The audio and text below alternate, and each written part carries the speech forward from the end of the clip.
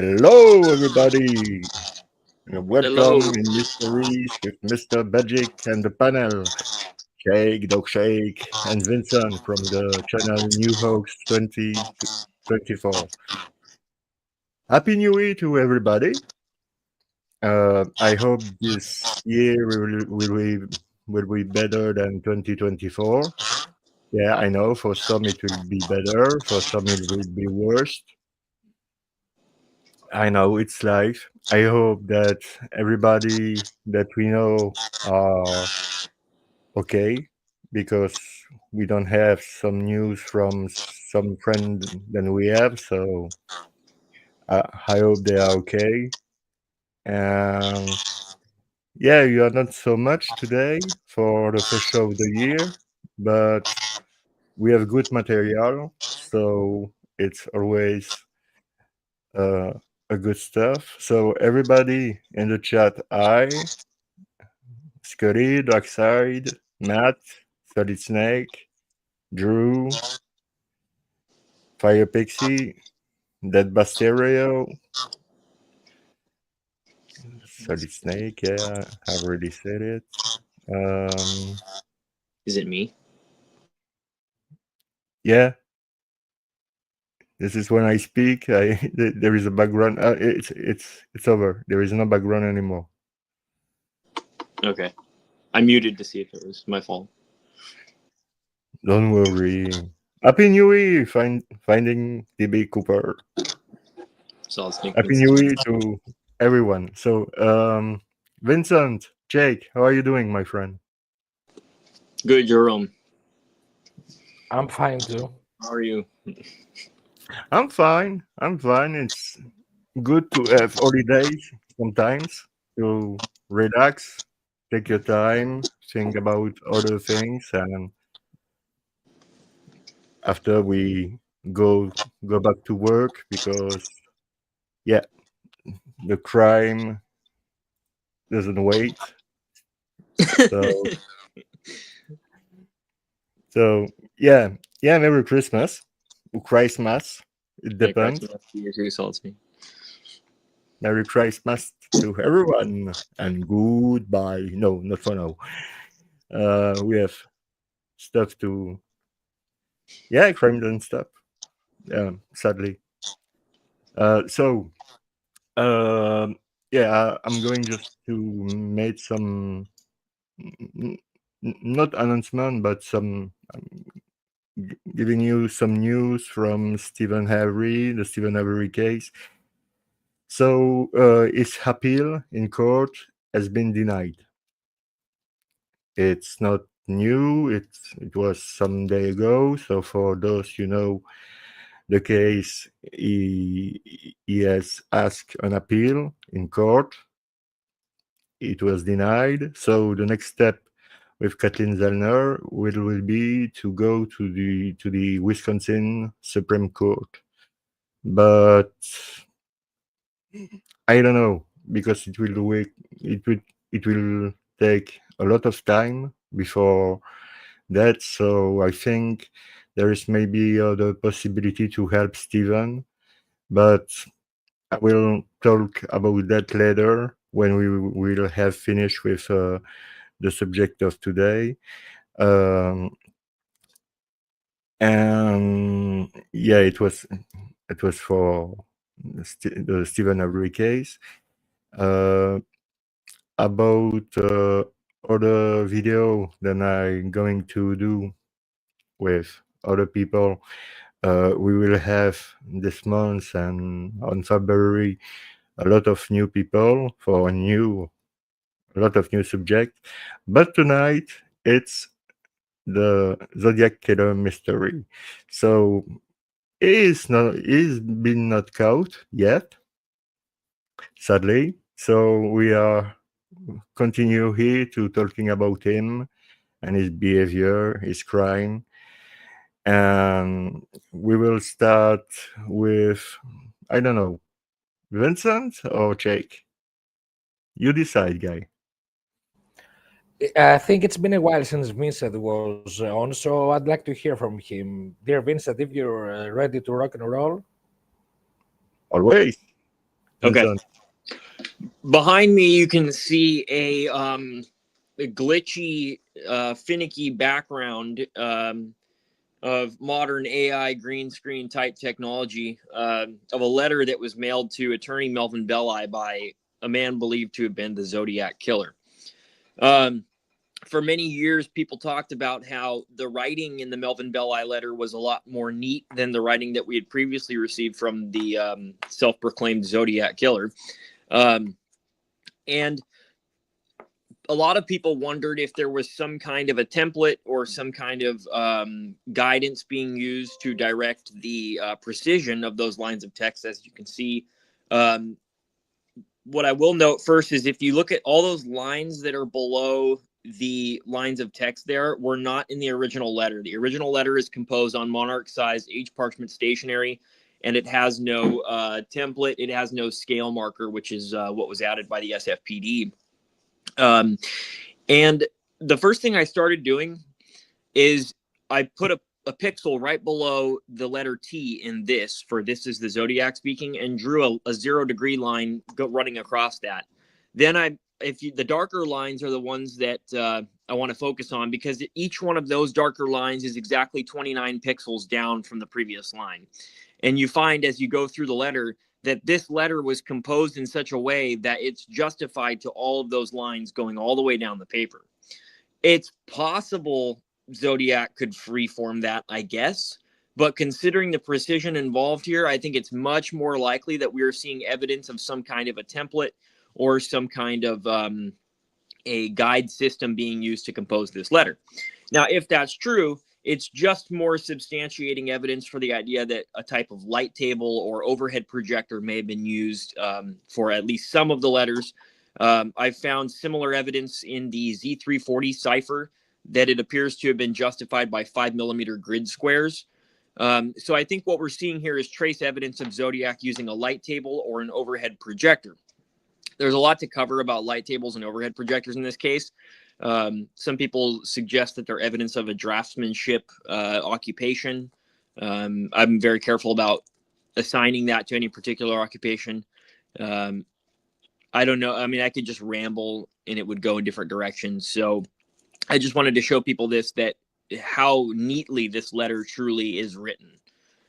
We know that this letter was composed by the man who orchestrated these murders because it contained a bloodstained section of Paul Stein's shirt as an authenticator for that letter. I also see in the chat that Mike Butterfield has died. Is that true? Anyone else see that? I have no idea. This is news to me, and if true, it's a big surprise. I don't know what's going on. I don't know either. If it's true, I'm really sorry. Whoa. But looking at ShakeDogShake's background too, it looks almost like the same thing is going on there. I don't know if Shake can move his background or if the Buttons letter can be. It's this is the Kathleen Jones related letter of June 1970. Yeah. Yes, it looks very justified too. The Howers letter. Yeah. You'll also notice the big gap between Dear Melvin and This is the Zodiac Speaking, and then the same big gap occurs on his letter at This is the Zodiac Speaking and I am rather angry. So what's going on here, I'm not sure. Could be a light table, could be an overhead projector. One of the things, I know we've had people come on this panel and talk about how Zodiac appears to have had a background in draftsmanship. And I've talked about how draftsmen are much more likely to use an archival permanent ink than a felt tip water-soluble pen. But it's, you know, to try to decide which kind of light table he had is a little bit, it goes towards suspecting, which I think is... yeah, because... but what do you say there? Sorry, please, Zeron. No, I just want to say that on my understanding, you can create one light table easily. It's not hard to do. So you can buy one, you can create one, but yeah, create one is maybe more. Yeah, it's. I don't know. Yeah, it's. So I showed this to Druzer, and we were talking about different methodologies for light tables. And one of our ideas was that you could just tape the piece of paper to a window. And so Druzer said, well, would he have issues with the ink flowing from the pen? So we tested it, and we did a writing on the wall using a Papermate Flare blue felt tip pen, and there were absolutely no issues at all with the ink running. So he could have had these letters taped to a window. He could have put them on a glass coffee table with a flashlight underneath it. He could have used a light table. He could have used an overhead projector. I don't think we're in a position to go, oh, he's this particular occupation because he has a light table. And that's been done in this community, and that's a little hasty. I think the letter sending by Zodiac to Melvin Belay is a big reference to the D. Boss letter in the Jack the Ripper case. I can be wrong, but this letter make me think to the D. Boss letter in the Jack the Ripper case, and you see all the influences that the Zodiac use, and there is a lot of influences in what he was doing at the time, in about the crime, about the letter he sent to the police, to the press. And I was thinking again about that. I was thinking about Jack the Ripper and the Zodiac, and in the same times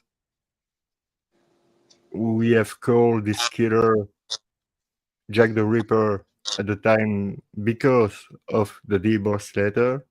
It's Jack the Ripper, signed Jack the Ripper. So we have a name to put on the killer, Jack the Ripper. And for the Zodiac is the same.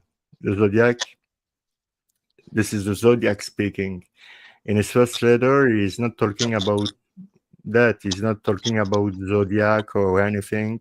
He say, I'm the murderer of the two teenagers last Christmas. And 4 days after that, 4 days after that, he write to the Chronicle, this is the Zodiac speaking. The editor, this is the Zodiac speaking. And I don't know why he changed so quickly. Just 4 days after the first letter that he sent to the Chronicle, to the Examiner, to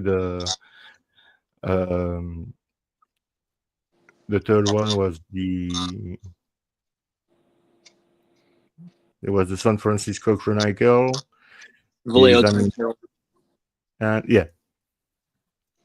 And so it's strange. He could do that in the first letter. Hi, this is the Zodiac speaking. I'm the murderer of the teenager in last Christmas, blah, blah, blah.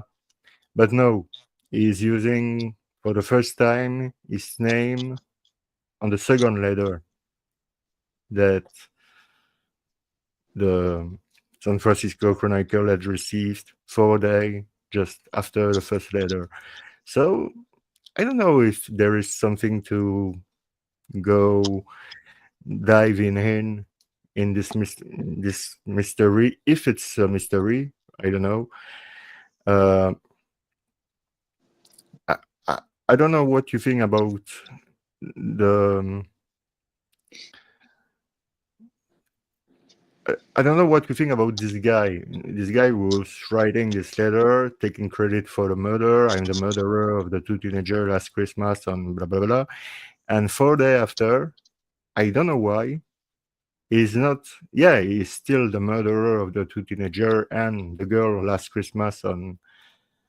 But he insert himself a new. Yeah, a new name, a new persona, or a persona. So I don't know why he's doing that, because in his first letter he don't doesn't reference at all at the zodiac. Just the cross symbol at the end of the letter. But after that, it's always, this is the zodiac speaking. This is the zodiac speaking. And even I'm not an English speaker. It's even not my second language. Oh, hello, Dad. It's my dad here in the chat. Oh, Dark Side is? Yeah, Darkseid say, Gutter talk from London, Eric. Charles, hello. I think it's in response to press coverage the Zodiac was getting. The newspapers were calling him the Cipher Killer, the Code Killer, the Cipher Slayer. Yeah. And whoever this guy was probably thought that was a goofy name. And so in direct response to that, he gives himself this moniker, this is the Zodiac. But it also shows or appears to indicate that the name was decided between that period of time. The only thing that really hints against that is that the logo was used, like you said, in the 3-part letter. And that is the universal symbol of the Zodiac in astrology. Yeah. So it's possible this name was decided before that, or the crosshairs might not have at first represented the Zodiac. They might have first represented a scope or a gun sight. And then he found that that gun sight was also the logo for the Zodiac. Very weird situation. Because it's almost like he comes up with that name during that 4-day window, but he already had that name to give the logo to. So why not introduce himself in the 3-part letter as this is the Zodiac speaking? Why say I am the killer? Very strange. This is something I don't understand. This is really something I don't understand because it matters a lot for him to have this name, the Zodiac Killer, and he don't take the time to have this name in his first letter because his first letter is really important. You have the 3 cipher part, you have the first letter from the killer, so it must be something really huge, really wow, it's my first letter. I'm going to do everything I can to, and he forget to give his name. Fine, not his name, but his alias. This it's strange. It's really strange. I don't know what. Yeah, like you say, it was a direct response to the media who was calling him with another name that Zodiac, but like you say, in my mind, he had already this name in his mind, Zodiac, with the cross symbol, and maybe coming from the watch, maybe come from there. I don't know. Maybe not. It was the first time that Zodiac and the cross symbol was seen. It's on the watch, but it doesn't mean that the killer had take this ID from the watch. There is no proof of that. Yeah. He never mentioned a watch in his letter. But in the same times, the watch, the zodiac, the 12 signs of the zodiac, the cadran of the watch, there is 12 number. So yeah, there is maybe something there, but I don't know. I've always wondered why he's not using Zodiac in his first letter, because he had the time to write to the press. His first crime was on December 20, 1968. It took 7 months before his first letter, just after the crime of.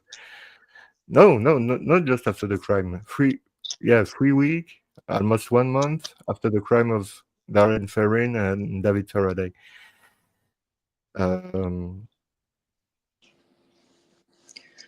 We're just seeing that this guy's totally irrational. He's doing things that just kind of don't make sense. I think even with an explanation for a lot of these things, like if it comes out, we identify him, we figure it out, we'll be like, why in the world would you do that? It's just bizarre behavior. And a lot of times it doesn't really dawn on a lot of people that like that's okay for someone who wakes up in the morning who does these things to be irrational. Like the kind of guy who's going to go and shoot a cab driver and just start gunning people down for press attention is probably not going to be the most sane person that there is. And No. so his logic just is weird. He does all kinds of stuff at Presidio that make no sense. He does all kinds of stuff everywhere that make no sense. And But we do you made think he was acting like this all the time, or just in specific time? I don't know. He didn't get caught, so there must be some intelligence going on here. I don't think he didn't get caught just based on luck. I think he's a very intelligent offender who probably had the ability to coordinate and be meticulous and do all these wild things in such a way that it shows extensive intelligence, but then at the same time, he's behaving very irrationally. I don't know. There's a chat that says, have you guys read Professor Horan's book? Yeah. Yeah. That is good. The hoax theory. That has all our questions, supposedly. So if we have any questions, we can just go right there. That supposedly, that's our answer. According to Professor Horan, all of this stuff is answered in his book, according to Horan. Yeah, except for Holstein. He can answer to that, because you don't have it. If his theory is right, he cannot detail what the Zodiac was doing with that, because he can have access to Paul Stein's shirt if he's not the killer. So I don't know. But yeah, it's a theory. It's the hoax theory that there is no Zodiac. There is perpetrator of different killer, and the press had compiled all this crime to create a monster, the Zodiac Killer, and it was not only the press. Somebody who was named Al Snook, if my memory is good, Al Snook would create the letter, the cipher, and everything around that. But something was strange. It's, imagine that the Zodiac is scout, and Al Snook continue to write his letter, or something else. I mean, I don't know. I never buy this theory, but it could be right. He could be right. I don't say he's wrong, but I don't buy this hoax theory. You have 4 completely unconnected and unrelated offenders. All of them get away with it, and all of them have overlap. It's huge. And signs of adaptation between each crime scene. Yeah. Yeah, I'm not buying that. Eric says smart and or connected somehow, like he is part of law enforcement in some way. Always thought this. There's some points against that. There's points for it and there's points against it, and it's interesting that details from the Lake Herman Road police reports do appear to show up in the letters, and the key word there being appear. But we also have to look at the type of weapon that's used by the Zodiac Killer. The Zodiac Killer is exclusively using automatic firearms that eject shell casings. This is not law enforcement behavior. If you look at, and I won't go into the rabbit hole, but if you look at East Area rapist shootings, for example, they're basically always done with a revolver. Back in those days, law enforcement was issued revolvers. Revolvers don't eject shell casings. It shows much more forensic awareness to kill someone with a revolver than it does with an automatic. And yet Zodiac always used an automatic at every crime scene. I think that we're looking at someone who has mild forensic awareness, but not very good forensic awareness, because first, he's ejecting casings. And second, if we're to believe his claims that airplane cement was used at Presidio Heights, then he didn't know that if that glue flaked off of his finger, he's going to have a perfect impression of his fingerprints left in the flakes at the crime scene. I think law enforcement would know better, and I think law enforcement would be a lot more comfortable utilizing a revolver than an automatic, because that's what they were trained to use back then. That's what they were issued. We would have probably seen ammunition that was law enforcement issued, which is exactly what we got from East Area Rapist. Yeah. It's almost like there is some adjacency between him and in the police departments, because some of those details from the police reports are questionably in the letters. We look at this diagram of Lake Herman Road. It shows the directions that the bodies are facing. And then this is something that's provided in a 3-part letter. Horan uses that as evidence that he's lifting information directly from the police reports. But in response to that, I say, remember the Zodiac says, I shall state some facts that only I and the police know. So, of course, he's going to include information from police reports because he just told you that this is information that him and the police know about. So if he puts information, I'm going to state some information that only I know. How do you verify that? Oh, I had a conversation with David Faraday and we talked about the moon landings. Okay, well, that doesn't prove you're the killer because nobody knows that that even happened. No. So you have to include information that's also in those police reports. Now, did he have access to them? Not sure. I wonder how many diagrams from the Lake Herman Road crime scene show the directions of the bodies.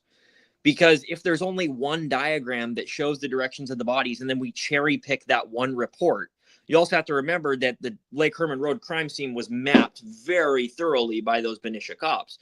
So, you know, are we looking at one particular report and going, oh, look at this, the body's directions are, you know, then that's just disingenuous. So I haven't looked into that yet, but I did put a note in my phone to find out how many of those police reports show those body directions. Yeah, and that's true that sometimes it appears that the Zodiac behavior looks like a police cop. Yeah, that's true. Is it possible that the guy was a cop?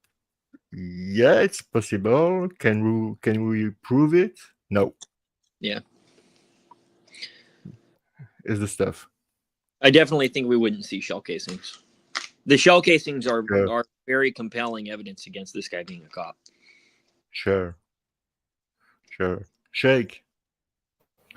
Yeah, I think that both you and Vincent have made some very legitimate points concerning the rebuttal, let's say, of an assumption that Horan has done in his book. Now, I have to be honest with you guys, I have not read the book, so I know only second hand of this theory. But if I understand correctly, and it is this whole there was never a Zodiac. So this the problem with this narrative is that it tries to make a case for a team group, and instead of placing the argument like at least Ray Grant does on a building of a case of a group effort for whatever reason, he just tries to focus on the fact that this was not necessarily one man, or that the Zodiac persona was not genuine or honest. Now, it's a confusion of these two arguments, as I gather, because essentially the Zodiac insignia or persona, the honesty of that is not known to us anyway. So it can still be one man and it can still be dishonest. And at the end of the day, it is a murderer. So everything that he does is, in essence, dishonest, so to speak. True. The idea of necessarily involving other people or accomplices to the degree that it manifests itself as some very extreme scenario of all of them being police officers or all of them being mathematicians or whatever, I think it does a bit of injustice to the logical argument that one can make that a murderer may have accomplices of lower level and status for various issues. It could be logistics, it could be getaway cars, it could be safe houses, it could be whatever. I mean, organized crime in general works in terms of small groups. So I am interested in the aspect of individuals that have been scrutinized but kind of miss the mark to be the killer. I'm very interested in seeing their overall involvement. Let's say it also helps me to keep an open eye about being, too much focused on one single individual. And it's a logical argument that within the realm of statistical probability, anything should be examined. But that doesn't mean necessarily that you have to give credence to the involvement of other people only to the degree that it gives birth to the wildest possible theory that you could have. Because if I understand correctly, the theory that we are discussing here not only involves a group effort, but it also involves law enforcement at a major level, and at the same time it's law enforcement of low rank level, which would be going against all chain of command. And so you kind of compile how can I say extraordinary possibilities. From a mathematical standpoint, this is a multiplicative chain of probabilities. It creates a super probability, which of course it still exists. It's still there from a mathematical perspective, but it feels like trying to push for the most extraordinary theory possible. Maybe if I read the book, there will be some arguments. I don't know, so I'm just making speculation here. But I think that we can take things one step at a time, and it's very. I think it's very necessary for this case to break things down into subclusters of correlated but as much as possible statistically independent points of discussion. For example, what Vincent is presenting here is a very good case, which, as he said, also may open the way for the discussion of the killer's employment. And Vincent was very careful to say that he tries to separate the method of the alignment of the letter and not necessarily marry this discussion, bring it together with the discussion of the killer's employment. Now, there are, of course, interesting questions because if he wanted, I'm looking at it, what Vincent shared with us, I'm looking at it from the perspective of, okay, if he goes to a certain degree, of making sure that his letter is very well, neatly presented, what does this say about the motive of that effort? Because every piece of discipline that he demonstrates throughout the case not only shows in the end a rewarding efficiency, like the escapade at the Presidio Heights, the cold-blooded calm that he demonstrated, and I'm sure the readiness at the same time. But concerning the letters, if he goes to that length just to speak to a lawyer who may never get back to him, I mean, it's like a one-way, maybe futile reaching out for communication. So if he goes to that effort and if he demonstrates that discipline, what does this mean about the other actions, including the victims? Because an opportunistic killer gets caught in the end because of the chaotic nature of the opportunistic style of the murders. Both Dahmer and Bundy came into scrutiny quite a few times, and especially in the case of Dahmer, I recall now the series Blood on Their Hands. Yes, uh, administration and law enforcement has blood on their hands because they allowed that creep to continue, and but at the same time, both Dahmer and Bundy came in the face of the law quite a few times before they're meeting their well justified end. So this is a contrary example because if he can demonstrate the discipline, if he can demonstrate the precision, if he can go to the method, and if he can do that for one of the many letters, and as Vincent suggests, this may be the case for the Jones letter as well, and for many other letters, of course. So this kind of discipline mixed with, as I take the case, and I have made the reference in previous discussions that we had about OCD, it was also mentioned in the chat, but a very specific kind of homicidal mind that can bring together discipline, OCD, maybe an interest in the historical backdrop of people and places and events and dates, combine that with the circular approach of the space-time continuum of the Zodiacos Kyklos, of the Zodiac Circle. I made the case the previous time. So what does this say? If not about the psyche of the killer, because we could be speculating, at least about method concerning his victims, his choice of locations and stuff like that. And there is work that I have promised to show to you guys. There are things that have been going on since the last time we spoke. I have gone to the extreme length of being, like 1,000,000,000 times careful before showing one line of a slide of a PowerPoint to avoid the mistakes and the enthusiasm and the problems that arise when you try to make yourself run to show something to others. The implications of showing something to others is that you can only do it once for the first time. Then it creates an impression. Once that impression is created, you cannot take it back. So I made the reference that James Owen, the last witness, has a double genealogical connection to one of the victims. He is actually genealogically connected to both victims that were a few feet as he was driving by, or soon to be victims. And the interesting thing about the double genealogical connection to the Jensen girl, because she was of half Danish ancestry, is that it involves his Danish wife. James Owen was married to Verna Ruth Larsen.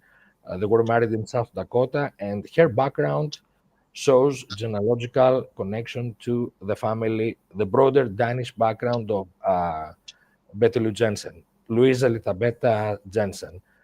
Now, of course, one again can make the case for coincidence or chance or whatever, but it seems like you have to consider that Mr. Owen was employed by Humble Oil and came to Vallejo for this purpose. He was a resident of Mini Drive, very close to George Embry Mesger.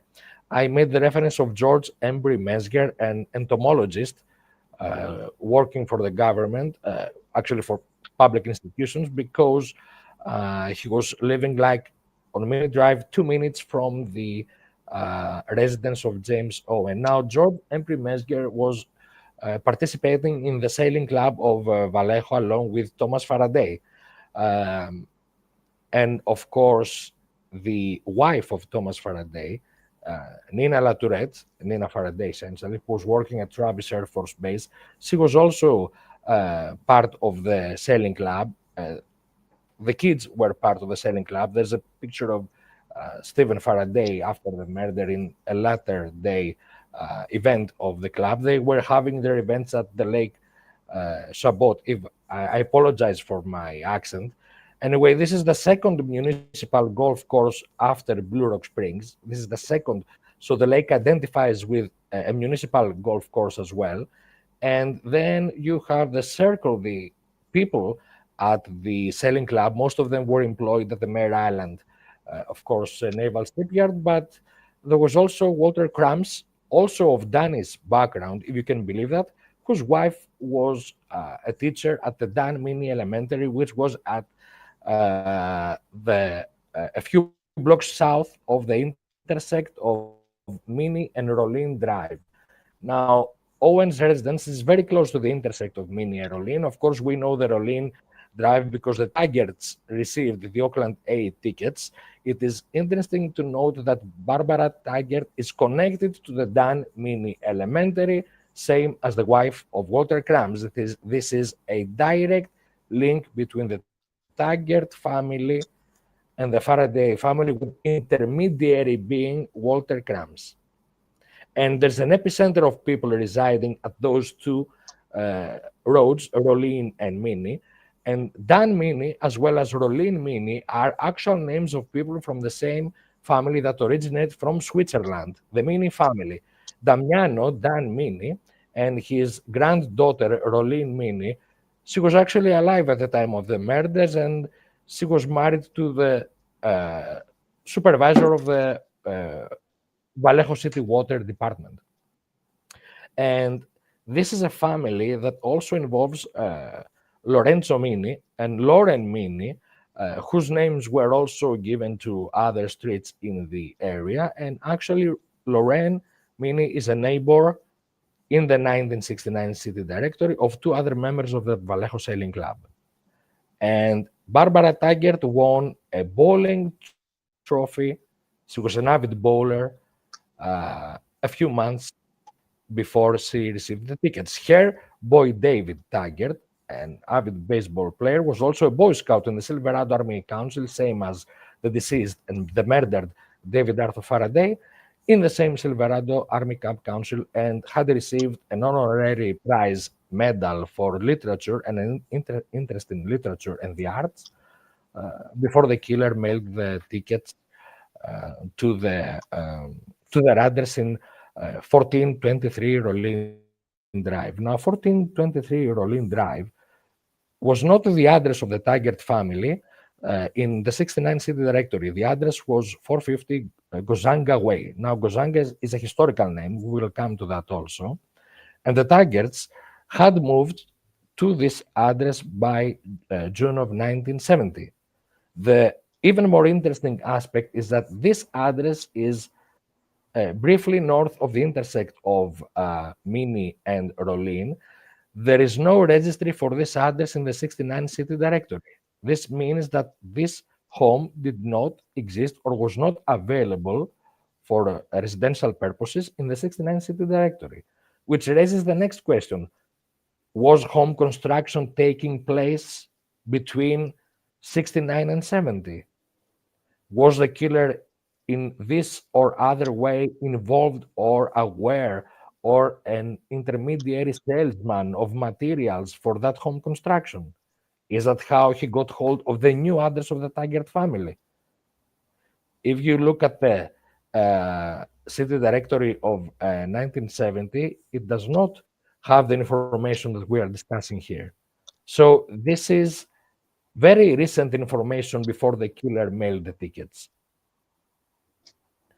And I will try to share with you guys my screen a bit later. I hope the bandwidth can live up to that, to show you the actual distribution of houses in that area.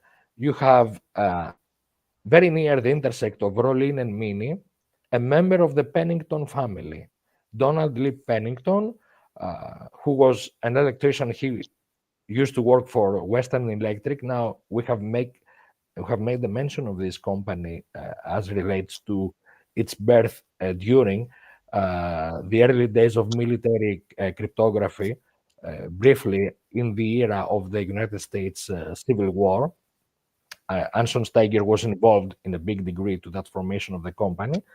And this is a member of the Pennington family that is derived from the Manchester Penningtons, same as Peekaboo Pennington, the detective associated with Malvine Belay.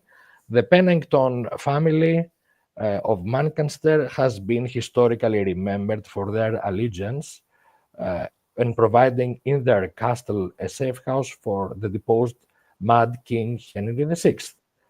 And King Henry VI found allegiance in the two branches of the Willoughby family.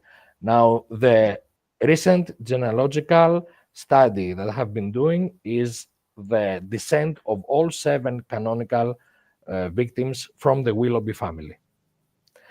The interesting stuff is that they show connection to both branches of the RSB Royal Willoughby family and the Wollaton Middleton Willoughby branch of the family that actually came from the wool merchant. They do not claim historical royal ancestry. And of course, these are issues that one can say, okay, how does this play into the case? Well, the Pennington name plays into the case, and that is undisputed because we have now the knowledge about the possible inspirations that many people on Discord and elsewhere have discussed. Einstein has provided the 13 Eyes of the True Detective magazine pertaining to Peekaboo Pennington. There have been discussions about the overall play of the Pennington Belay working together.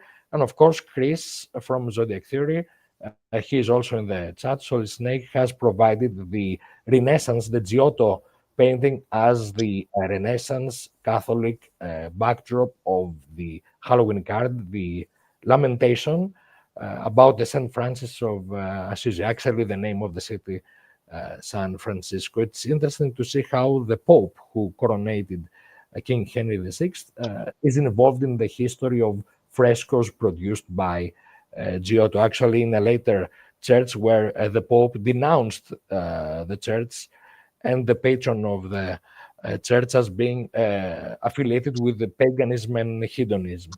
So one might say, did the killer have time? Did he take the time and effort to reflect the past into the contemporary daytime of his life, and even more, even worse, commit murder in that playing out of the historical fantasy?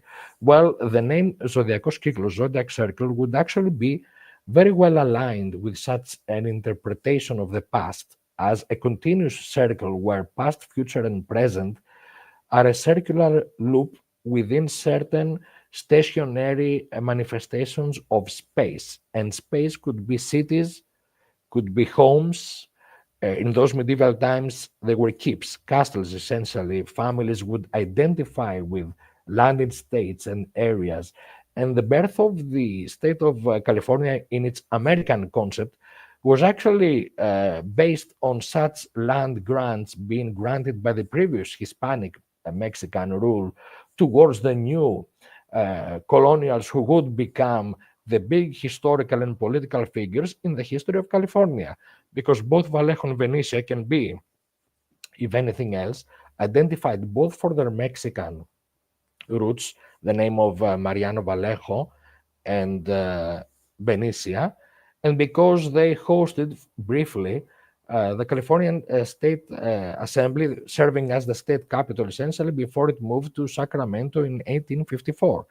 And the very city of Sacramento was founded by the son of Swiss immigrant John Sutter of the Sutter Fort fame.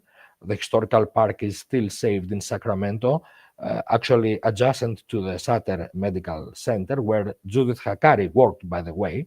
And the source for the, or how I hypothesize the predatory stalking of Swiss originating families can be John Sutter.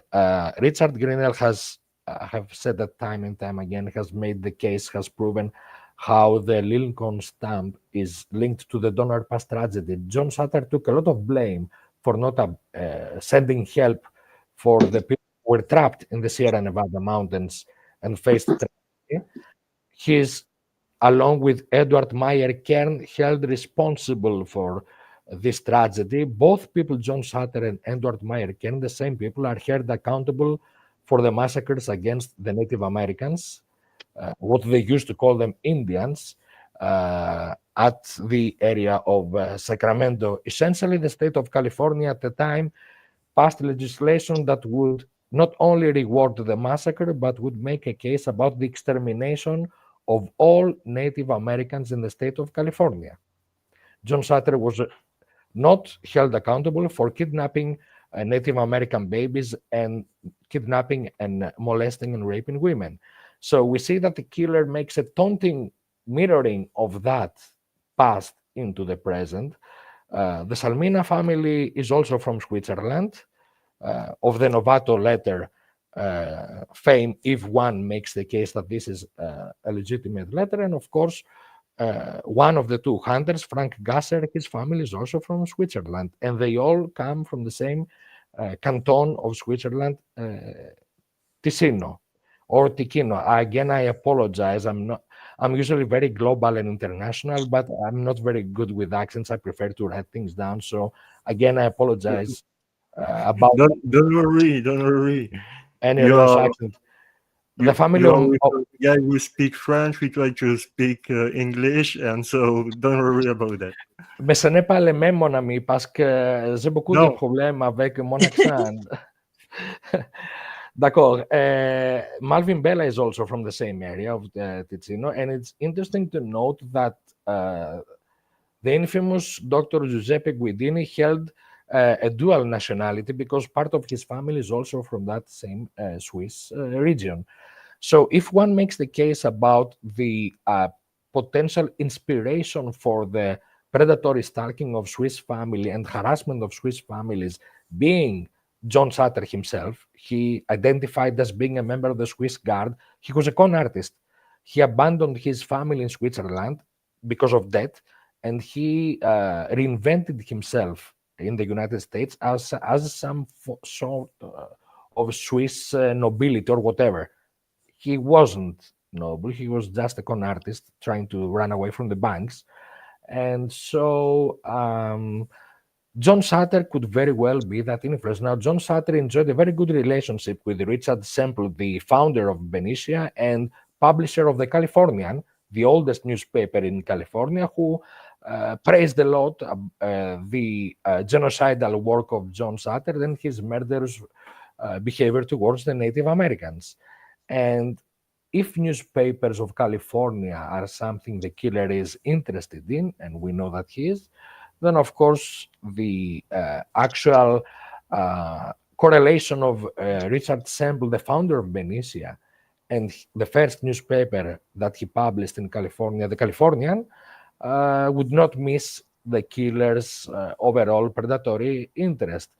And since we mentioned the Jones letter, it's interesting to note that the massacre involving John Sutter and Eduard Meyer Kern took place on 23rd of March 1847. Now, one could make the case that the Pines card that was intercepted on March 22, 1971 was maybe intended for publication or for proper due assessment towards the newspaper on the 23rd to coincide with that aspect. There are other incidents concerning the date of March 23rd. I would like to get back to the Jones abduction of Sam Sunday, March 22, 1970. This is 25 years after the most destructive fire that Benicia has suffered. It took place on March 22, 1945. Historical buildings were burned down and hurt, including the famous tavern where the gold rush of California was widespread in that historical tavern, and the hotel where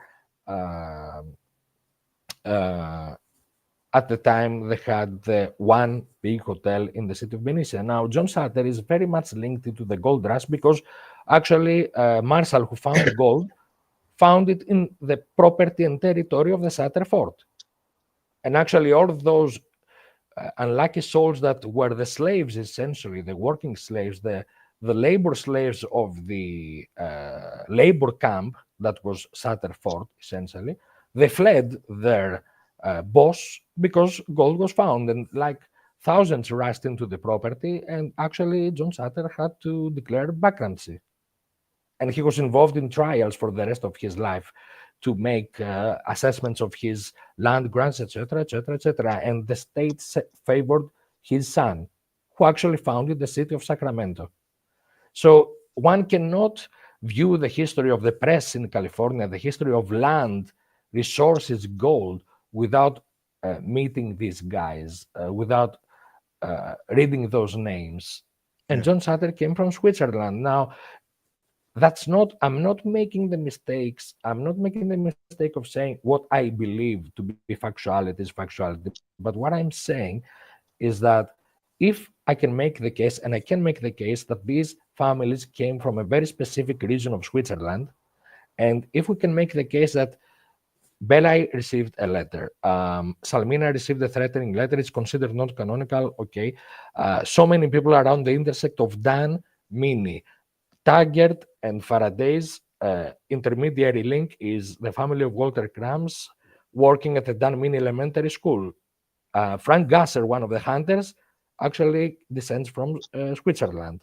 And so you have this this ensemble of Swiss descending people who are tied to the case that the Zodiac tried one way or another to make some communication. or some implication. And so I make the case that if there is a Swiss angle, so to speak, John Sutter is the source. That is the case study. I'm trying to mind my words. Again, I apologize, I'm not an American, so I'm always trying to translate everything into my mind from Greek to English so that it's not Greek to you guys. And I try me. to be careful about my words. It's a work in progress, but we have been making the case together. You remember, Jerome, from the first day I was here on the panel about business and family. And Yeah. I am trying at least to be honest, to be concise, to be coherent. And if some information proves down the road that, okay, what we knew is not the case, of course, everyone is forced to update and upgrade and adjust to the new realities. But until we learn of something, DMV letter, ballistics, unless we hear about something that will force everyone to think again about their hypothesis, we have the right, if we protect the criterion, the assumption of innocence for everyone, to make cases about connections. And I think it's high time that we identify with what we can prove. If I can prove that Taggart knew the Crumbs family and the Crumbs family knew the Faradays, that does not mean necessarily that the Taggart family knew the Faraday family, but it proves that the killer has one hub to find both families. And that hub, by the way, is geographically narrowed down to those hotspots throughout the city of Vallejo that actually, for this or the other reason, reflect names of families from a past that is, again, made part of the historicality of the case. I mean, you look at the Danmini family, and then you look at the Irish families, and then you look at the Portuguese families. What is the common thread between them? Catholicism. They all revolve around the Catholic parishes of Vallejo. It does not have to be that the killer is Catholic. It only has to be that the killer can pretend to be Catholic, to have access to the church books. Yeah. If he appears to be a pious Catholic man, and if he can claim Irish heritage, for example, he can gain the confidence so that he can have a look at church records. 50% of the pre-migration records that I have been studying on Ancestry comes from church records. These are not confidential records in the sense that for a pious person, you can have many ways to gain the confidence of a clergyman or of a church parishioner who is responsible for the stuff and stuff like that. Now, the hubs that I have been alleging are the Sailing Club of Vallejo. A parallel to that would be the Vallejo Yacht Club, which would be more exclusive. Not all members of the Sailing Club were members of the Yacht Club, but there was an overlap, as you can understand.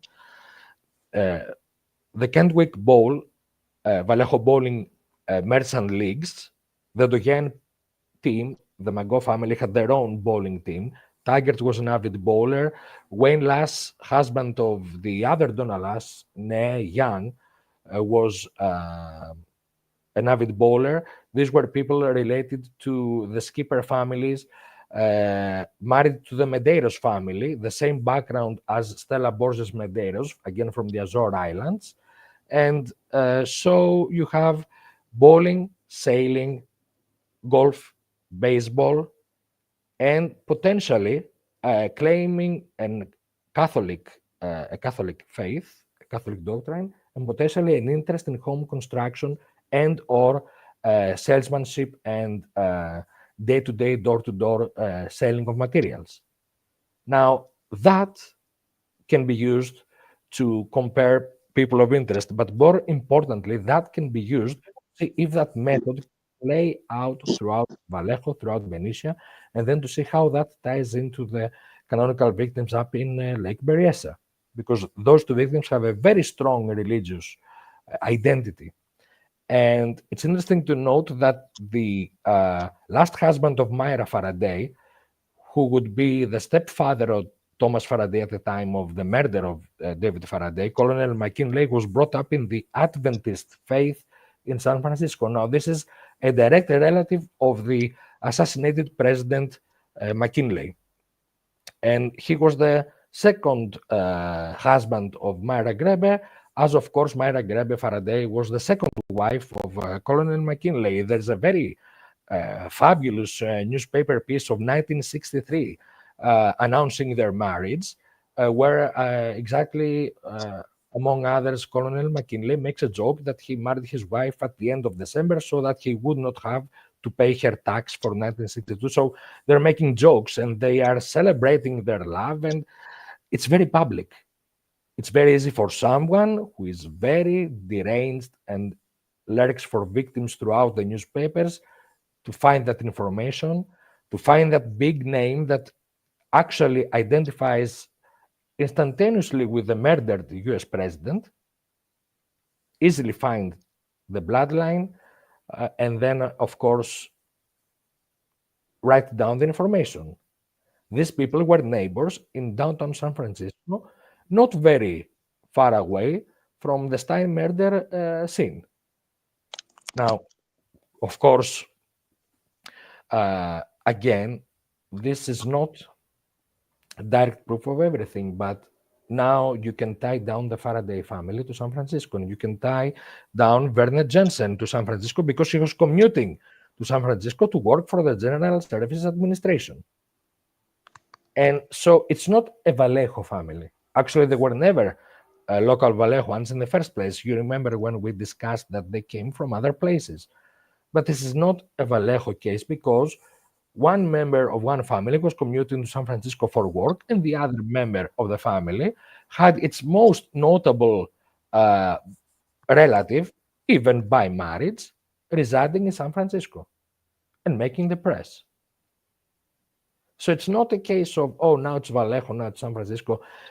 Again, you see that circular loop. And this time, at this specific part of the discussion, it's not time in a circular loop with space being stationary. It's the other way around. Time is stationary, and space moves around from Vallejo to San Francisco up to Lake Berryessa and back again. What Soze has made the case for the routes of murder. And I think that the identity of the Zodiac Circle, the full scope is the Zodiacus Circle, the Zodiacus Circle. That Zodiacos or Zodiacus in Latin can be both Zodiac or Zodius. And yes, I make the case for the Robinson family murder because George Embry Robinson, that I mentioned earlier, is a member of the Embry family that also involved a relative of Richard Robinson, Zodius Embry Robinson. Zodius was his first name. This is the only time that I've seen a name that could have been an inspiration for the Zodius insignia of the September 68 and January 69 ads. Which is fascinating. It's with your research and all the work you have done and you continue to do on this case, it's that the answer is in the past, not in the present. And actually a past which is returning again in a circular again and again and again. Yeah, but for you who are in this theory, which is incredible because it relates all the families in the past in the same area, I mean. But for you, what was the primary motive for the killer to kill? It was a question of revenge, a question of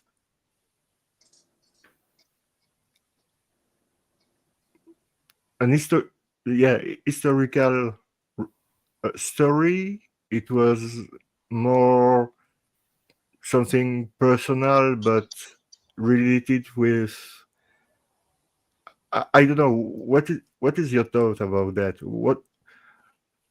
I will try to answer your question, and you will allow me. If in the future the data that we have is updated or changes, and if I was wrong about what I say now, please give me the margin of error, of course. Uh, Yeah, I, I, I believe that business and family are indeed the two pillars. But you see, these two pillars, if they just exist as standalone columns, they do not provide motive. They provide the foundations, maybe, but the motive yeah, has to be something that stands on top and actually unites the two in one single, not narrative, but reason to kill. Uh, I recalled as you were talking, if you remember the interview of the police officers in Los Angeles, 84, that were into the Night Stalker murders. They were investigating the Ramirez murders. And they are asked on camera, what was his motive? And the reply is to kill. Okay, Yeah. so Ramirez was deeply, it was as opportunistic as it can go. It was even worse than Bundy and Dahmer because it was not part of an identity crisis in the strict sense of Dahmer's alleged self-hate of his identity or whatever, even though this has to be taken with a grain of salt when these people try to speak about motive. Ramirez is even more chaotic. Okay, so this is, I think, a very contrary example, and I would dare to make the assumption that, of course, it has to be personal. I agree with you that it has to be personal, and I think that it has to be about identity. I mean, these families had very strong identity, not only because of their past, not only because the killer, if he went down that road, he may have discovered genealogical connections that the family people certainly wouldn't care about. I mean, I'm not sure that someone in 1960s California would care if they are connected to the Willoughby family of King Henry VI. I don't think that it's part of the daily discussion at the dinner table. Oh, what shall we no, discuss no. today? How about the Willoughby allegiance to King Henry? Good, great topic for discussion. I don't think it's part of the daily agenda. So this is someone who lives with one foot out of reality. That could justify the fantasy theatricality at Lake Berryessa, because if you have one foot outside reality, you are always ready to take both feet out of reality and enter a fantasy come true in the most disastrous and horrendous way, like it happened at Lake Berryessa. You don't become High Lord Executioner, Coco, if you are not already inclined to have at least 50% of yourself outside of the present condition. So I think there was a predisposition for that to happen, and it has to do with the identity and the family of the killer. If he is a destroyer of families, then families must have been very important to him, first. Yeah, Second, the lack of a proper family, an illegitimate child or an unwanted child, would create a huge, thunderous, murderous jealousy and envy for those who could enjoy proper family. And these canonical victims came from families who may have had their problems, but they were strong families, or at least the killer saw a strength of family and unison from his jealousy. The prime example would be the first two victims. I mean, these are what we would call good families. Dave Faraday was athletic. He was intellectual. He was a stand-up guy. He was, uh, I mean, the most civilized sample of a 16-year-old that you could come across. And so by destroying that, he's hitting right in the mark of everything that he never had so that he could deprive it from others. From the best example that the other side could give, a proper family, and with what he would discover as a deeply historical background connection. Now, details about this manifestation of personal hatred, of course, we would have to consider more information about the killer. And as you know, have done a lot of work, and there's a lot also to share about the people I'm looking into. The common element between them, the people that I'm looking into, is that every one of them suffered from a lack of proper family. That would include the narrow circle of 4 individuals that I'm looking into. The prime one, of course, is one that came to be known as Eduard. Now, from that ensemble of people, Hauser is the one that has actually a Swiss background. That's an interesting piece of information that I'm throwing out there. Both the Hauser and the Spittler families come from Switzerland. So that is, again, something to be considered. Of course, I wouldn't say that the historicality would manifest itself at such face value, but it's something that I want to share with you guys. But I will leave that discussion for some other episode. There's a lot of more work to do still to put it down into the proper slides and see it in concrete written form. I'm making the case here for what I have been working on throughout the holidays and these last few days, and I apologize from Vincent for over talking too much. Sorry. No, it's okay. I think one thing we're learning here is that if you're going to be a serial killer, make sure your victims are not connected, because ShakeDogShake will find your ass. Yeah.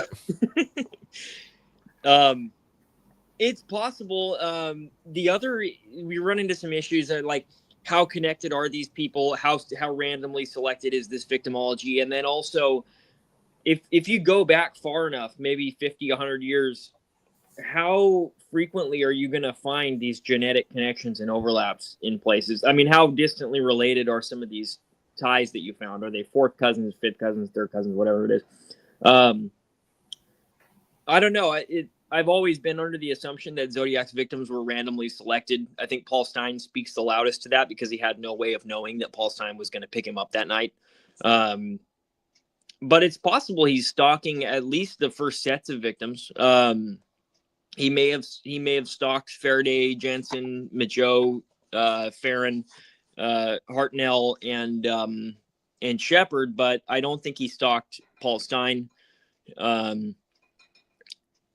So I don't know. Maybe you can get somewhere going into the victimology of these things, but you run into the problem of just how targeted really are these murders. If they were targeted, would the police have found them? Maybe not, because they didn't even canvass for the white Chevy Impala. Agent Scully says it doesn't matter. I don't know what he's saying doesn't matter.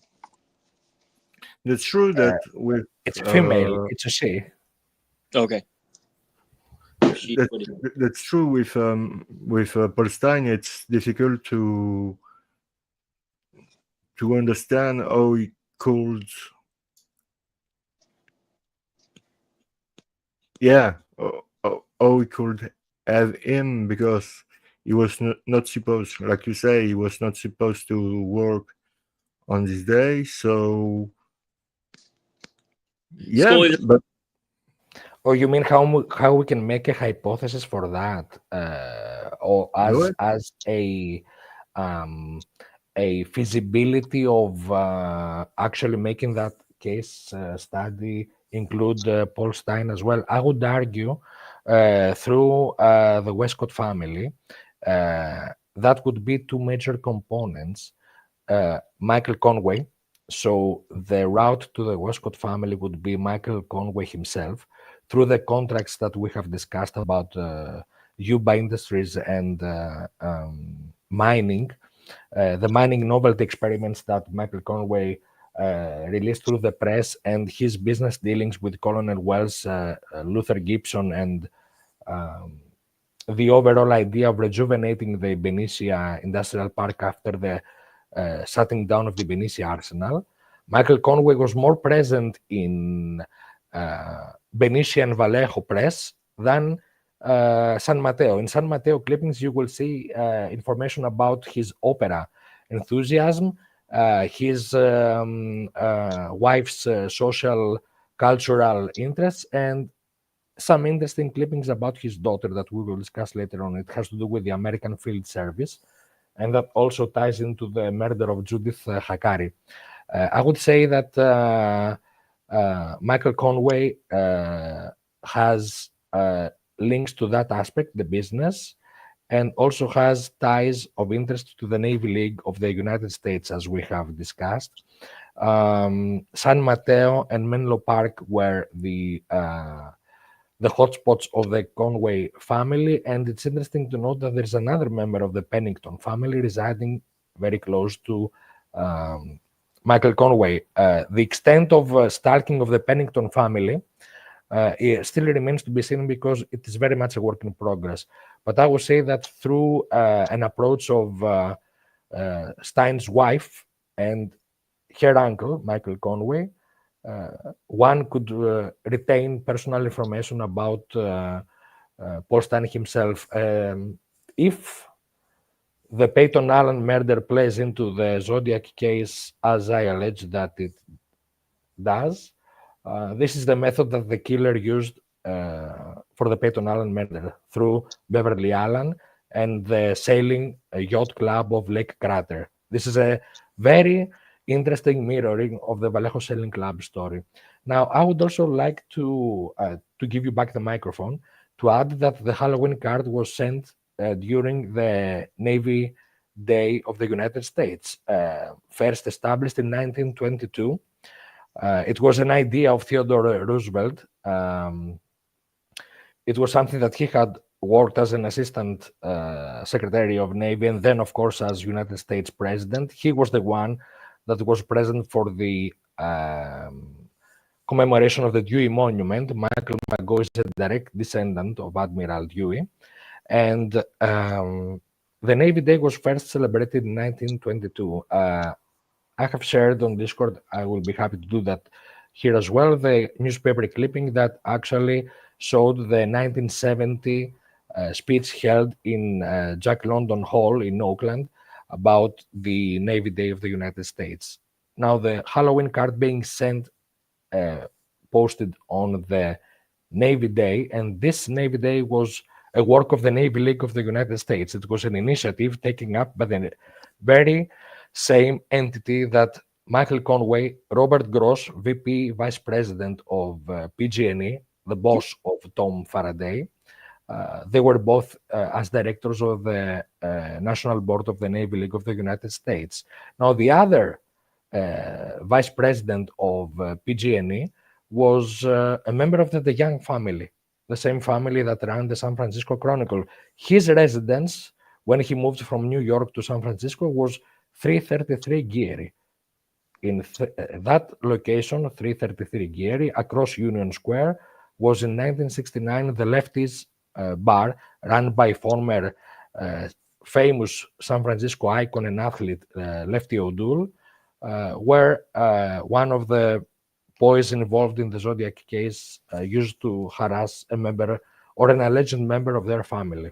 And Eduard is known to have been stalking Beatrice Bellet in Lefty's. He was working at Lefty's at 333 Geary. For what it's worth, the VP of PG&E descends from a member of the DeYoung family that migrated from New York and first resided.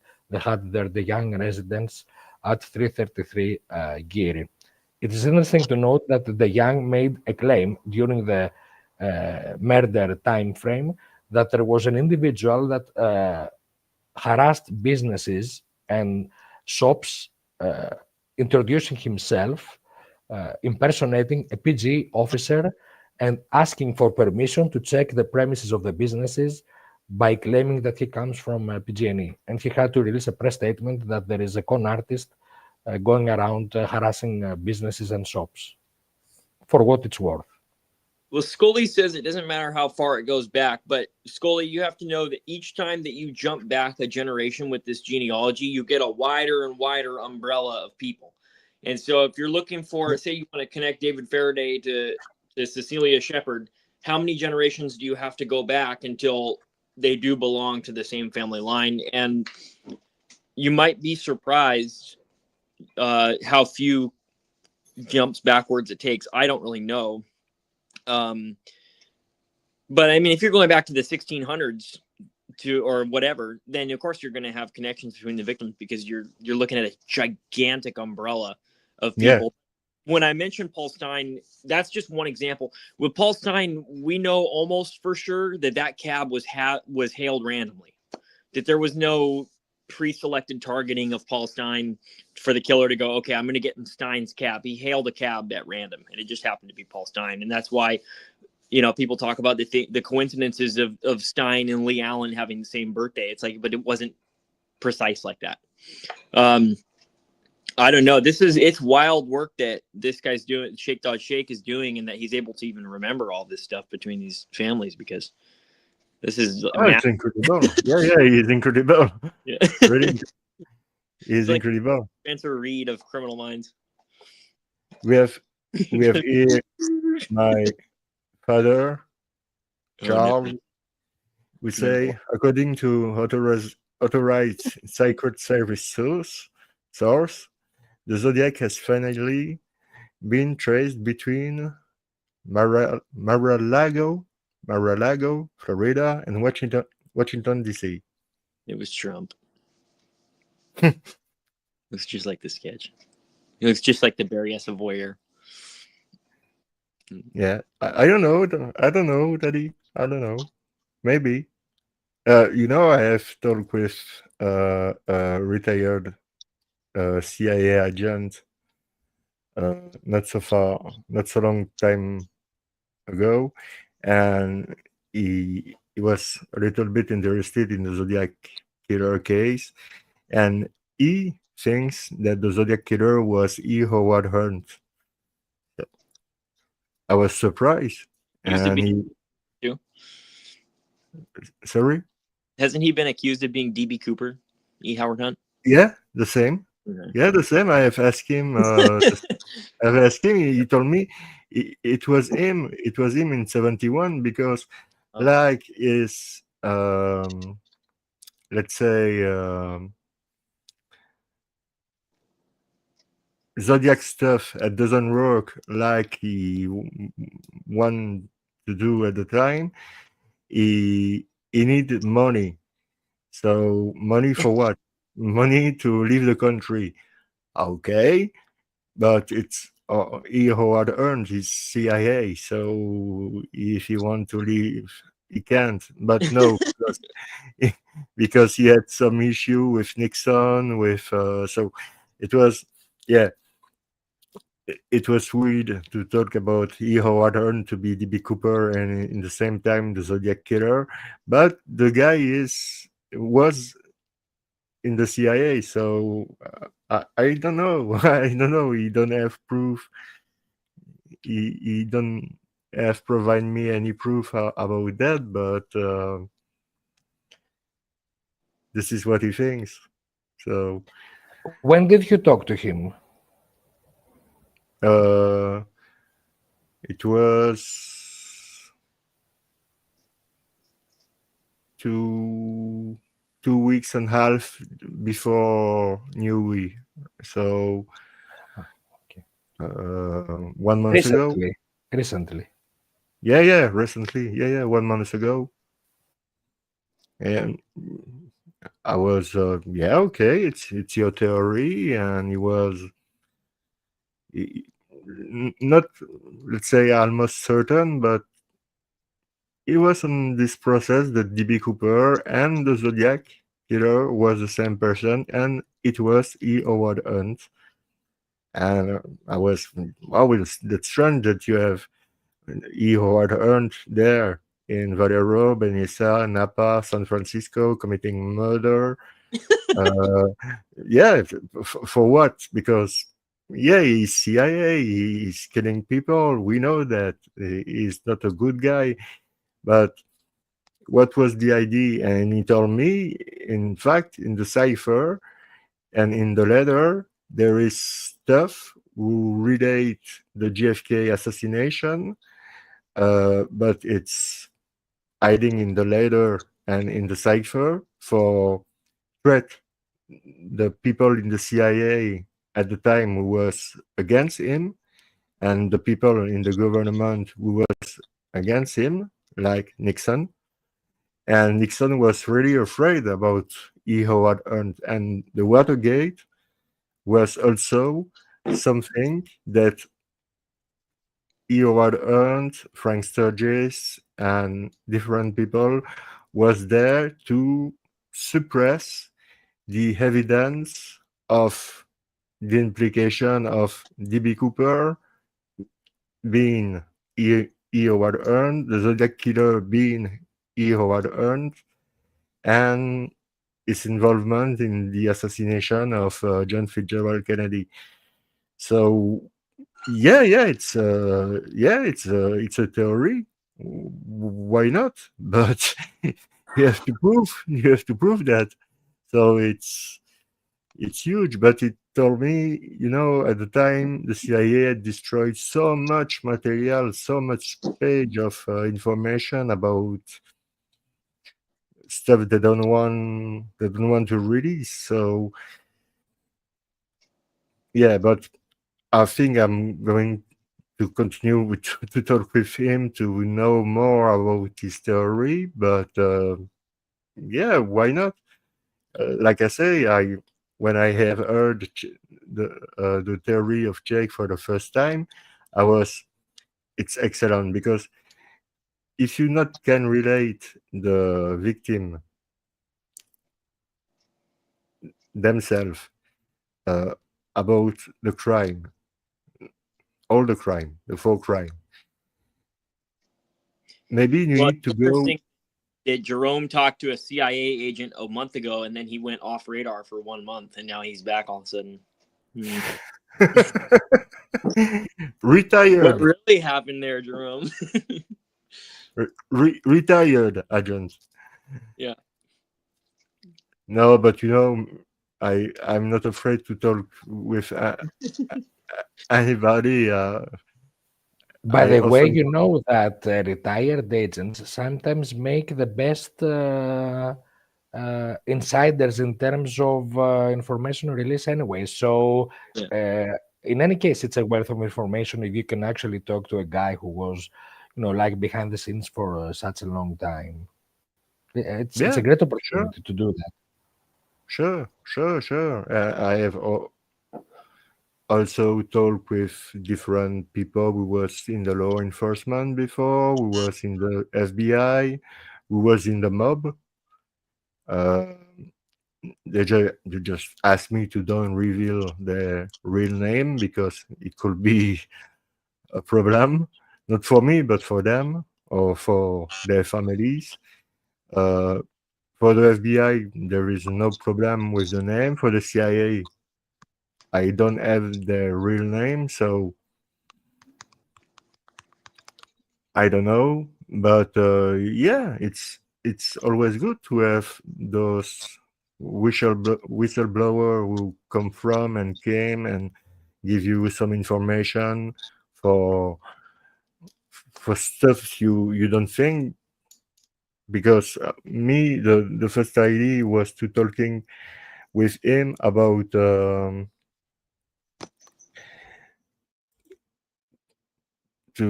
talk with him. Bye, Vincent. Vincent has left us. Left or disconnected, then he will restart. Okay. I'm not sure what happened. Okay. My bad. No, I was thinking about something. I was listening to you about what you said about especially the CIA. How can I say, the type of work, no names allowed. It's very, the secretive behind the scenes kind of access and information. Yeah, because I was interested to talk with him about the JFK assassination, because I'm really in it for decades now. I was going to ask you about that angle. Yes, I was going to ask you if you talked about. Yeah, that was the primary subject. I was talking about that, about JFK, and he had told me a lot of things that I was already aware. So I think this guy was credible, in my opinion, about the stuff I know and the stuff he told me. I think the guy was really credible. So after we have continued to talk about the crime, the people involved in the crime, the shooters, people higher than the shooter, the people who gave the orders, and etc., etc., And at one moment, he talked to me about DB Cooper. And I say, yeah, but what is the relationship between DB Cooper and the assassination of John Fitzgerald Kennedy? And he told me about Eugene Braden, who took a different name, James Braden, Ted Braden, a lot of different alias, like Frank Sturgis had made, like E. Hayward Hunt has made too. And we were talking about DB Cooper, and I was asking him why to steal money to the government for a guy like this. And he told me it was more a big middle finger in their head. You see, it was a big fuck in the head of the government, because all the problem he had with Nixon, with the establishment, and with all the things he had tried to, let's say, that he tried to say to the public in his letter, in his cipher, because he was also the Zodiac Killer. And I was surprised. I was, yeah, okay, but how you can make this connection with all of that? And he told me we have a lot of different files. I can send you the link because it's on the CIA, on the website of the CIA. It's on the website of the FBI. So it's files you can find really easily. There is no problem to find that. And he told me, but you need to make the relation and make a thought process to try to understand the relationship between the assassination of JFK, DB Cooper, and the Zodiac Killer, because it happened in a period of 6, 7, 8 years. So for that, it was not a big deal. It was not a So big he deal. makes the case that it's the same offender. Yeah. Yeah. And just because Eduard was involved, and we are sure that he was in Vegas, no, not in Vegas, in Dallas on the 31st of November 1963 for the 22, when JFK was killed. He vanished in thin air. Would you believe, Jerome, that what the Warren Commission said about the downplay of the Jack Ruby connections in the organized crime world?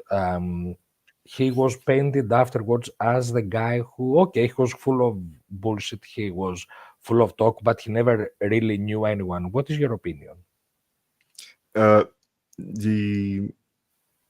The Warren Commission say that there is no relation between Jack Ruby and the mob, that he was just an owner of a club, of a different club in Dallas, and the most bigger one was the Carousel Club.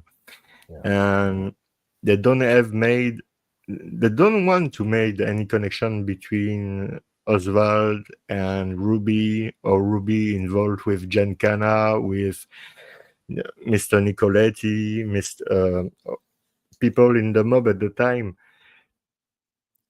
And it was incredible to read this stuff, because you have people who are ready to go on the Warren Commission to testify for the involvement with Jack Ruby and the mob, that we know he was involved with the mob, at least with the mob of Chicago, at least. But no, Even that the Warren Commission was not agree. But we know that the Warren Commission was not there to find the truth. They was there for a cover up. And that's my belief. There is people I'm who asking think, because at least they cannot denounce the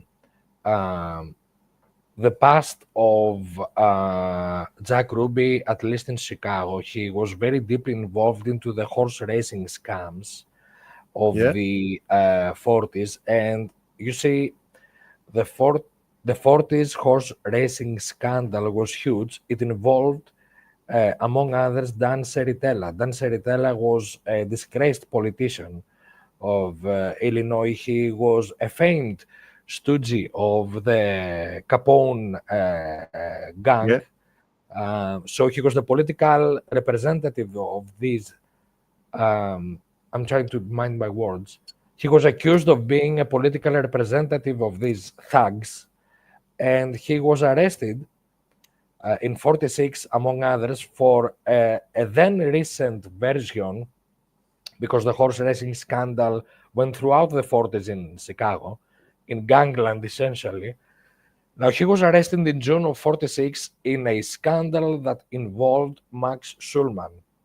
yeah, Now, Max Schulman was a very active businessman, and he is directly involved with at least one person who has been looked into the Zodiac case. Now, to say that, I'm making an explicit disclaimer. I'm not saying Dan Seritella knew necessarily no, Jack Ruby or whatever. But what I am saying is that Daniel Seritella is a guy who knew a lot of guys and a lot of wise guys. And Max Schulman was apprehended again and again for many different reasons in many different occasions. He was very big in Chicago in yeah, 46. yeah. And And I think it so, was also related with the FBI at the time, because Guy Bannister at the time was the head of the FBI headquarters. So uh, we know that the FBI was involved in some stuff, and in horse racing there were. So yeah, I think that Guy Bannister, who was in '63 in New Orleans, but before in Chicago, he was at least the number two of the FBI, but he was too much right wing for the FBI. So Hoover himself, J. Edgar Hoover, had yeah, asked to to go step aside. slowly, Yeah. yeah, about that, but there was no way. So he had continued, and he was too much. Yeah, he was too much right wing. So he has been moved to New Orleans, but he was paid by the FBI when he was to New Orleans. He was not working for the FBI anymore. He was a private detective.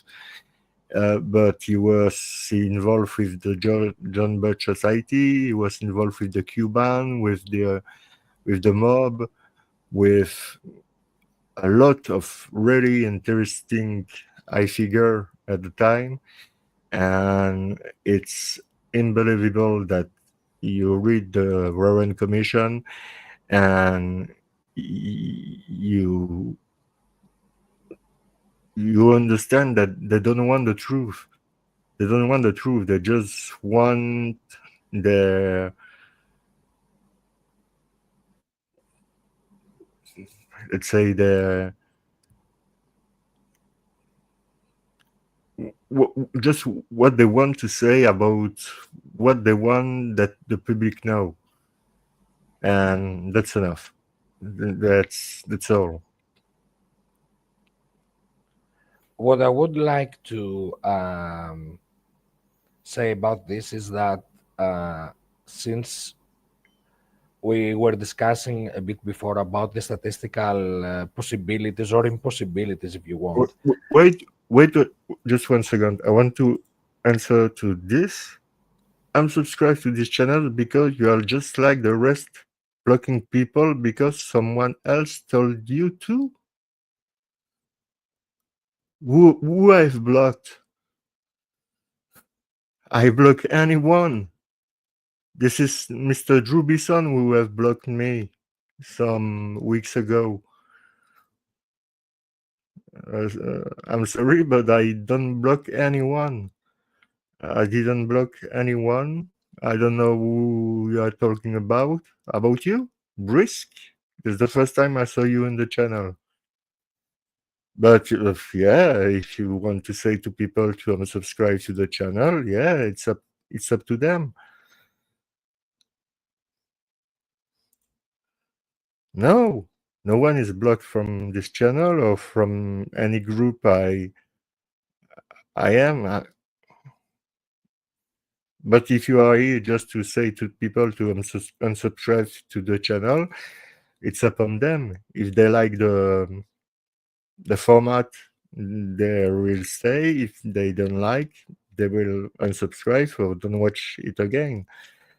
So thank you to be here, Brisk, but I don't understand what you mean, because the only person who have blocked me and don't want to talk me anymore is Drew Bison, because allegedly I have shared on my group a video who is not available anymore.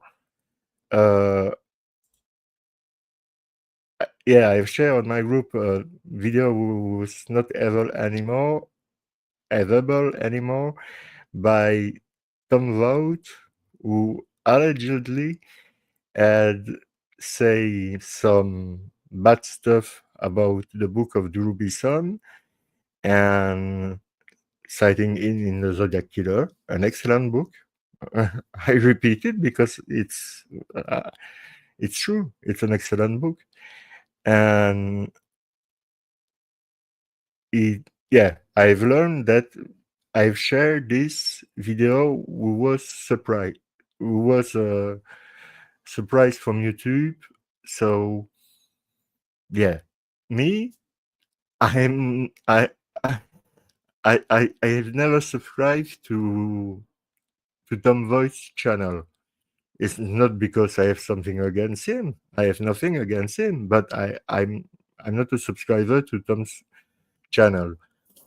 And he told me that on my Facebook group, it's not easy to say, Facebook group, I've shared a video who trash his book.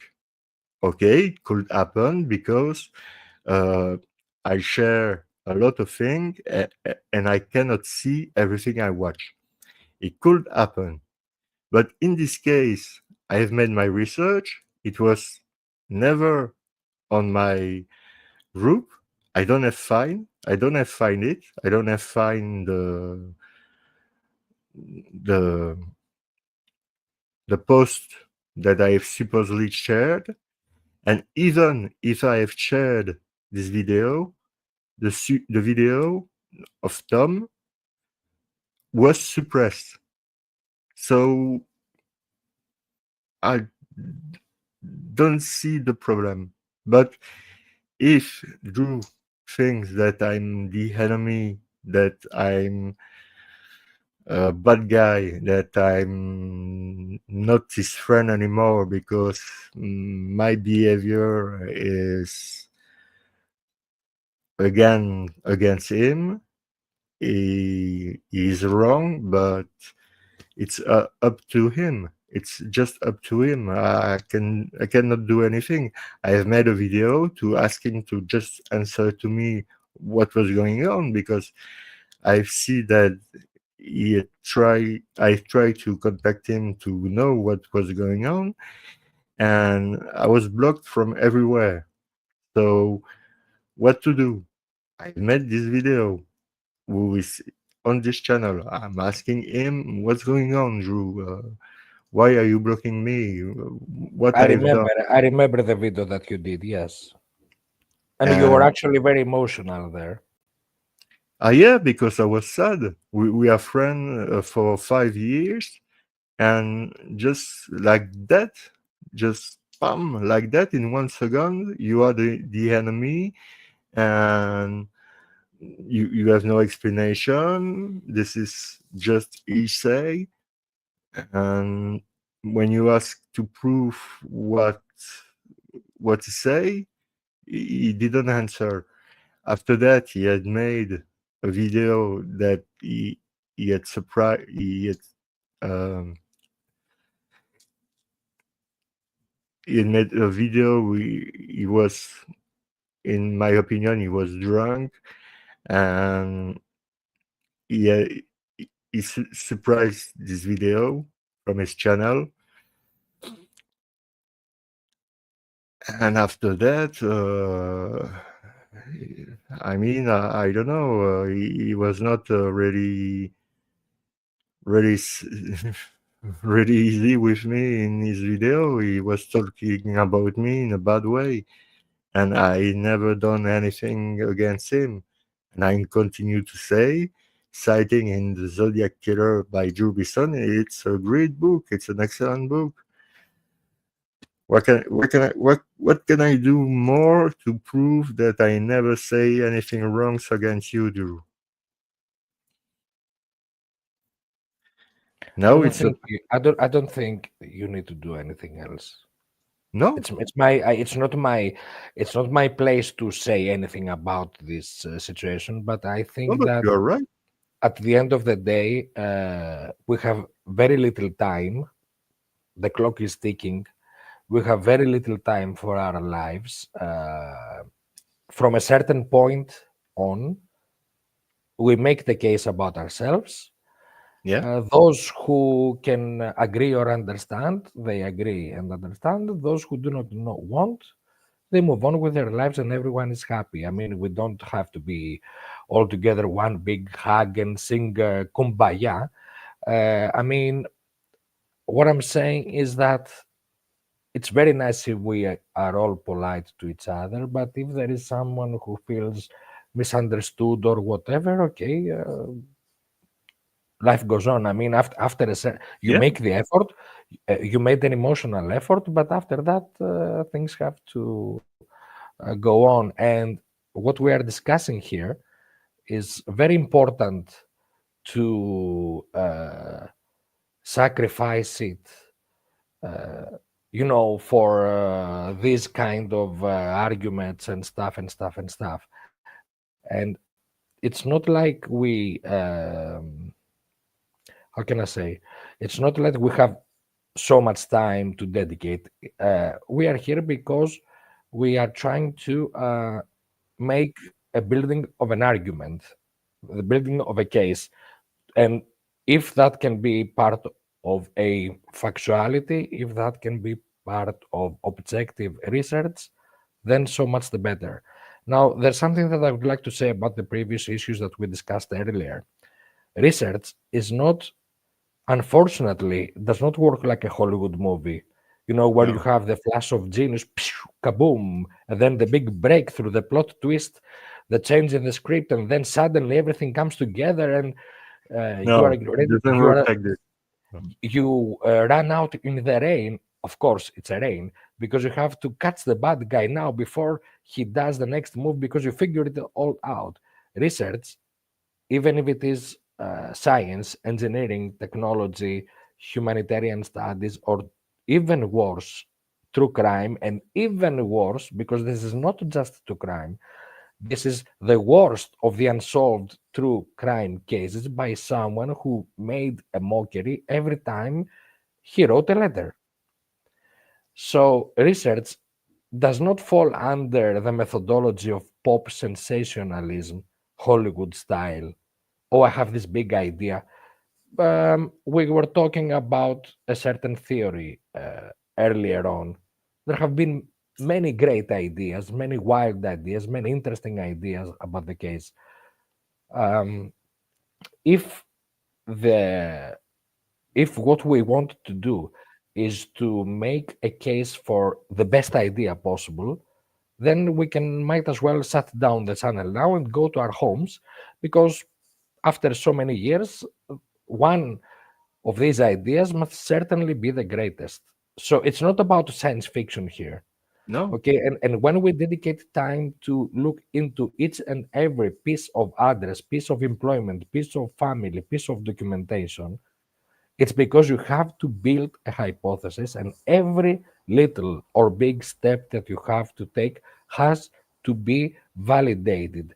And if the at the beginning of my hypothesis, Druzer had told me one thing, that if this argument that you make is true, it has to be true about every single victim. And Yeah. because I was not restricting myself, of course I wouldn't, to the canonical murders, because I had the ambitious idea to look into a wider scope of murders. There are about 5,000 genealogy files that are in various hard drives and stuff like that. So the question is not how many steps back you go to find the relation, but what sort of relation justifies the inclusion of entities that have been involved in the case in a canonical manner. Peekaboo I Pennington agree. is a direct influence for the Halloween card. It was the history of Malvine Bailey would not have been the same if it was not for the detective skills of Pennington. The Pennington family appears throughout this history of the families that migrated for religious, essentially for political purposes, from England to the United States. The Pennington family has one standout.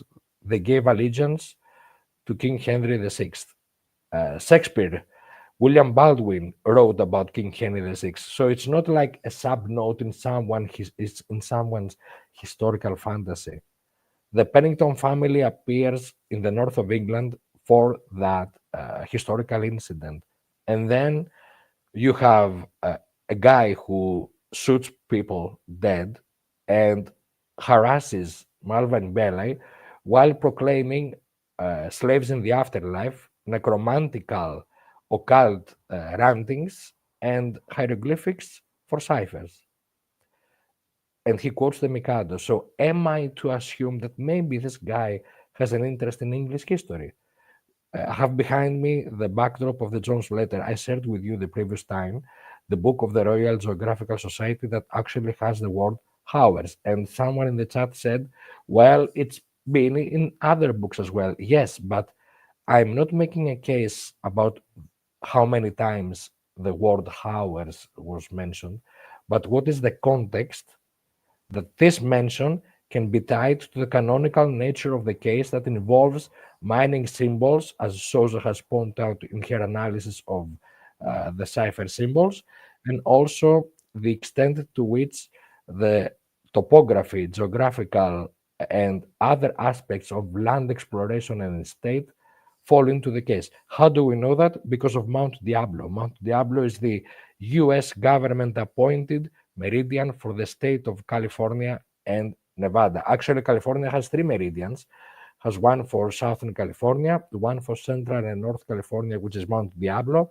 and one for Humboldt County because of its westernmost status compared to the rest of the geography of the state of California. But Mount Diablo is actually the official meridian appointed by the land management institutions of the United States in the middle of the 19th century. This is the same time frame of John Sutter and all the things that we were discussing earlier. And on 10 of December 1946, with the act of President Truman about the Bureau of Land Management, BLM, Mount Diablo is again revalidated as the meridian for Central and North California and for the whole of the state of Nevada. That means that the whole of the mining business conducted in Nevada that involves but is not limited to the Comstock Lode and the business that the Hearst and the Gibson families did together. These are two of the three families owning newspapers that the killer sent the correspondence to. And of course, there's the third family of the Young that I mentioned earlier. And then there's a fourth paper, the Los Angeles Times, owned by the Chandler family. And there is a great deal of correlation through that angle as well, because that would also involve Jewett Garland, the latest heir of that empire. And so the association of these people via business and genealogy needs Mount Diablo as the topographical, geographical, land exploration, and actually assertion of land. It's a legal symbol, Mount Diablo, for this area of California and Nevada that we have discussed. And Edward Meyer Kern was a United States topographer, the person associated with John Sutter for both the tragedy at Donner Pass that the killer references in the one single time that he has a Lincoln stamp, as Richard Grinnell has pointed out. Now, this is the same president that inaugurated not only the Homestead Act of 1862 that allowed the population to flow into the area that later was flooded for the Monticello Dam and the creation of Lake Berryessa, but it's also the same president that inaugurated the Pacific Railroad Act of 1862, based on the planning of Theodore Judah, with the big four, one of them being Leland Stafford, the ancestor of Sebel Harden von Heften, the people who lived across the Robbins family. And as it seems, their 80-year-old kid saw the killer as well, because he identified it as Xenophon Anthony.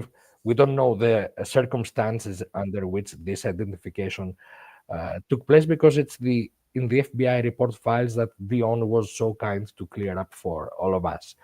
And so this historicality of railroad, land exploration, banking, press, business, and murder through the genocidal murder of John Sutter and all those who actually wanted to annihilate the Native Americans and through warfare took over the state of California.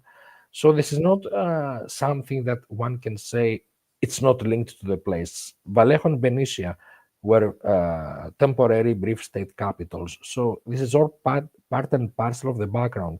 And then you have the following background of the water company, the Benicia Water Works, the Spring Valley Water Works of Herman Schussler, who was actually contracted to build the Lake Herman Dam. Now, Mr. Schussler was a good engineer, but he was an even better capitalist. He did a lot of deals, a lot of land deals, and he was heavily involved in what Soze has pointed in her analysis of the Exorcist letter to be a direct reference to the Hetzi Dam business. Now, that does not only involve Spring Valley Water Works that held the city of San Francisco as a hostage for the provision of water. The San Francisco went through the ecological disaster, the fight against John Muir and the Sierra Club, in order to break the chains from their dependency for water from the Spring Valley Water Works Company. And they were enraged because of the disaster of the failure of the water system after the earthquake of 1906. And Herman Schussler wrote books and defended his position. This is a guy who built and not only created Lake Herman Road, the very name of Lake Herman Road is after Herman Schussler. Now, Herman Schussler's wife was of the family of Menges, Menges. This is the common root relative of Kathleen Jones that was abducted on March 22, 1970, and the murdered John Hood of John Hood and Garcia that were both murdered 1 month, I apologize, before that, February 22, 1970. They have a common root relative of the Menges family that was the wife of Herman Schussler. And that can also be any coincidence, but if you line down 1,000 coincidences, one after the other, then I am allowed, within the margin of error, to make the case that maybe he took the time to look into that. If he did take the time for one letter to go through the process of aligning his lines with a felt pen just for the sake of appearing legitimate in front of one of the most notorious and, by the way, flamboyant lawyers of the time, it's not right. He didn't reach out for the best lawyer in terms of legal knowledge. He reached out to the most notorious and flamboyant. Marvin Belleg was full of himself. It's not a bad thing to say that. He was like a rock star of the time. So he didn't go for the scientist of legal business. He went for the rock star because he wanted the notoriety of the rock stardom.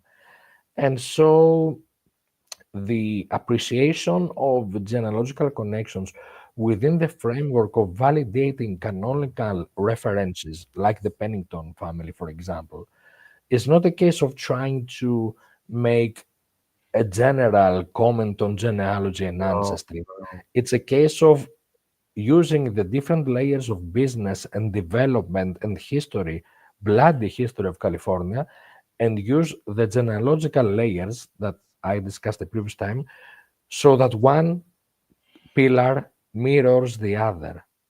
Yeah. It's a vertical mirror of two, and they are pillars because on top of them stands the motive of the killer. For him, I would assume, he would like to think that he would stand triumphant, but he didn't. He needs to be taken off the pedestal of notoriety and, like I said the other time, drawn to the ground. I will try now, with your permission, to share with you a bit of Google Maps. I hope Yeah. my connection doesn't crash. Uh, let's see how well that goes. Yeah, which is funny. Also funny. It's the fact that Belay was also the lawyer of Jack Ruby. Of course, he goes, yes. Okay, so I'm not sure if my screen is shared now. I don't ever receive anything. Yes, it asks for a window. I think it's better now. Sorry. Block So it. this is just a small sample of what we are discussing here. This is the residence of James Owen during the murders, and it would be very interesting if we could have access to the reenactment of the commuting to the business. If he went through Mini Drive to access the broader area of the Lake Herman Road, he could actually go by the then residence of the Taggart family, 450 Gozanga Avenue. In any case, James Owen had a steady residence throughout the years. This is the Yeah. residence of George Embry Mesger of the Vallejo Sailing Club.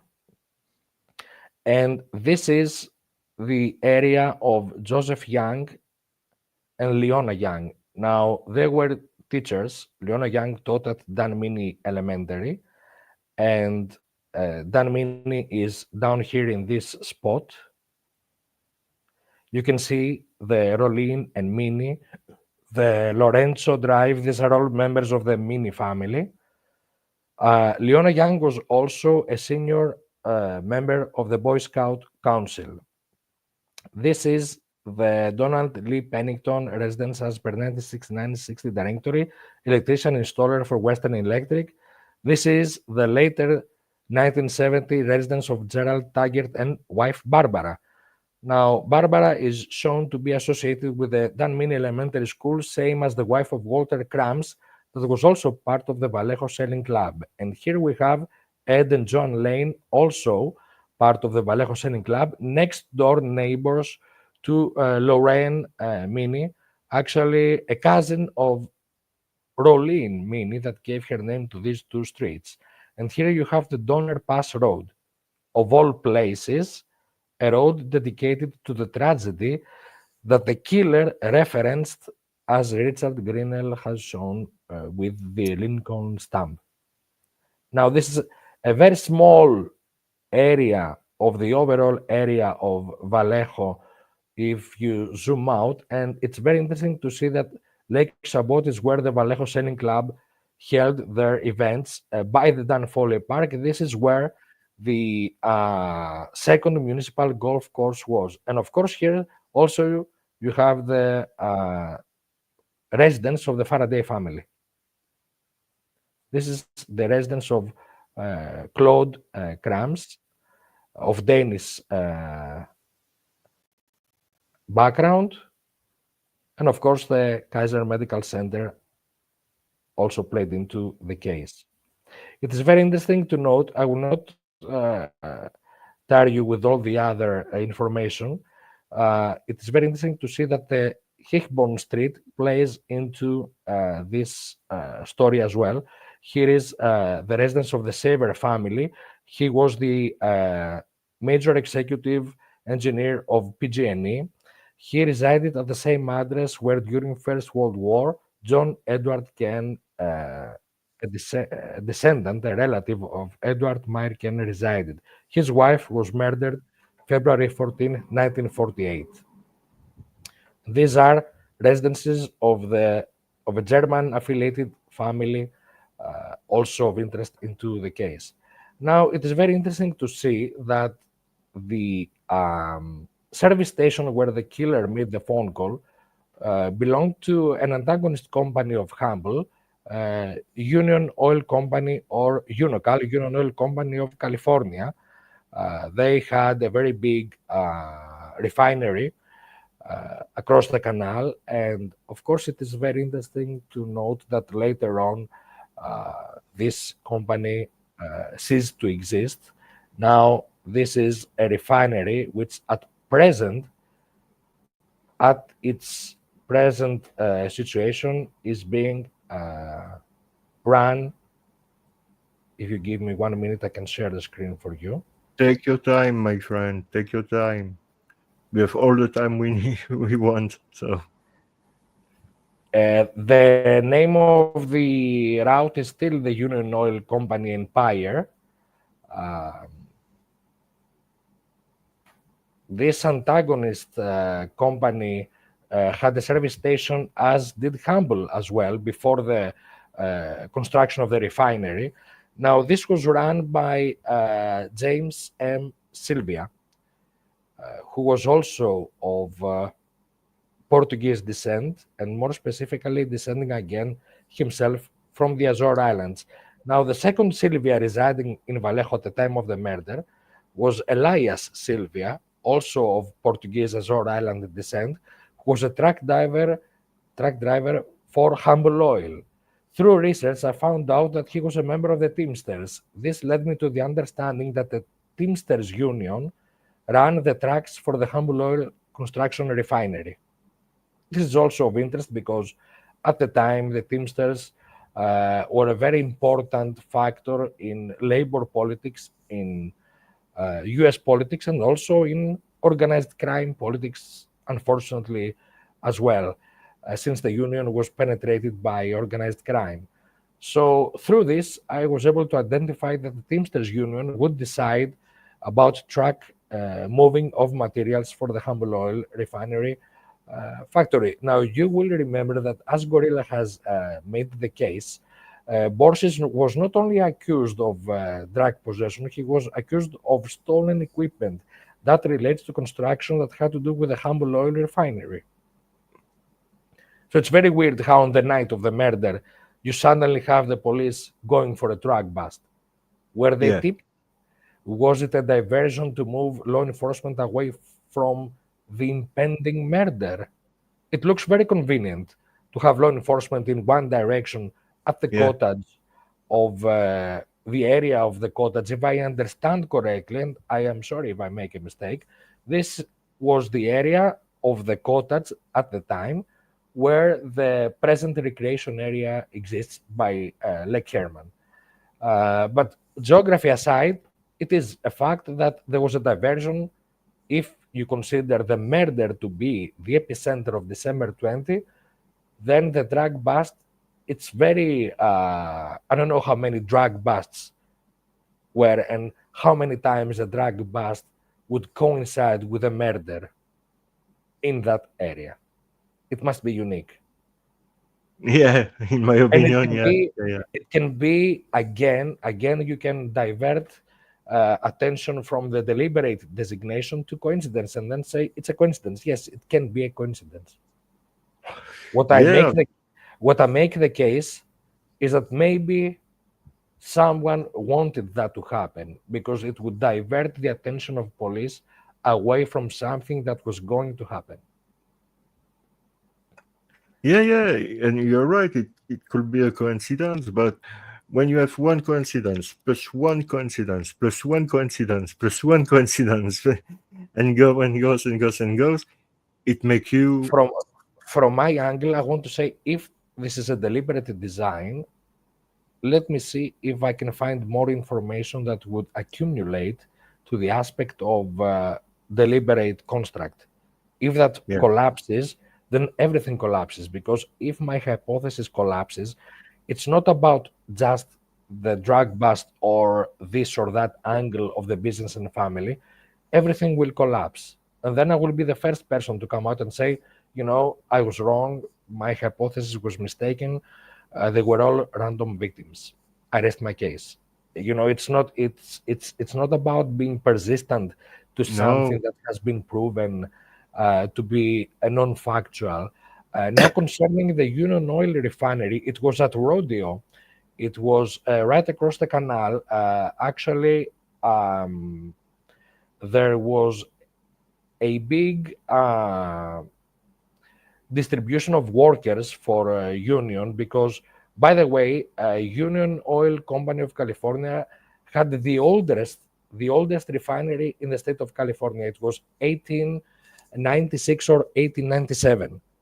So the oil history of California has Union Oil as a landmark, and yeah, it's that service station that the killer chooses to make a phone call. yeah, And it's owned by a guy that comes from Azore Islands, as so many of those Portuguese dairy farmers. I was reading through the Library of Congress that made the case that at the time, the majority of dairy farmers and ranchers were of Portuguese descent. So what we were discussing the other time, that essentially the red dairy product business was in a large degree owned by immigrants of the Catholic faith, that's true information. Of course, from yeah, a sociological perspective, it is merely a statistic of how multinational the state of California and the United States country is. But we are trying to look at this statistical information here from an interest in the true crime aspect of this case, not yeah, in general about true crime. So the question of the Great Puritan Migration and that whole how the Catholic faith plays into it, for me, has a canonical validation through the Saint Vincent de Paul feast of September 27th, the Lake Beresa murder, and the second independent validation that makes it actually legitimate and not a coincidence is the phone call, the St. Vincent thrift shop, the appointment for Malvin Belli. So again, Malvin Belli plays into this whole equation. This yeah. identification of Swiss families with Catholicism does not mean necessarily that Malvin Belli was a Catholic or not. Does not mean that the killer was Catholic or not. It's about referencing elements like indexes, like you have indexes when you pin elements and bullets of a roadmap of outliers further down the road. It's And not. then, Yes, please. do you think that's just a coincidence that the Zodiac watch are built in Switzerland? Not at all. Not at all. And I would also add about the air balloons. The story of the air balloon corpse, the air balloon history in general, goes back to the demonstration to George Washington by Blanchard. He was an immigrant from uh, France, from again for religious persecution, like the Latourette family that led down to Nina Latourette marrying Thomas Faraday. Now, Blanchard came into the United States and they have a very long genealogy. They are involved in two murder sequences that we are discussing. One is in the 40s, and then, of course, there's a member of the Blanchard family, the Benicia City Councilman Russ Blanchard, that actually appears in the papers when the city of Benicia again regains control back from the Public Utilities Commission of California and repossesses the equipment and the facilities of the former collapsed Benicia Water Company. That could be the system of the Lake Herman pumping station, the dam, and the pipeline. Now, the York couple that play into the witnesses of that, the drivers of that night at least, were contracted by and worked for Fendrix, actually Homer Yours, for two contracts. One was for the refinery and the other was for the redesignation of the pumping station pipeline system, given the new needs of the refinery and the area in general. So it was a double reassessment of both the water provision from Lake Berryessa on one side, from the Monticello Dam, and on the other side, it was about redesignating the pipeline system of Lake Herman Road a few years after the city had regained the legal and financial control of the hardware and the soft materials since the days that the Benicia Water Company had collapsed, and it was essentially, let's say, made state property by the Public Utilities Commission of California. So from the 20s to the 60s, it was like that. And then the city of Benicia again took control. And the issue with Herman Schussler was not, depending on the background work that I have found, the conflicting information. He appears to be the main engineer of Spring Valley Roads, water work company. Others claim that he was also the main shareholder. So it's not clear if he was just the main engineer or not, but he was certainly the public figurehead of Spring Valley Water Works, and they had their offices at the corner of Mason and Geary, the northwest corner across the St. Francis Hotel. It's very interesting how this whole backdrop of people converges in very narrow areas in those cities. Like I showed you earlier, the intersect and the corner, the interesting addresses of Rolin and Mini. And we still need an answer. The Taggart residence of 1423, why was it not available at the previous city directory? Was it still being built? Because if that is the case, we would like to take a look at what was the company. Mike Mago was schooling at Hogan for a carpenter apprentice. He was taking vocational educational courses. And was that an angle that the killer may have used to approach the young Mago? Was it the bowling angle? I mean, there are so many different angles, but people that we know have been somehow involved in the case. For example, Barbara Taggart, a teacher and an avid bowler.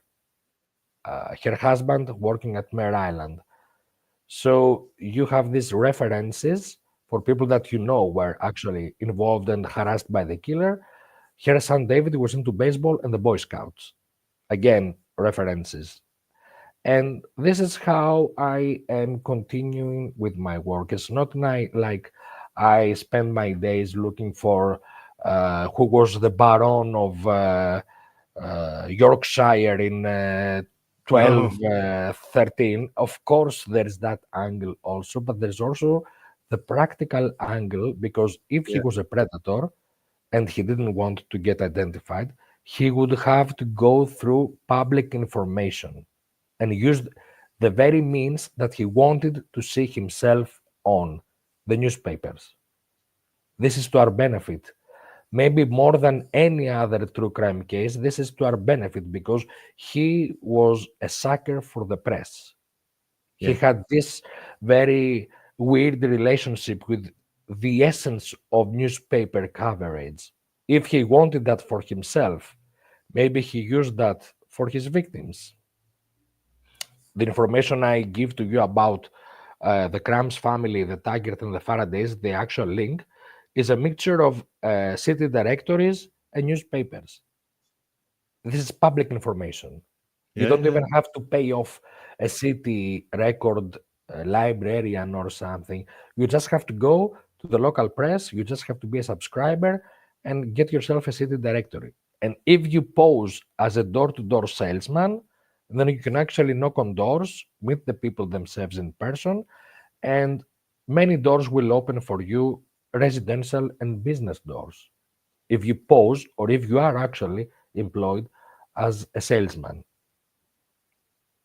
You know, really thought that your thought process is really excellent, because I never done that in the Zodiac Killer case, but that's what I have done in the JFK case.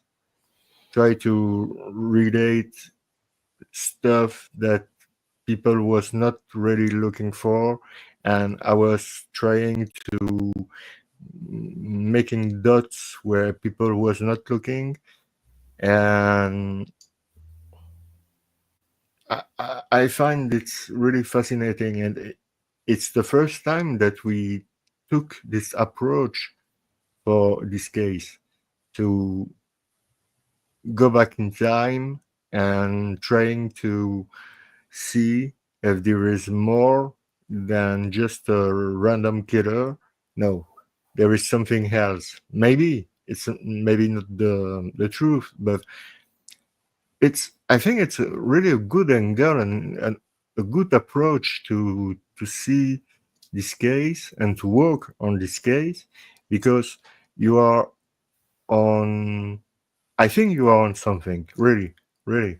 I really think you are on something, because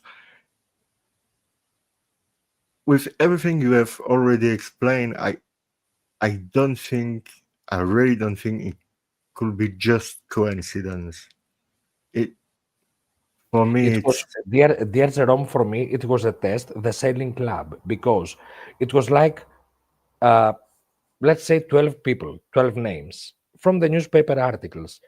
yeah, If none of those 12 people led to any other victim or person who received a letter or anything, it would not mean necessarily that my method or my hypothesis is wrong, but you understand, I would have to think again, okay, so he didn't use the sailing club, so what's the other angle? But when you go through the names and you find that one of the members, Claude Krams, there's the Dan Mini Elementary School connection directly to Barbara Taggart. And then Barbara Taggart won a bowling trophy before the letters were sent. And at the same time frame, her son David receives a medal at the Boy Scouts. And then right across the home of James Owen is the Leona Young, also teacher at Dan Mini, and a major figure in the Boy Scouts, where the David Taggart was excelling, and at the same time, David Taggart being an avid baseball player. And so you see that, okay, so this is, if he was stalking the families, he shot the child of the Faraday family, he sent the Oakland tickets to the Taggart family. What is the common element here? The common element is the Krams family. And the common element is the Krams family via the Dan Mini Elementary School, that actually becomes a stepping stone for the Boy Scouts. And we know that the Faraday was a big figure in the Boy Scouts of yeah, Palermo. And then it's the baseball and the sailing and the golf. And it's not just the Blue Rock Springs golf landmark. There's more to that, but that we'll have to discuss further. But for the bowling angle, we have that the dairy farmers, the dairy Red Top Company had their bowling team, the merchant leagues had their own bowling team, Mare Island, Benicia Arsenal, and more importantly, Doyen Pest Service, the company that Robert William Magot and his sons were running, had their own bowling company. They had their own bowling team. They were avid bowlers. Barbara Taggart was all over the press with her picture. And she was a very beautiful woman. So a deranged, half-mad killer seeing that, it would be essentially a trigger point immediately. Did he pose as someone who was maybe a concerned parent and visited the elementary school? It's very possible. It's a few minutes walk Yeah. from the residence of Metzger, Pennington, James Owen. And James Owen was adamant in his interview with Mike Morford that he had a routine schedule. Of course, he said he was not always commuting via Lake Herman Road, but he was commuting enough times to be certain about his claims about Lake Herman Road. Now, correct or wrong, he demonstrated that persistence, that assurance that no, I didn't see cars parked there, let alone two cars. So that made an impression to him. And he had a very steady schedule. That's the best thing that a predator can ask for. And his wife Yeah, that's comes true. from comes from Denmark. And yes, of course, I will want to have the PowerPoint with each and every document of birth and address Yeah, in for front of sure. you. But what is it like a conspiracy that some Danish dude in family search for families that are irrelevant to the eventual Jensen family made up that information for whatever reason? Of course, we will go through the records, but what the genealogy shows is that yes, there is such connection.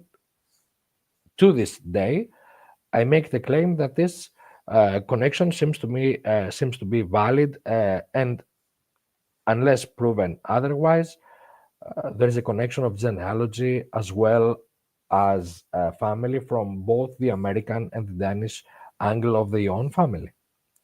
And I would very much like to have the opportunity to talk to Mr. Owen and ask him only two questions. Question one, your neighbor, George Embry Mesger, did you know him? Now, the second is simple. Who was your recruiting officer for Humble Oil? That's that. Good night to Chris. Thank Good you very night. much. And for Always a gentleman. Quentin, I'm going to respond to you after, but for now we are talking about the Zodiac. So, but I have put your question there, so I don't would worry. also like to hear, Jerome, your answer about that. Only one comment before I finish this. You mentioned Malvin Bella being the lawyer of Jack Ruby. Yeah.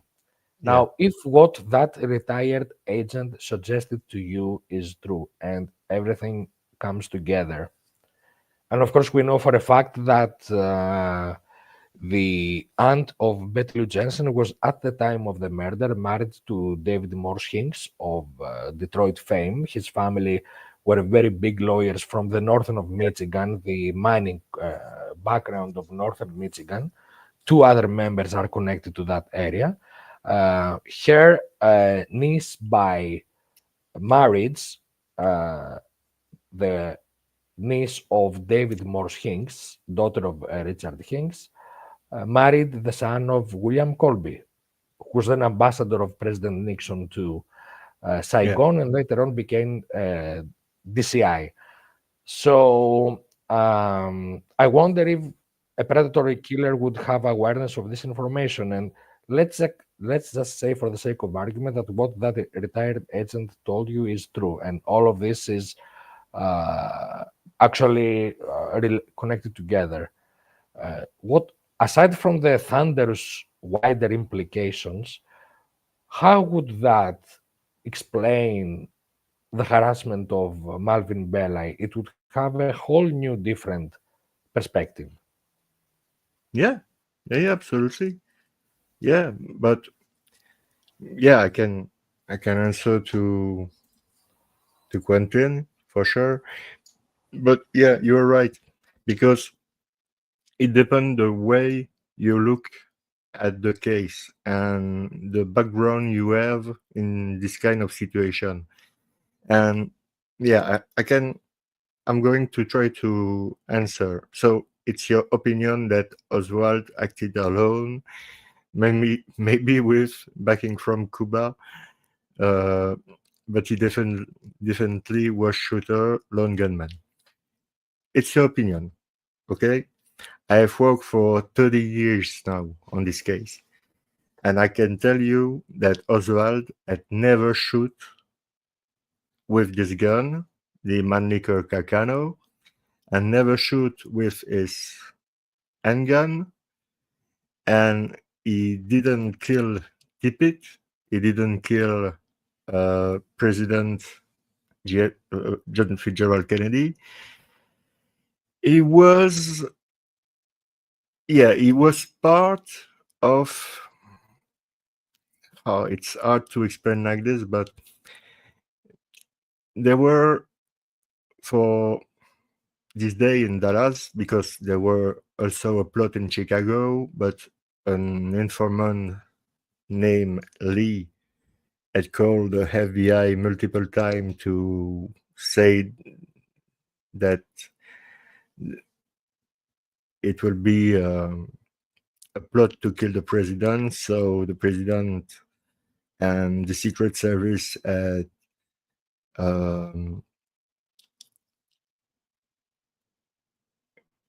they have canceled the trip in Chicago. For the trip in Miami, it's the same. And we are talking here about November 2nd, 1963. So 3 weeks before the murder in Dallas. And always we have an informant in Chicago, in Miami, even in Dallas. We have an informant named Lee who contact the FBI and try to prevent what will happen. And it was not sure that it was Lee Oswald, because they try. It's really difficult because you have the Warren Commission aspect, and a lot of people think they know what this is, but you have to read everything. I don't have to read everything. I need to admit I don't have to read to everything, because there is 26 volume of the stuff, but I read some interesting files. I have read FBI files. I have read CIA files, but it could be sometimes disinformation.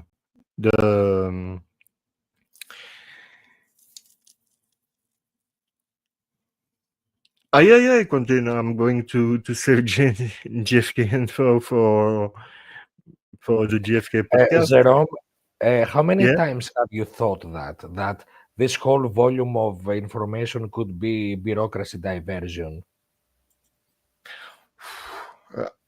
It seems very valid as a thought.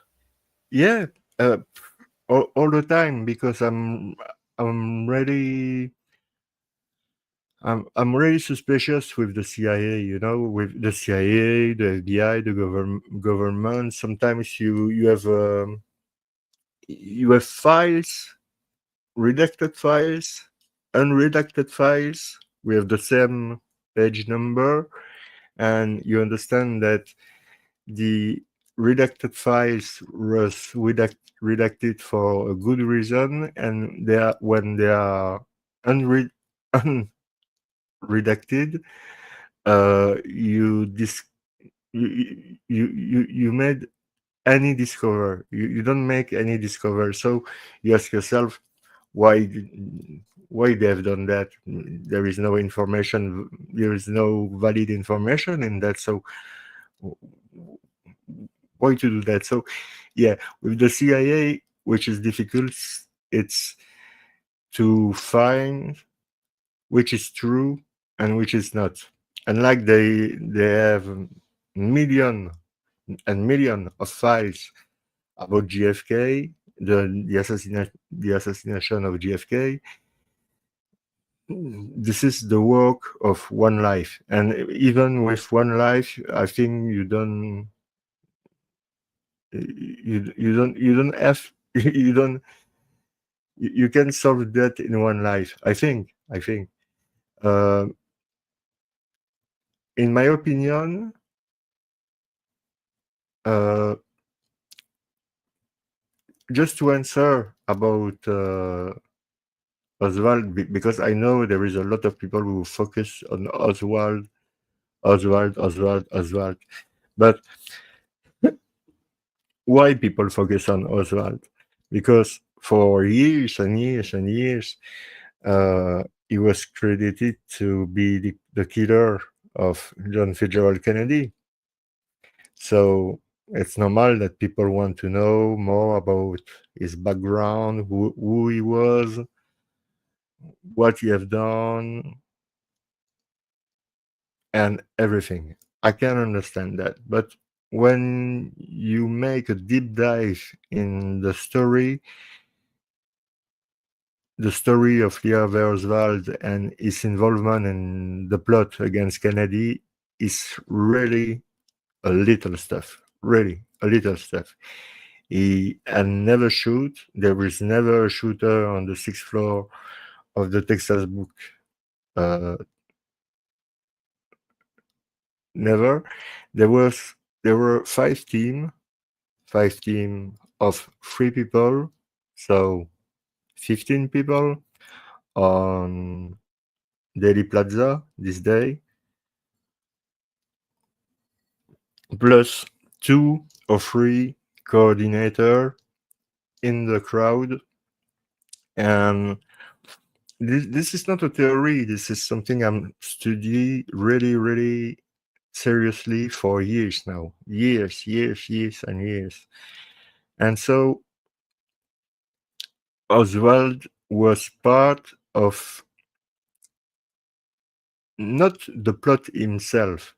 He was involved with. He was a CIA asset. He was ONI, Office Naval of Intelligence. This is the Secret Service of the Navy. He was an informant for the FBI. But just ask yourself this question. This guy is 24. He is Office Naval of Intelligence, so the Secret Service of the Marines. He is an asset for the CIA. He is an FBI informant. He is working with the mob. He is just 24. He is been considered as defector in Russia for 2 years. When he comes back in the US, he is not questioned by the FBI. He is not questioned by the CIA. It comes from like this in USA. And actually, the Soviets never trusted him. No, never. No, they were thinking that he were a spy, so they never trust in him, and that's why it was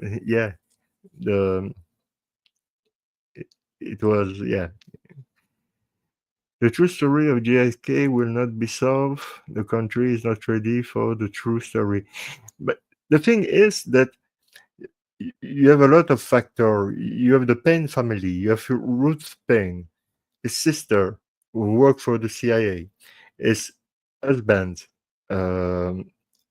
Michael Payne, CIA, his father, CIA, Ruth Payne, I think CIA, because she was talking Russian in Dallas at the time of the Cold War, and she received Marina Oswald. She asked her to come to live with her with 2 children, and when Lee visit them on the weekend, what he's doing is spend time with his kids, with Marina. No, he go with Michael Payne on political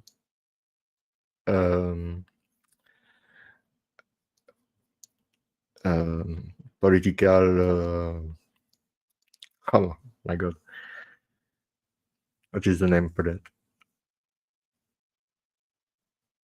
political chat from the right wings to the left wings, but every time he goes with Michael Payne. And you have Ruth Payne who finds the job to Oswald to the Texas Book Depository. You have Ruth Payne when Lee when Lee is arrested, who the police come in at her house. They find a lot of things. It's funny because they find a lot of things, but they come back the day later. They find new things, and when you see the garage of Ruth Payne, it was 3 meter on 2 meter, so it was not really big to search. But they find for the second search the Minox camera, some incredible stuff. So we have Ruth Payne with Michael Payne who was babysitting the Oswald. By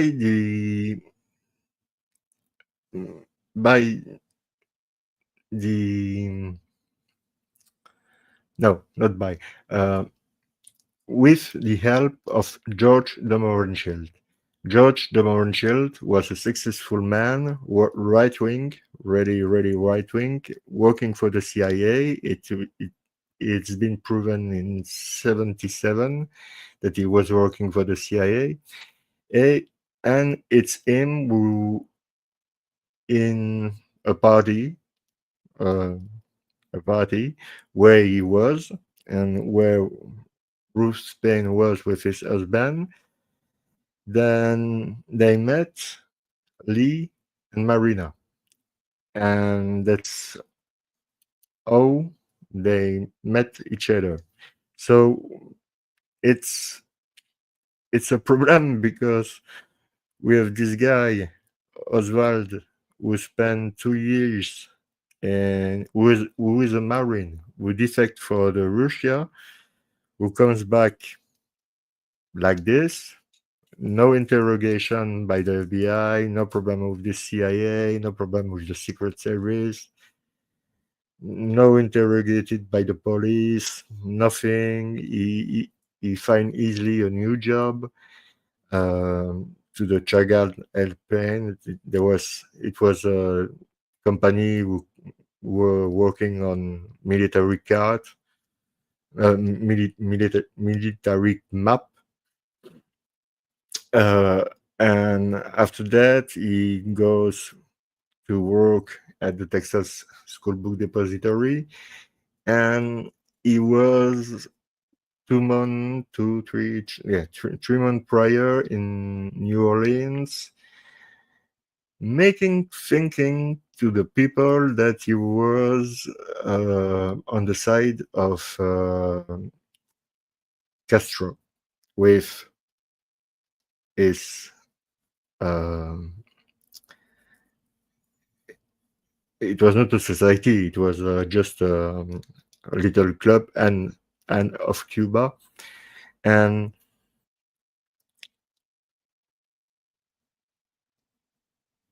when you see that Oswald at the time worked with Guy Bannister, who was number one at the top of the Chicago FBI. When you see that he was involved with people like Jack Ruby, like David Ferry, like Clay Shaw, he was involved with Cuban. He was involved with a lot of people working or asset or working for the CIA, for the FBI, Jem Osty. We also have this connection with Sam Giancana, Johnny Rosselli. We have all this connection with all those kind of people who they all want JFK off of the scene, and people continue to think that Oswald was the lone gunman. When you study the angle of the shoot, of the shoot, you study everything. You see the angle, 26 degree for the head of the president, etc., etc., etc. I will not do that today because it will took hours and hours. But when you take everything and you watch the Zapruder movie, for example, the Zapruder movie, the Nix movie, all the movie who are available about that. You took the report. You took the conversation between each policer because they have a frequency where they can talk. When you took everything was released by the Dallas Police Department, by the FBI, by the CIA, by the government about Lee Oswald, if he was just a lone gunman, the CIA had completely fucked up, the FBI had completely fucked up, the government had completely fucked up, the mob had completely fucked up, everybody had completely fucked up, except Lee Oswald. I cannot buy that. I cannot buy that this guy was with his rifle shooting at the president only 3 times, make this damage to 2 bodies, President Kennedy and John Connally, with 3 shots, escape from the Texas School Book Depository before he is being secured by the police, and goes to a theater to watch a movie. And between that, he's killing a police officer. No way. There is no way. Because J.D. Tippit was killed at 1:06, to be exactly precise, and it's easy to confirm that because it's in the Dallas Police Report. Everything is redacted. Everything is listed. All the call, everything. It's sure, absolutely sure that Tippit was killed at 1:06, at least at 1:06. Erlen Roberts was the owner of the third residence of Oswald, who supposedly has no money.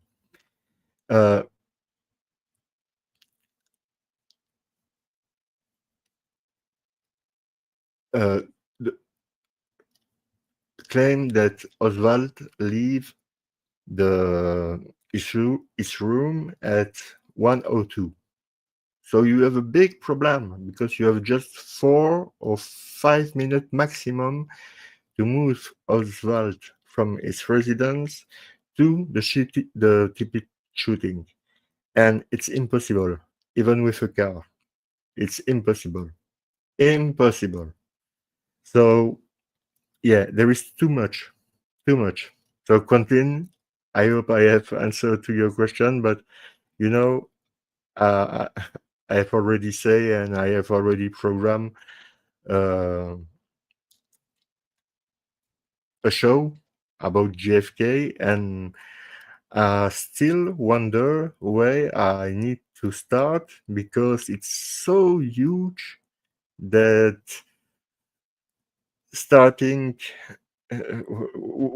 where I'm going to start, by what, by who, by it's difficult. So I'm in the process to try to think a good point to start in this case, because I know that there is a lot of people like you who focus on Oswald, but to understand this case, you need to forget Oswald for not for all the time, but you need to forget Oswald as the principal shooter of JFK, and you need to make your own research. I don't say that you had to take my word for it. You do like me. You do the same I have done.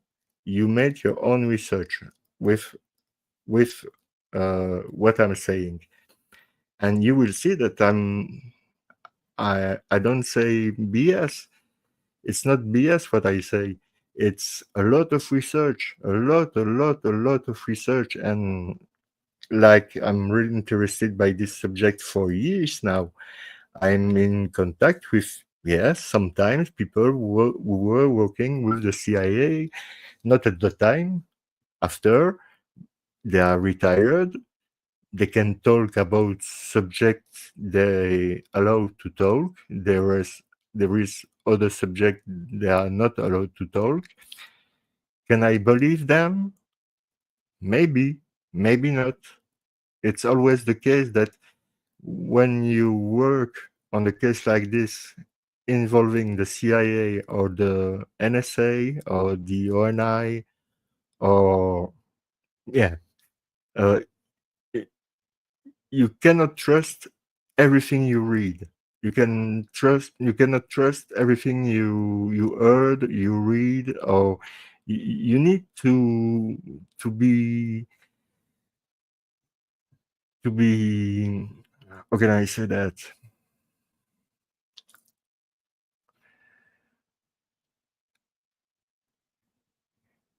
You need to be impartial. You need to be completely impartial on some subject and knowing that you could be wrong. So it's really, really difficult. I'm not surprised that on the GFK case, there was at least 1,500 books who was written about the case, because it's so huge. It's so huge that when one person came and say, there is nothing to see here, it was Oswald by himself, and Jack Ruby didn't know Oswald, and he killed Oswald by himself to protect Jackie Kennedy, to leave a trial. And no, it's completely BS. I can prove it. It's a long process, a really long process, but I can prove it. But it's a long process. I can tell you it's a long process, but that's something I'm going to do in the near future, and I'm continue to process to see where I'm going to start. I don't know yet. If you have any proposition where I can to start in this case, tell me. Send me some ID. Is my email address. It's easy to remember. This is the Zodiac at gmail.com. It's not hard to remember. This is the Zodiac at gmail.com. This is the Zodiac at gmail.com. The mention of the Office of Naval Intelligence is very interesting. I have to say that. You know, it's the oldest body of intelligence in the United States. It's the first that they had. It's before any other civilian or military intelligence unit. It's the oldest. It was formed on March 23, 1882. It's one of the March 23 references I wanted to make earlier. Their insignia is an anchor. It's been debated that it's one of the Z13 symbols, the anchor, the logo of the Office of Naval Intelligence, and to what extent that historical reference can be of any importance. Well, however, you can always make the case that it is indeed the first unit of intelligence agency in the United States. It's the oldest, and it's been downplayed because it has. Usually, we have other acronyms that we reference, but the Office of Naval Intelligence, its significance and importance, especially in the Cold War years, it cannot be overstated. It was very important. Yeah.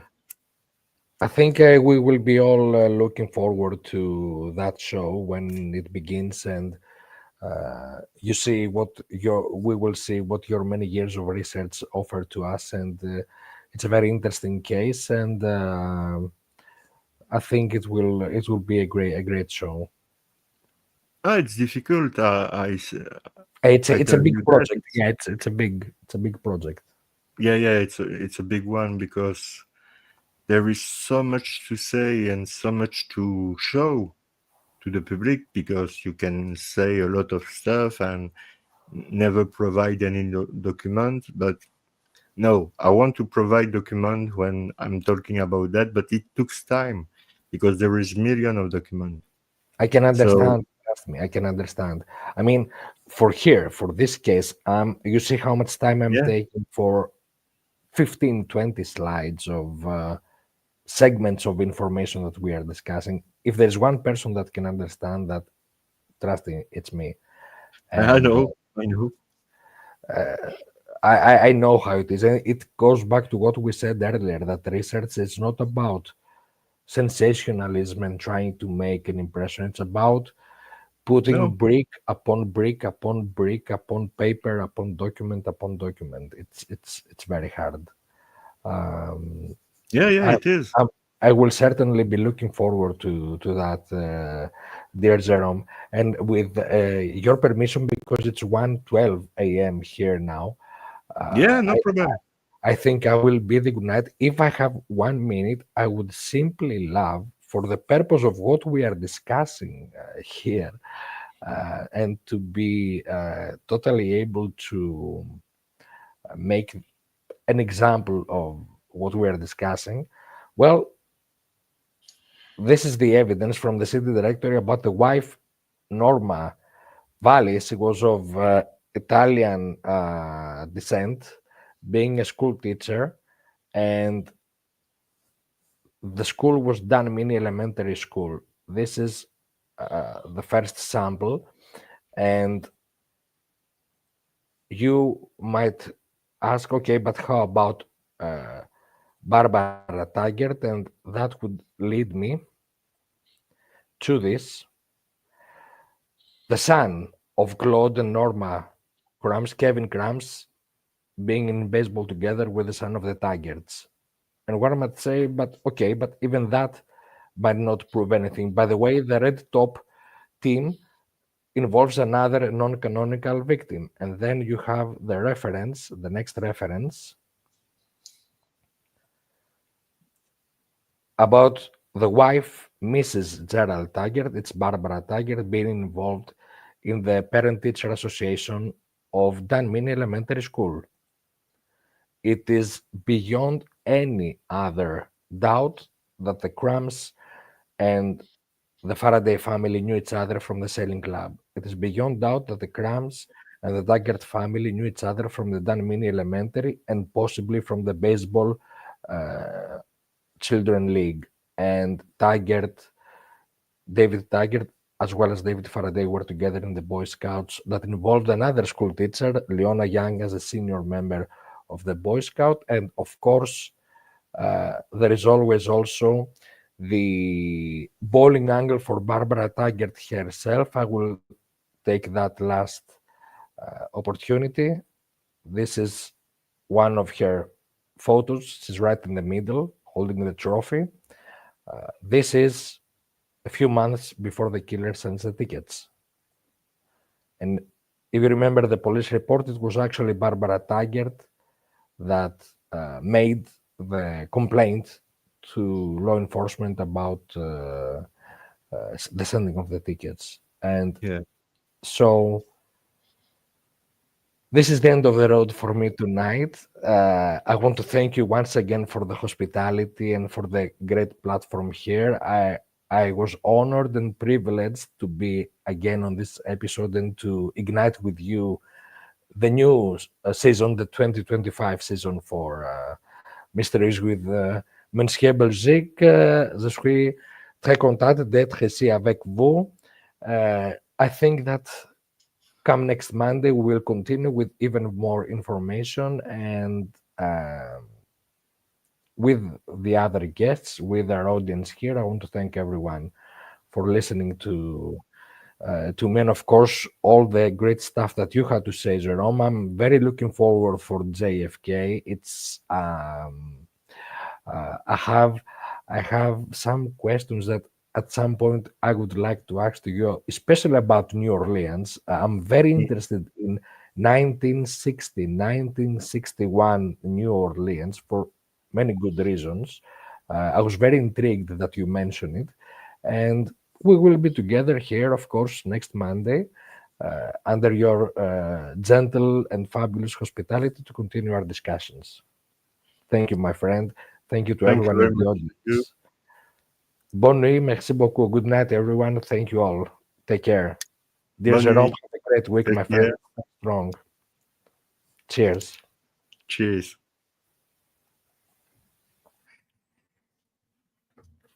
Oh, Jake is incredible, and his thought process is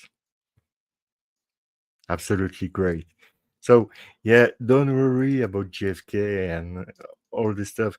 I mean, yeah, we are talking here about the Zodiac Killer, but I can talk about JFK. I can talk about um, I can about Jeffrey Dahmer. I can talk about Ted Bundy. I can talk about I mean everything you want. There is no problem with that. Up. I'm changing the logo.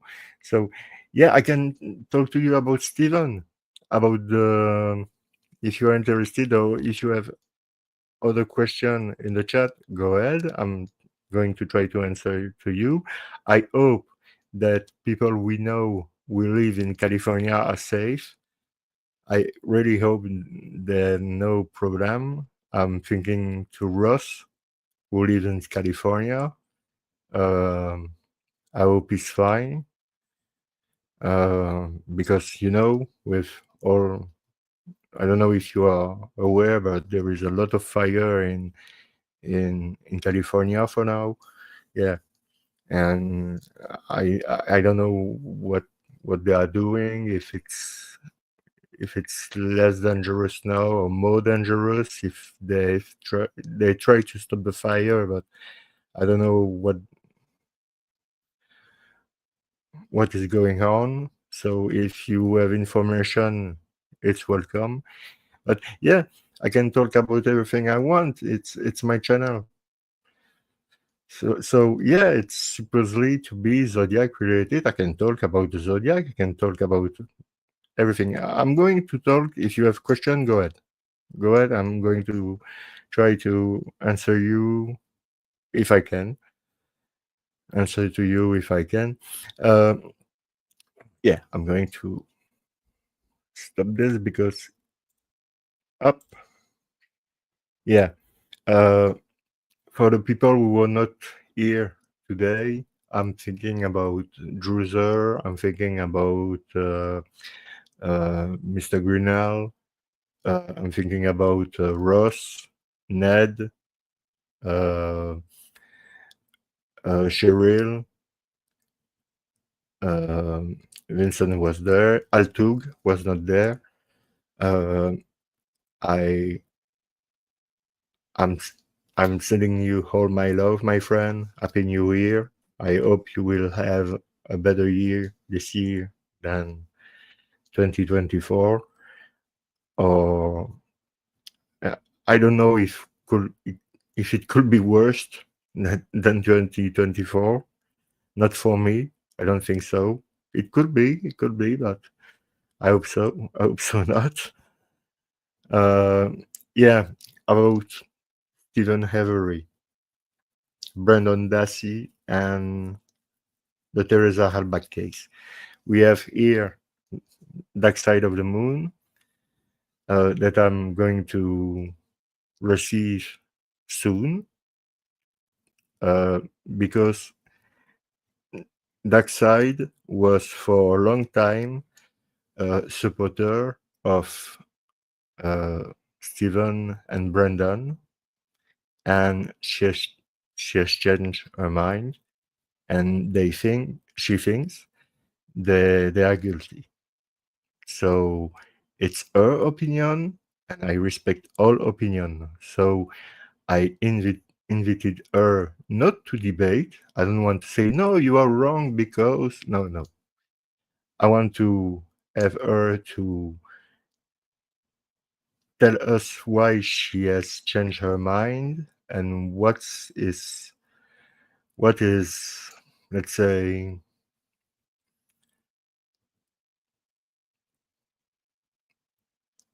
what it may change her mind. What was the blink? So that side, you know that here you are in a safe place, and it's I can have an open line. Ask me anything.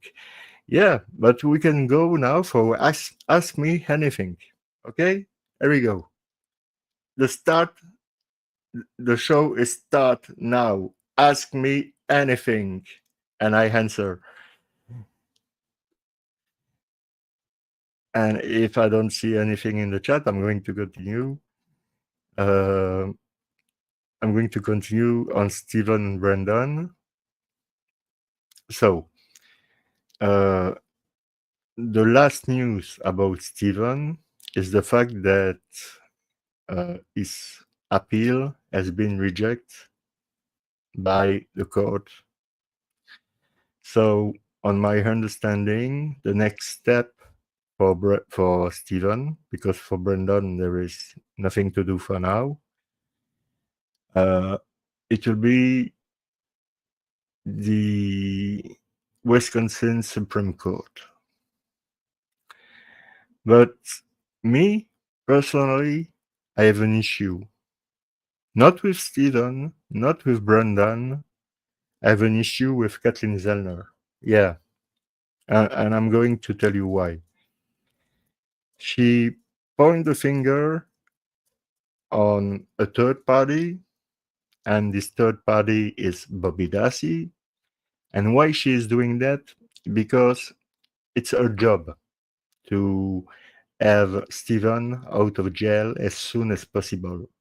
So for her, she needs to point the finger or on somebody else. And who were the obvious person to point the finger on, because he was the start witness for the defense in the Stephen Avery trial? It was Bobby. Yeah. But I didn't agree. I don't agree at all about Bobby involved in the crime of Teresa Halbach. First, you have to prove me that Teresa is dead.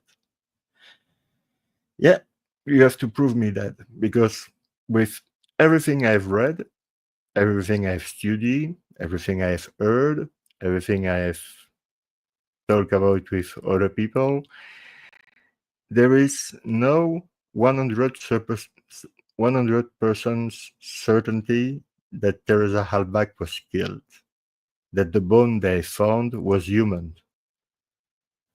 Darkseid disagree. Bobby didn't do it. No, if you think that Stephen and Brandon has do it, Bobby didn't do it. Yeah, maybe Darkseid say, sadly, Teresa isn't on this earth anymore. Maybe. I hope you are wrong, and I hope I'm right, but There is nothing in the files who clearly show me that the bones found on Stephen's on near Stephen's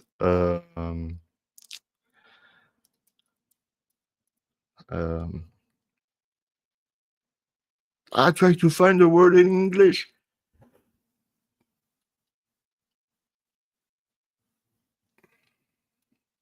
His place.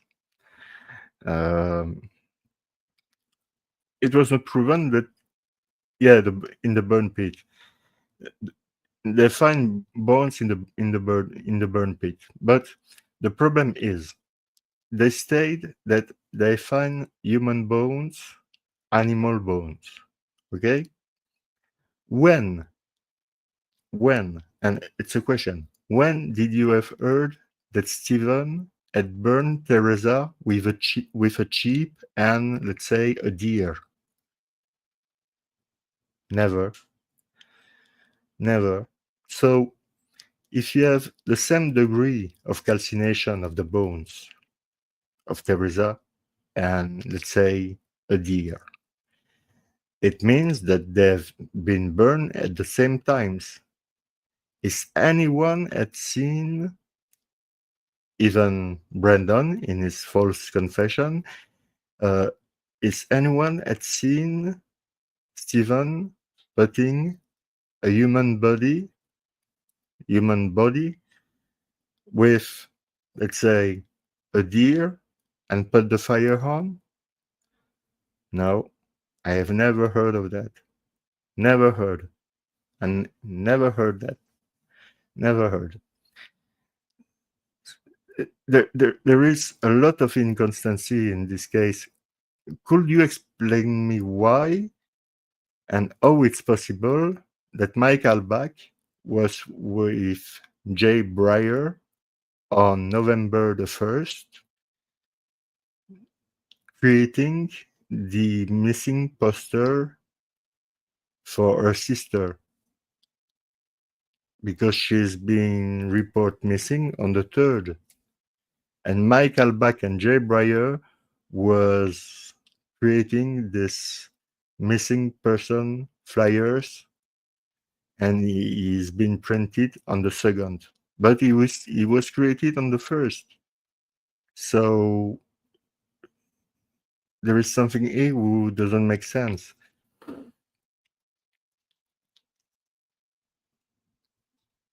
Yeah, so much information in this case that it's good to back over everything. That's true.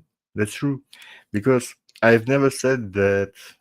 You can watch my video, my old video or the new one, it doesn't matter. I never said that Stephen was an angel. Never said that. Never said that. But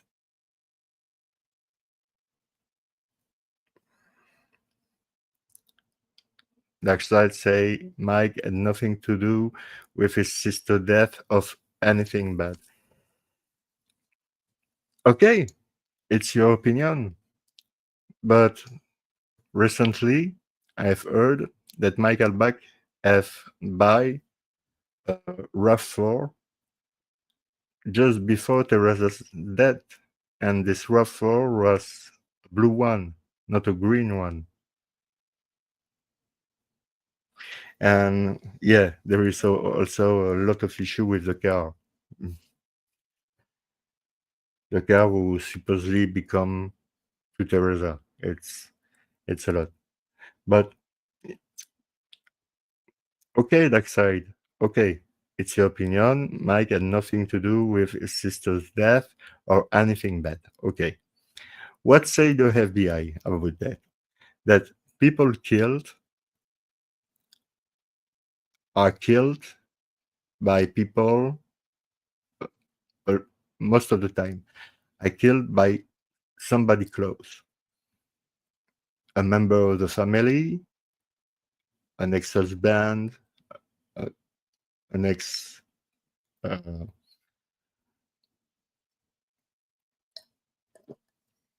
an ex-boyfriend. It's in 95% of the case. Here, nobody in the Halbach family has been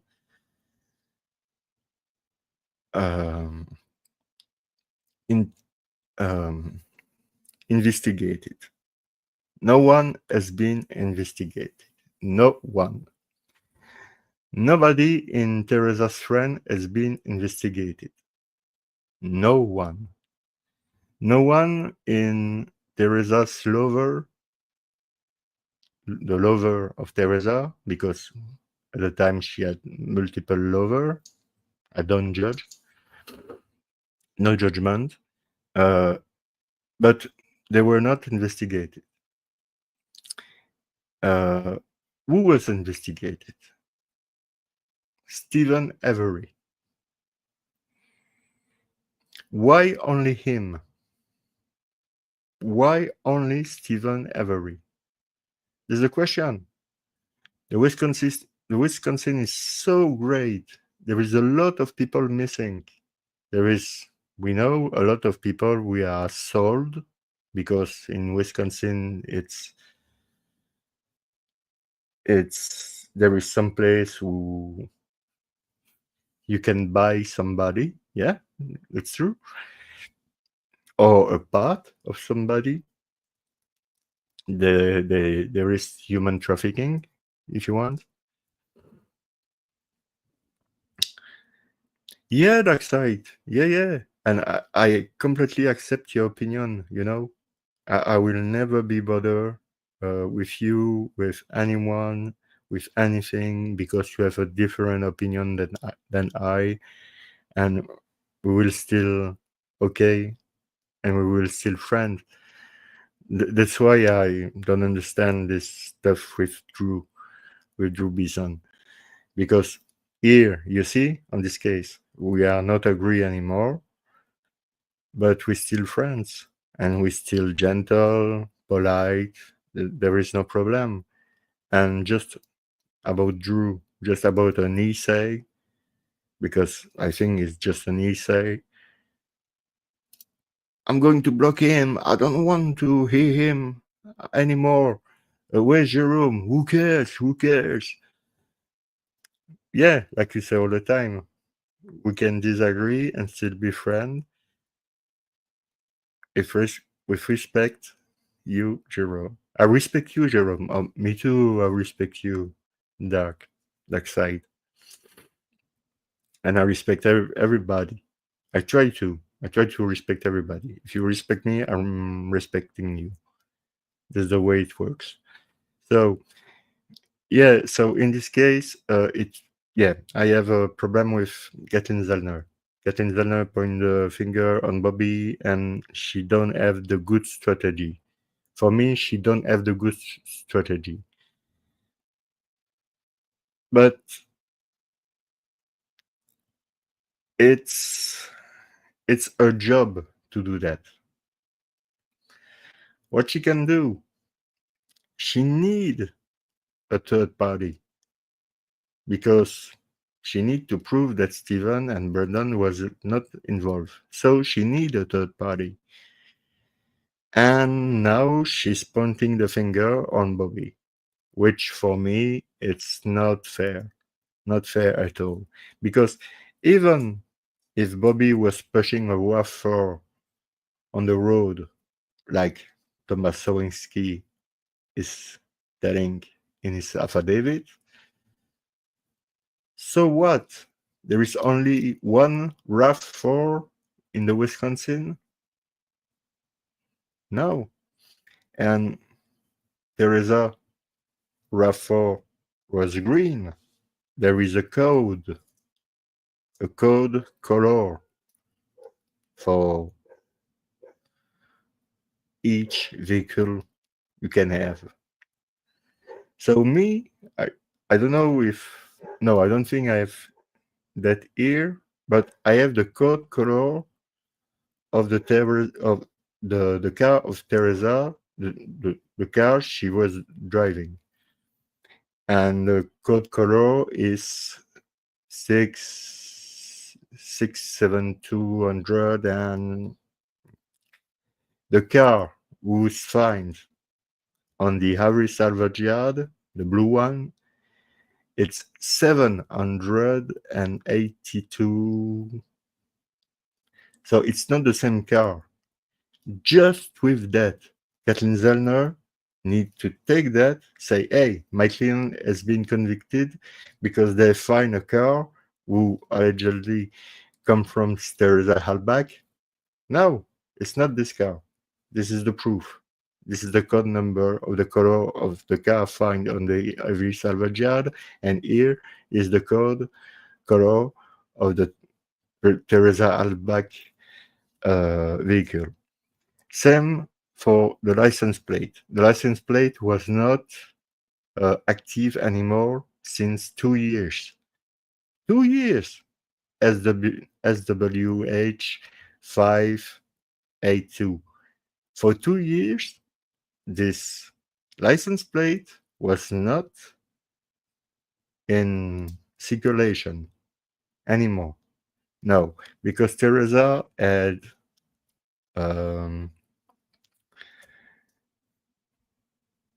renew its new license, its new plate number in September. So 2 months before her death, vanishing, disparition. And when she had renewed her license plate, the license plate number was not SWH 582. It was another one that we don't have access. Why? And so that's the proof there is 2 different license plate. It's huge. So again, on this case, I disagree with Kathleen Zellner because she will continue to go on Bobby. She will continue to go with Bobby for the Wisconsin Supreme Court, and I think it's a mistake and a waste of time for Steven and Brendan, because for Brendan, there is nothing to do. I'm going to tell you right now, there is nothing to do. Laura Narrider and Steven Drizin don't want to talk about that anymore. I have tried to have them here to talk about Brendan, what was the future for his case. Can we have something new? I know his father, Pete. Pete is a good friend of mine. He himself is waiting for an answer. No, nobody wants to give any information for Brendan because there is nothing new. And when there is nothing new, people quit because they want something new. For Steven, there was a hope, and they still have hope, but in my opinion, he needs to have a PI. Yeah. But what you can do so a PI, a personal investigator, you need to have a PI, a new lawyer, and even before the court goes against Zellner allegation on Bobby, it will be maybe more intelligent to do that, to have a new lawyer who is agreed to take his case pro bono. Yeah, a personal investigator who can investigate about what was going on in the past, what was made, was not made, who was involved, everything that the police had never done. So there is possibility to have Stephen out of prison if he's innocent. If he's guilty and I'm wrong, and maybe I've been fooled. I don't think so, but it could happen. It happens all the time, so it could happen. But with somebody like Steve, in this particular case, with this particular with this particular case, it's too much. It's too much just for one case. And remember, if you took the Ken Kratz stuff, Teresa has been killed twice. Yeah, because the result of the first trial with Stephen and the result of the second trial with Brandon was not the same. So she's been killed twice. It's difficult to die twice. But it could happen, could be wrong. If you have any question about anything, ask me in the chat. Go ahead. Don't be afraid. I'm answering. I'm answering. I'm going to try to answer to everything you need to want to know. So go ahead. If you have any question, I will try to answer about Zodiac, about, I don't know, GFK, making a murderer, Jack the Ripper, Delphi case, Dracula, the new movie, new movie, movies, music.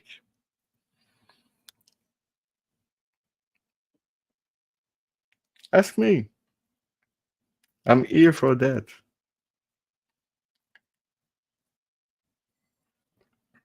And I'm happy to be with you because it's the first show of the year. It's sad that we were not a lot today, but this is not the number who is important, it's the content.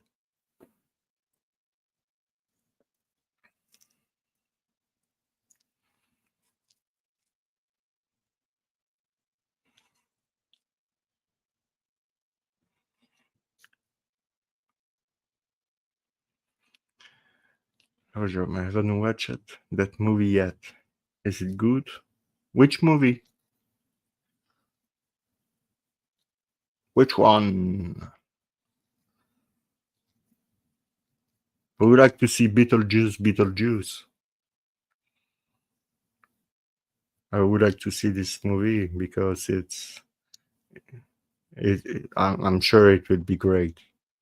It's Tim Burton with the same actor from the first movie. Beetlejuice, it would be great. I know you need to say that 3 times. Beetlejuice. Nothing happened. Shit.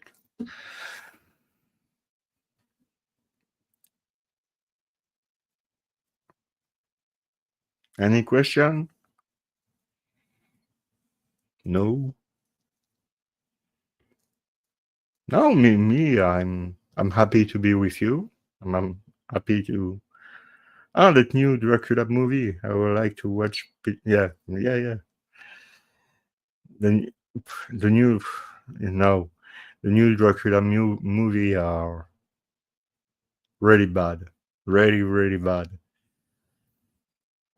You will never do better than the Dracula of Francis Ford Coppola. Never. With Monica Bellucci, with Keanu Reeves, with Anthony Hopkins. This is the best one.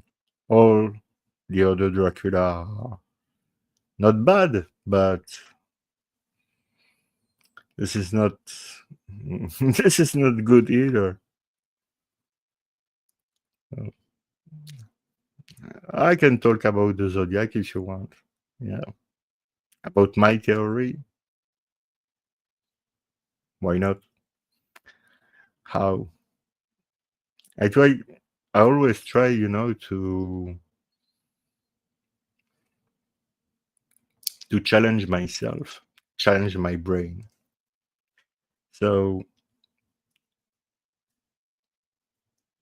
the first crime occurred on December 20, 1968 in California.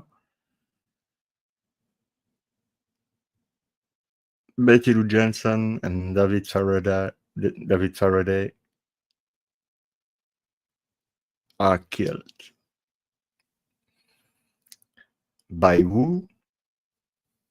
We don't know. The police made their investigation. They didn't find anyone. Maybe they were suspicious from somebody, but I don't know. 6 months later, another crime occurred.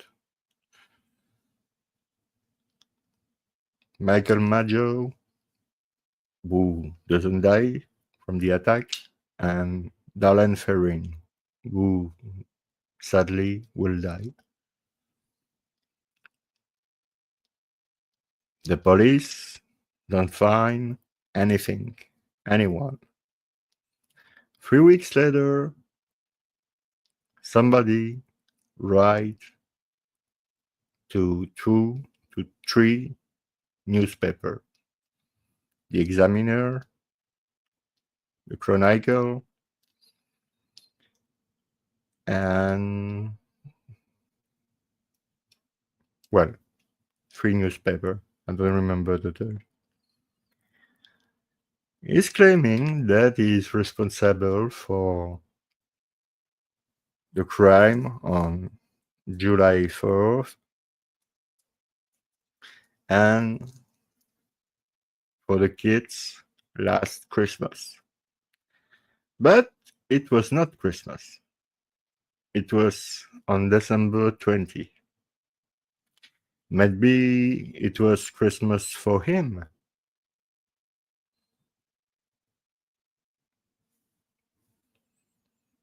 Maybe it's a Christ Mass for him, the November 20, 1968. Yeah. This date, maybe it's not referencing to Christmas. It's maybe referencing to his Christ Mass.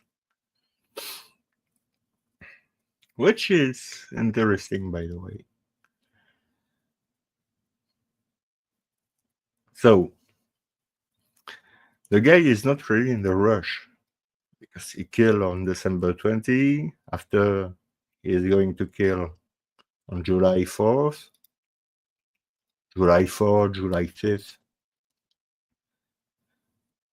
because it was around midnight. So, and he's going to wait for 3 weeks to write to the paper saying, I'm the murderer of the 2 teenagers last Christmas, and plus the girl need a golf club of Valero. So the man knows that there is a golf club there.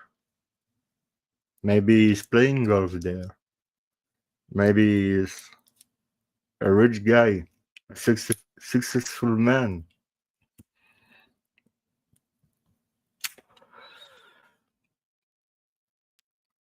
After that, he's not in the rush. And there's a lot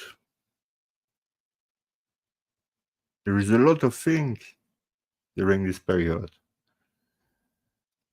The Ted and LaBianca murder, First Man on the Moon, the assassination of Robert Kennedy,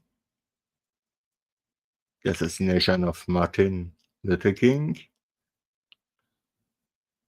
But the Zodiac, for his first time, will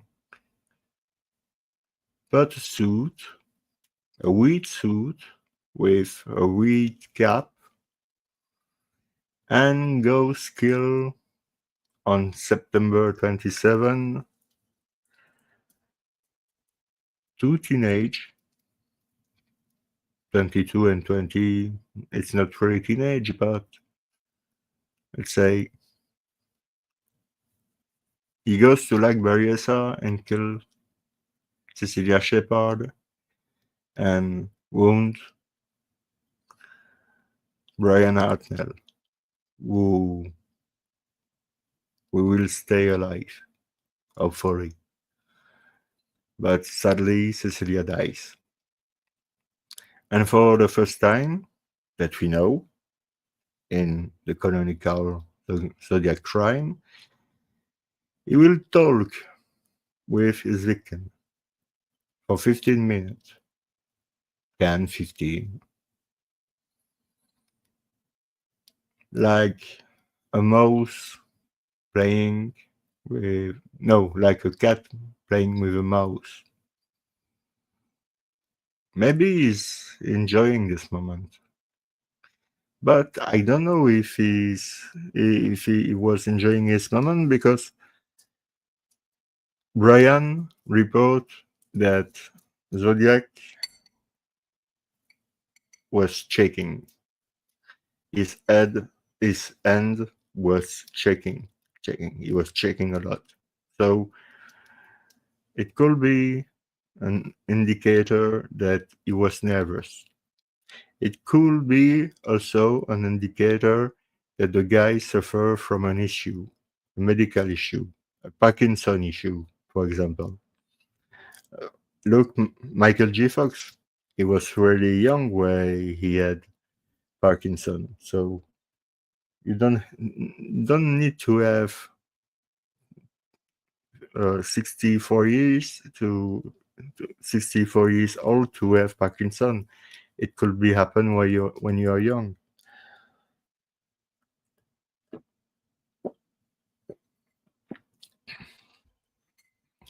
After that,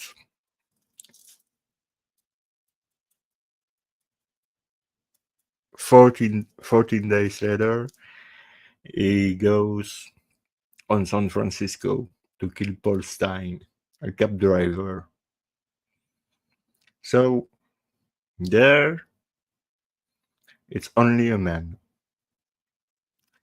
But like Shake early was saying, this guy is not maybe working like or thinking like we think. Maybe he has another view of the space-time continuum, if you see what I mean.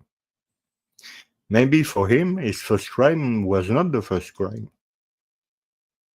Maybe for him, the first crime was, I don't know, let's say the Lake Berryessa. Yeah. His second one was the first one, Lake and Road. The third one was Paul Stein.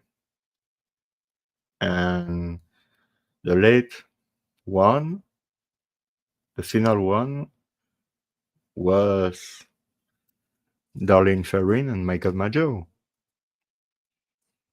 If the guy has no feeling or he don't care about the time as we know,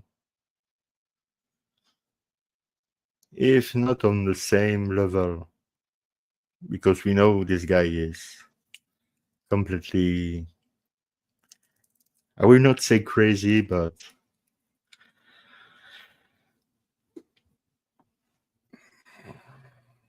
is strange. Is really, really strange. If it's only one guy.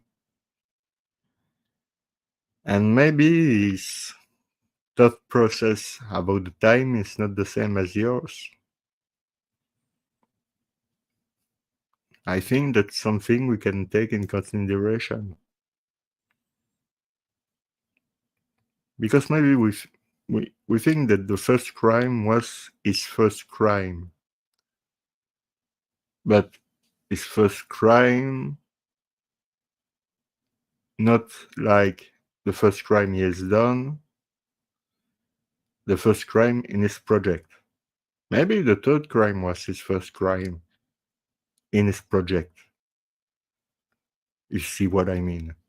I know, it's weird. It's really weird. But why not?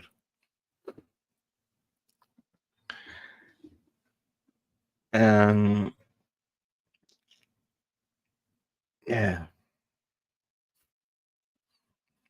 there is a lot of strange things in this case. A lot of nonsense. Like in like for the case of Teresa Albach, there's a lot of nonsense. In the GFK case, there is a lot of nonsense. In the Ted Bundy case, there is a lot of nonsense. And this case, there is all the time a lot of nonsense. In the Son of Sam case, there is a lot of nonsense. I have read Ultimate Evil by Maury Terry. Yeah, it was his view of the situation and his belief. I respect him, even if he's passed away. I respect him as a journalist and an investigator, even if I don't think he was right about, all this cult and the fact that Berkowitz was not acting alone. That's something only David Berkowitz who could answer. Not me. What is it? Okay, I don't care.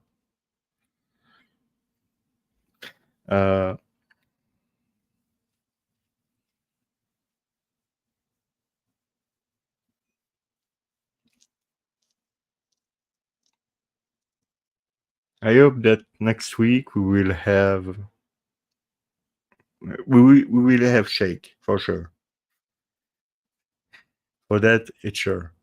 So it will be really interesting to continue to talk about his deep dive in this case with a new angle, new view. Always good to have a fresh eye on everything. I hope we will be more because it's supposed to be a panel. So a panel of two, it's strange. But if people are not havable, they are not havable. But we are going to do the show with Dark Side of the Moon. Later, we are going to do the show with Sharon and Jess. After that, we are going to do the show with Ray Gilbert, who is innocent, by the way. Raymond Day Gilbert. The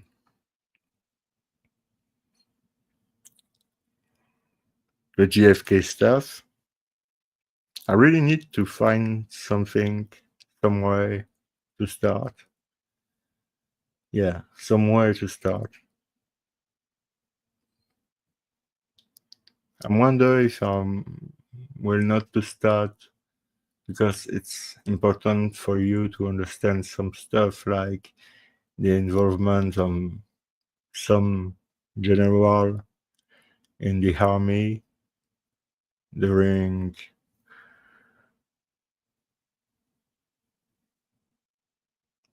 the war with the Japan. Yeah, maybe do an open mic night on the Zodiac, another case you like. Yeah, yeah. But that's what I do now. But that's something I can tell you to prepare to say to the people it should be an open mic. But it's an open mic.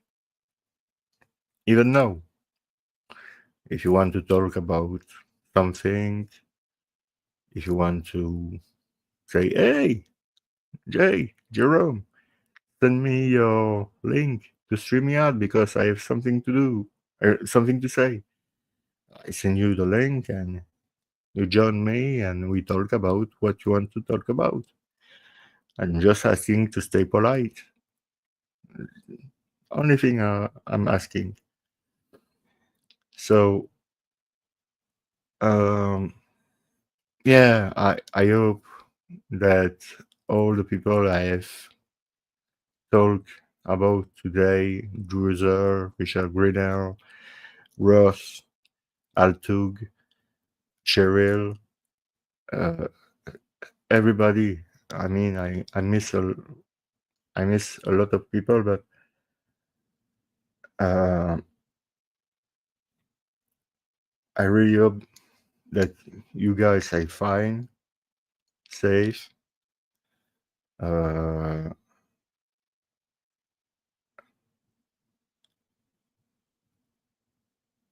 I remember that early in the chat somebody have said that Mike Butterfield passed away. I hope it's not true. I'm going to check.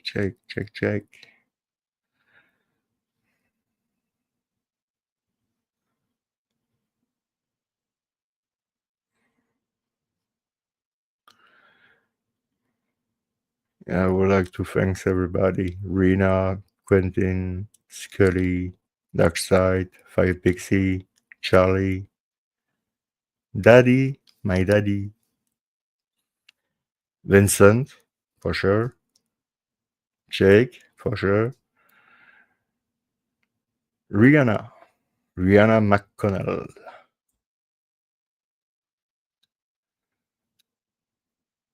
Rihanna, it's a lovely name, Rihanna. Meg, Solid Snake, Mr. GSV 650 650, Mr. GFC Mr. GSV 650,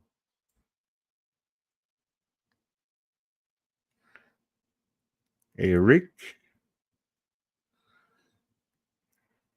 Sam Fisher, Eric L, Gutter Talk from London to New York,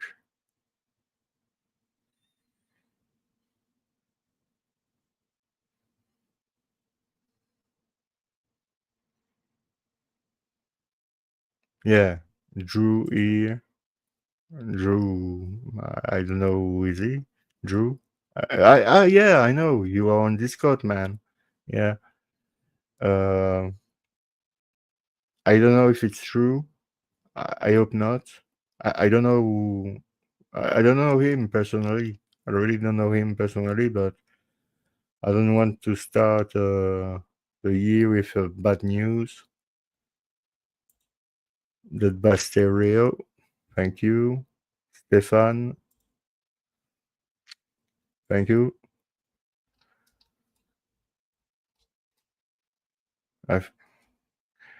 If I forget somebody, excuse me.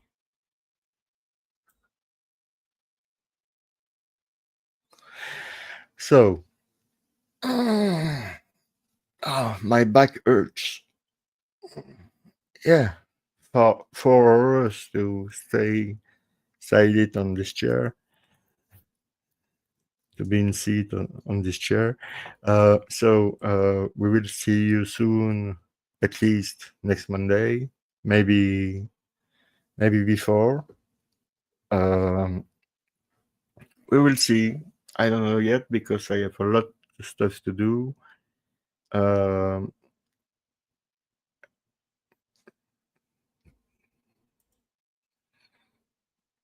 Thank you, Darkside, and thank you to stay to the end.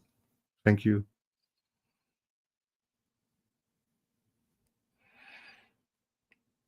Yeah, she's right. I need to rest, and because I'm not in a really great shape. Like I already told you, I have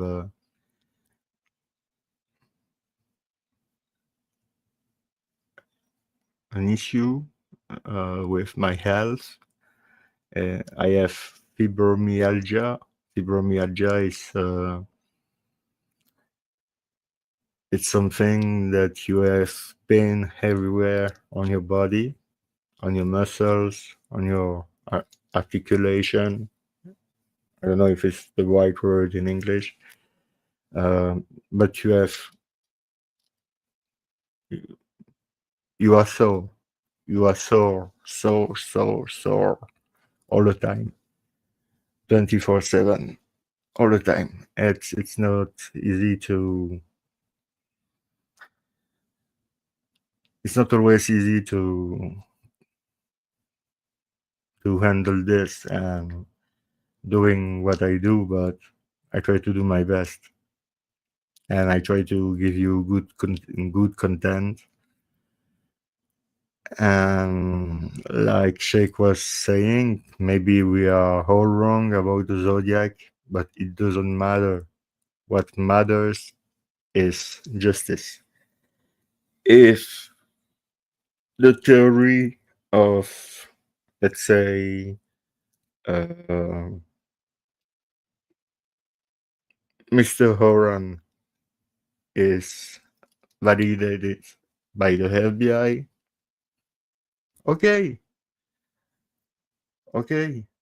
we can prove it. We have the guy, yeah. So it's great because it's for the family and the victim of the family, the family victim. Sorry, it's late.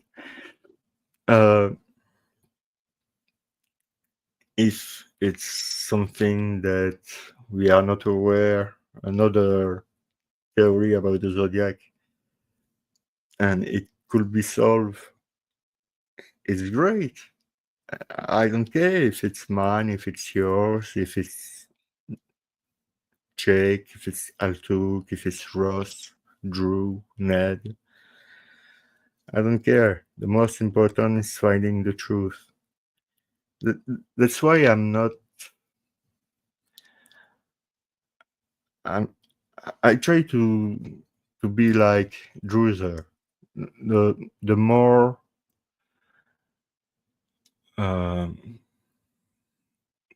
the more neutral I can.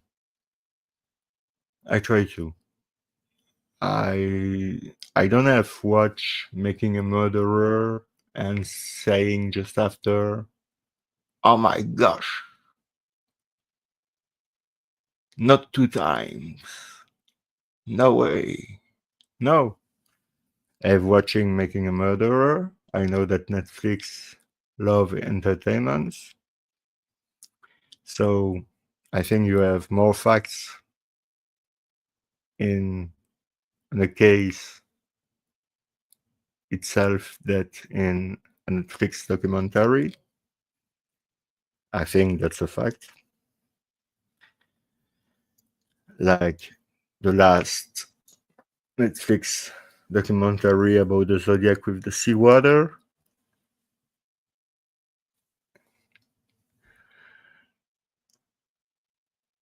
And I've made my research first with Eric Ozzy, Richard McAdam. Remember this name, Eric Ozzy. my good friend Richard, who passed away in 2020, August 1st.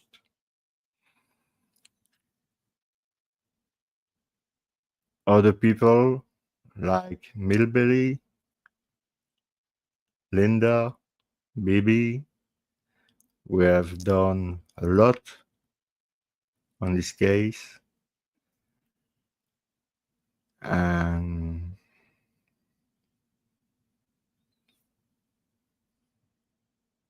I don't think we have been dumped, like a lot of people said, by Netflix, because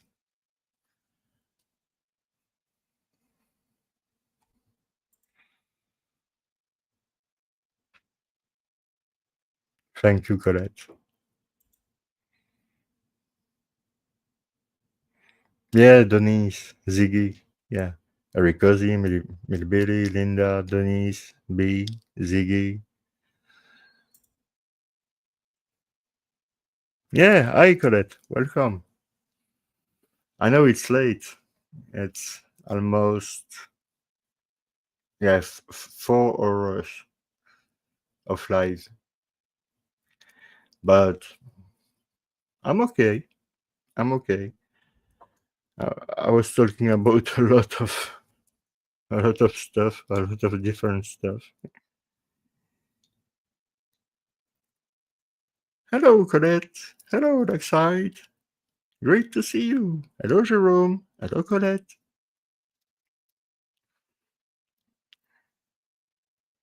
Colette, like you are here. If you have any question, it's an open mic. So you can ask any question you want. And if I can answer, I will.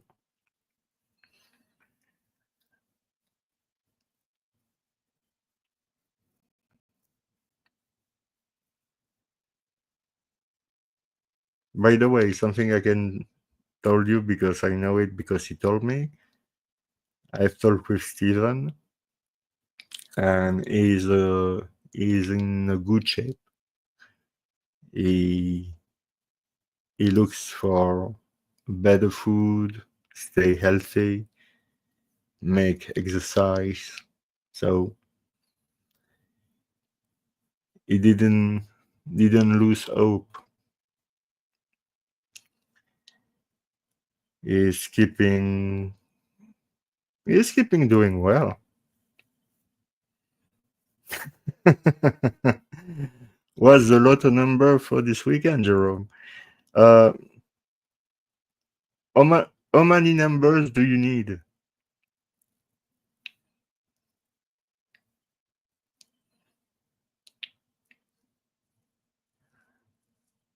5, 6?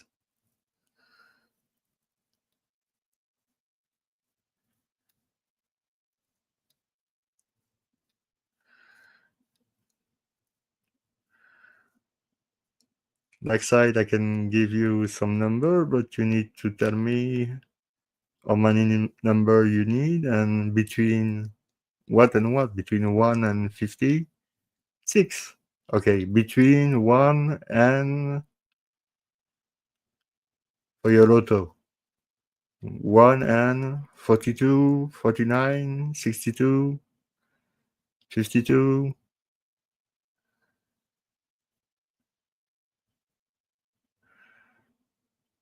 I need to know how many numbers there is in your lotto.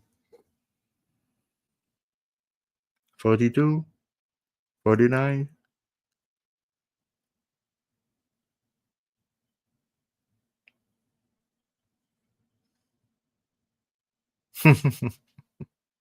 If I win, I will have the money with you.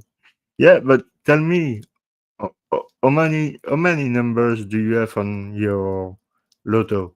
It goes to 1, 2, 42, I don't know, 62, 52, 60, 50, 50, 40.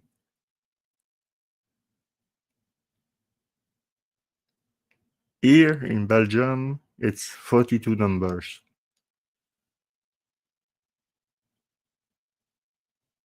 Okay, I'm going to give you 6 numbers.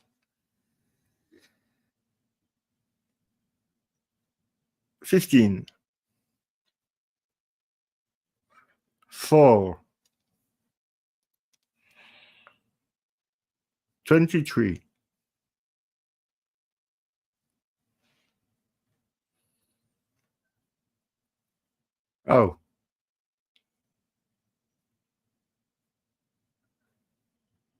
59 numbers. Okay, 59. 59. Okay. I restart. First number 48. First number 48. Second number 37. Third one 11. Fourth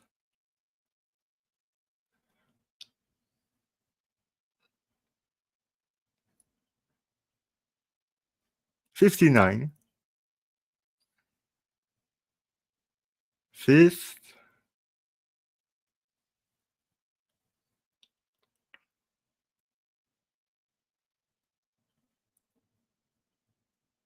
37.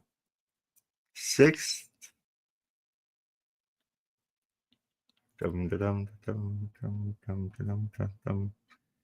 23.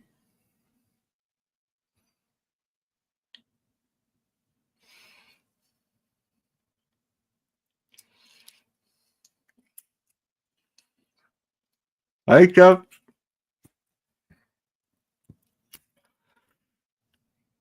hope you have wrote your number, because if you win, no, I don't want the half of the money you will win, but if you have $10 million, you can give me maybe 25,000, 30,000 on 10 million. It's not a lot. Yeah, 30,000. It will be great.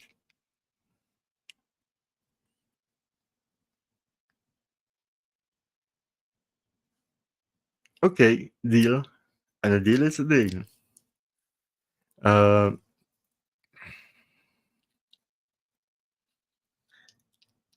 Yeah, so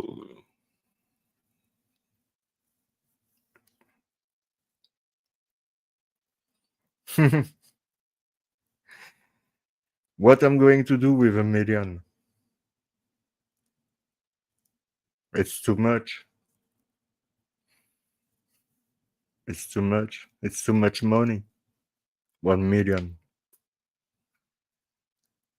No, I don't need so much money. Just with a little bit, it's good.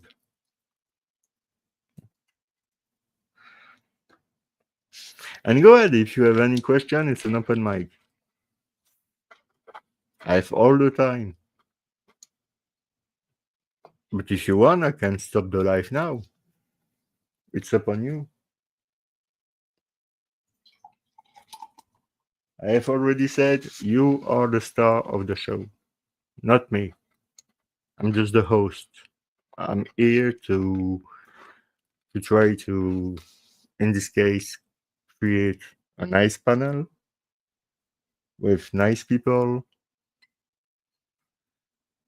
But in reality, I'm not a YouTuber. I'm just a host here on my little YouTube channel. And thank you for all the new subscribers. I see there was a lot of new subscribers. Thank you very much. I'm really suppressed. I'm really suppressed that you are interested by everything we do.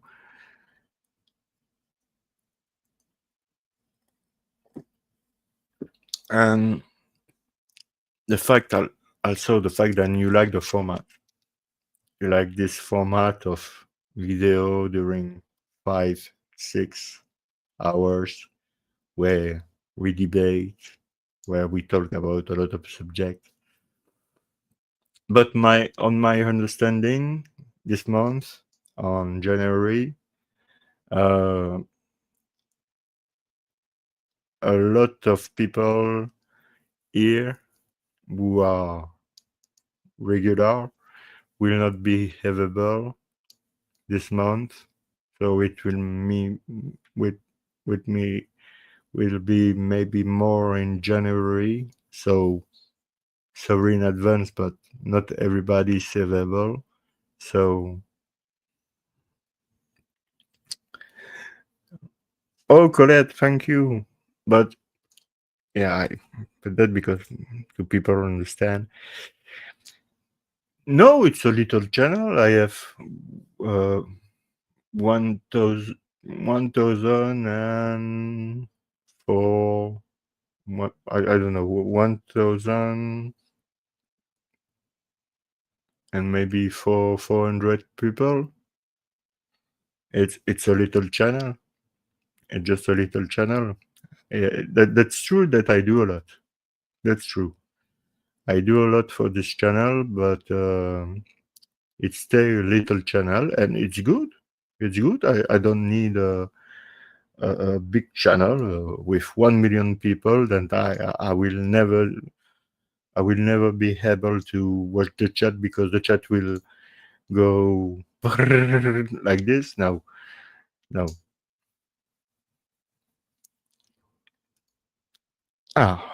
We have Mr. GBD guy. JBD guy. The only murdering I'm interested in this day is some of them world famous Belgian fries cooking in beef tallow, baby.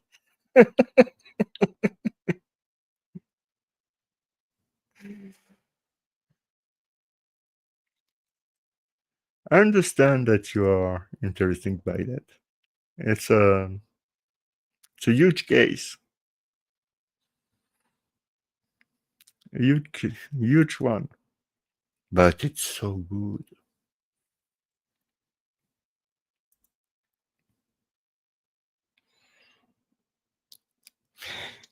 Yeah. That's true. That's true that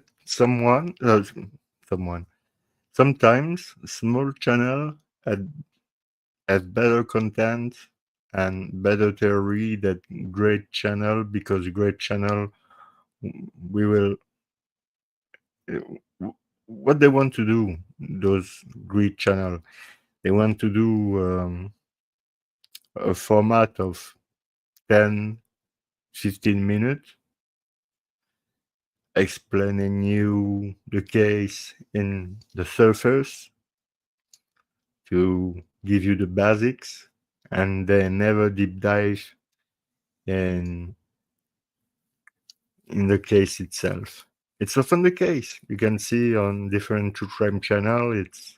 It's often the case. They talk about a case for, let's say, 15-20 minutes, and after that, over. It's another one. So, but it gives you the basics. Here, me, I'm not a professional. You see, it's not recorded. It's not. I don't have my paperboard with my stuff I need to do. I need to say I'm just here by myself with my thought, with you guys, with you, and I hope we spend a good time together. Me, I spend a good time with you.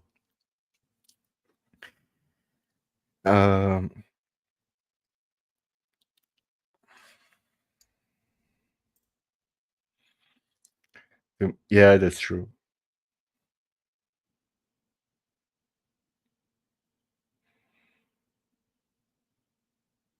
Yeah. Oh, thank you very much.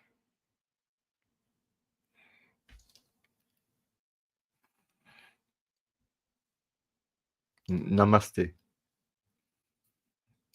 I say namaste because I was watching Lost, the show Lost. Do you remember Lost?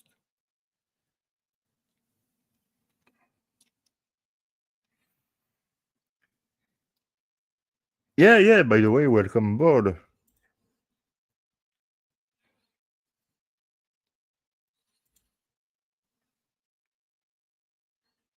Oh, thank you very much. Really, it touched me.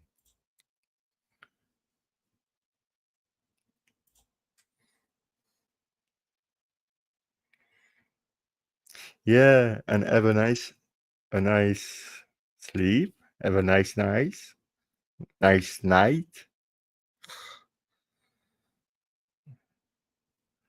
and have a beautiful dream. And I hope you will spend a nice week. We are just at the beginning of the weeks. I hope you all will spend a nice week, and I hope it will be better for people in California, because I wonder if there is news about that. I don't know. I'm thinking about my friend Ross, who lives in Los Angeles. I hope he's fine. I mean, everybody's fine. I hope everybody's fine.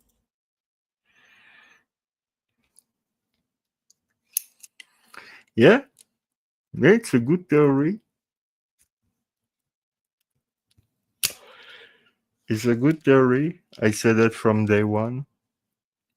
I don't know why he believes that I have trashed his book. I'm going to take his book. Take his book.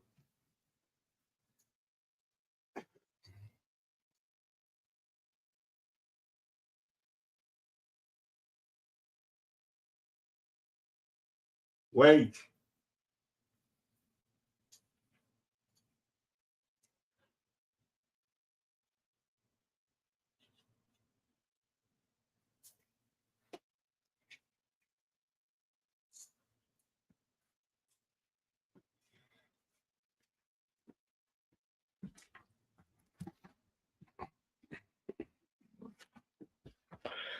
There's this book.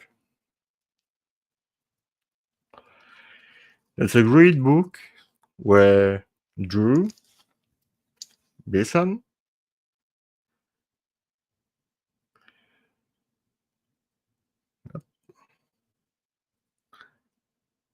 explain his theory about Alan and Jenny. And it's an excellent theory. The only thing that I disagree with him about that, and we could be we could be on disagreement about that. It's for him. It's Chene and Alan, and for me, it's Chene and Panzarella. This the only distinction. And Drew had wrote other book like this one. It's a novel, but a good one. A really good one. He is also writing a book about Ted Braden being D.B. Cooper. Yeah. Channel the Puppet Master. Yeah.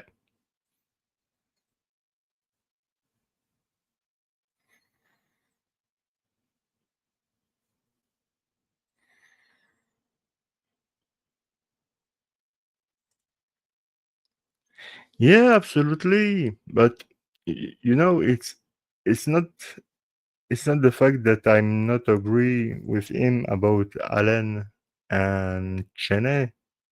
This is not the problem.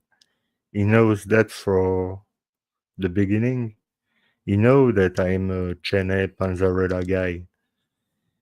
No, he simply said that I have trashed his book.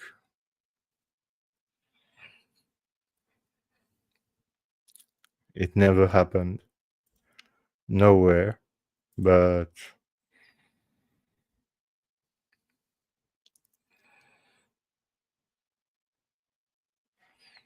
absolutely. I 100% agree with you. Yeah.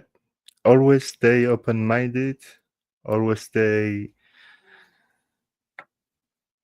kind and polite with the thought and the theory of other people, because you are not God, even if I don't believe in God. So, like, we are just human. We all made mistakes. Like I've said before, the holiday, it's not pleasant subject. Talking about murder, people who die, people who lost their loved one. It's not an easy stuff to do, but it must be done. For what? To try to have more justice. And if we can help, it's good. If we were wrong, we were wrong. There is no problem with that.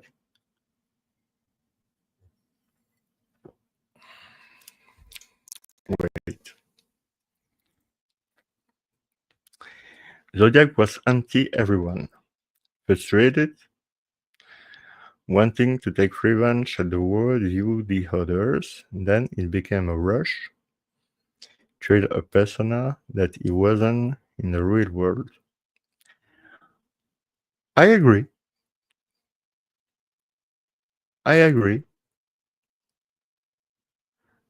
With this psychological profile. I agree. I have my theory, and I don't claim to be right. The evidence and witness and victim is what I start with. And it's always the good way to start like that. Always. Because if you take your person of interest and you try to link him to what you find, it will not be good. You need to do the opposite. To start from zero, start from the victim families, victim, crime scene, document, police report, forensics,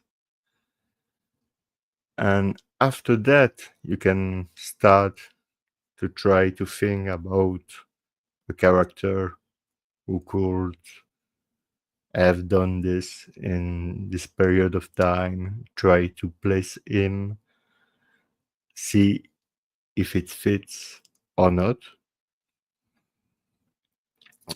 So it's a lot of work. You see, Jake made a lot of works, and it's funny because at the beginning that I have started this channel, it was to talk about making a murderer, but after I have talked about different subjects, and for now, it's a lot about the Zodiac. It will maybe change. I don't know. We will maybe do another panel with another subject. I don't know. I don't read in the future. But it's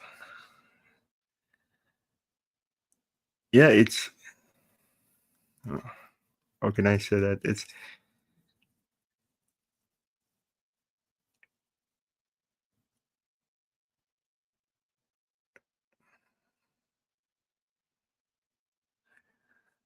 I forget what I was thinking. Sorry. Maybe it will come back, but I was reading something and I forget my thought.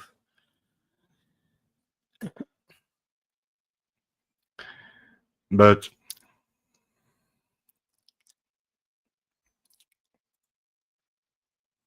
Alan makes a such good suspect, but no DNA, not fingerprints, to tell what that missing puzzle piece is. True. And the head and writing doesn't fit. The profile doesn't fit.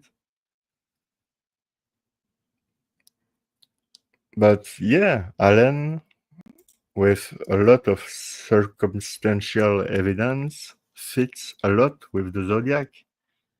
That's true. But how do you know that? Because Chene and Panzarella. It's Chene and Panzarella who have told to the police about Alan. The police was not interested in Alan in the first place. Never heard about him.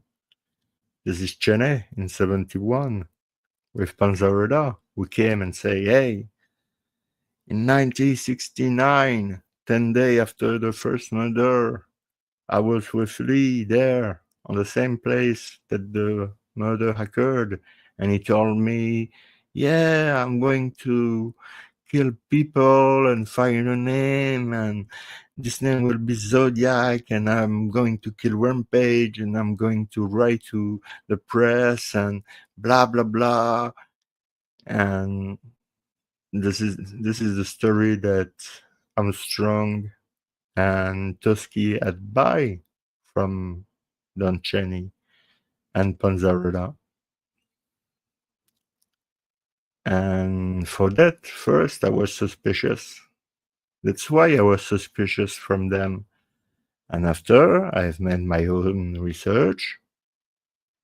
And I think that it's possible that they are involved. I think of true crime like what will hold up in a court and get 12 jurors to convict. We are not there yet with Zodiac. That's true.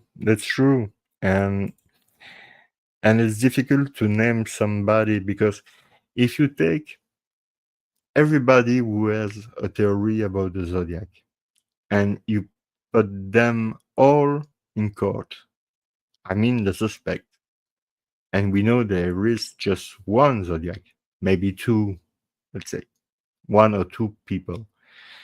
There is more people who are suspected to be the Zodiac than the Zodiac itself. So let's say on 300 people, you will convict 299 innocent because they are not the Zodiac. So you need to really be sure to have your stuff and to be able to be before a court of law with proof who shows that your suspect is the good one.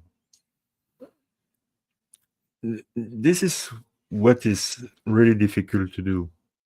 That's what I said last time, and I'm going to repeat it. Last time I've talked with the FBI, they told me, the only way to not reopen, but to go forward in this case is to have new evidence, new material evidence.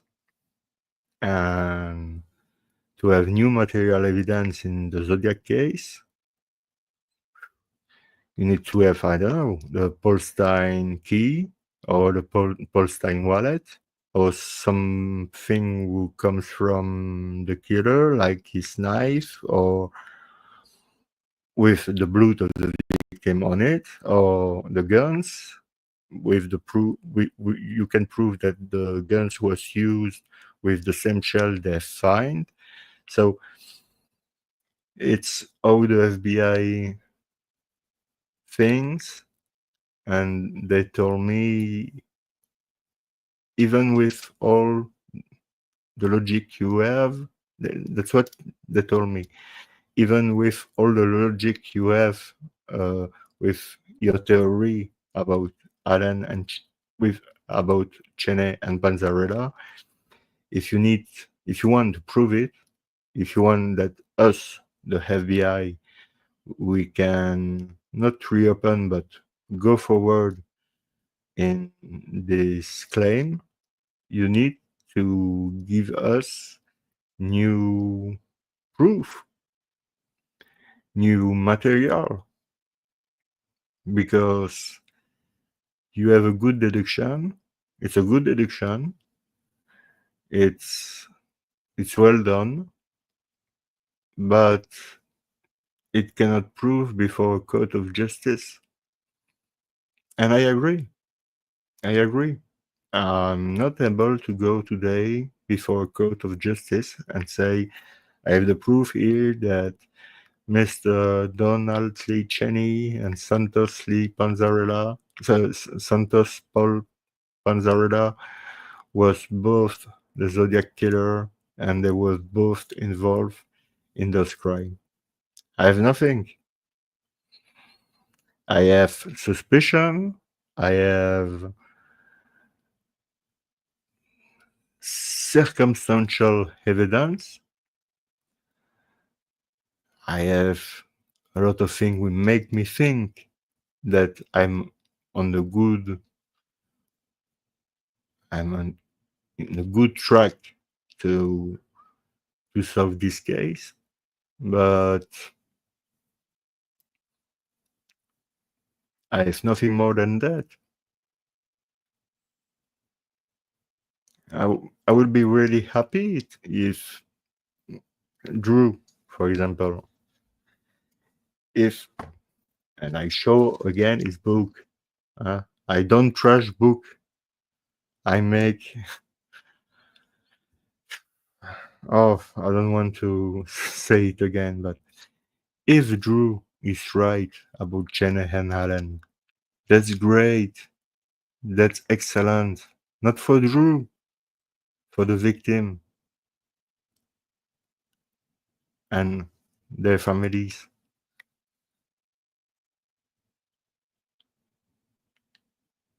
That's the seeking of the truth for more justice.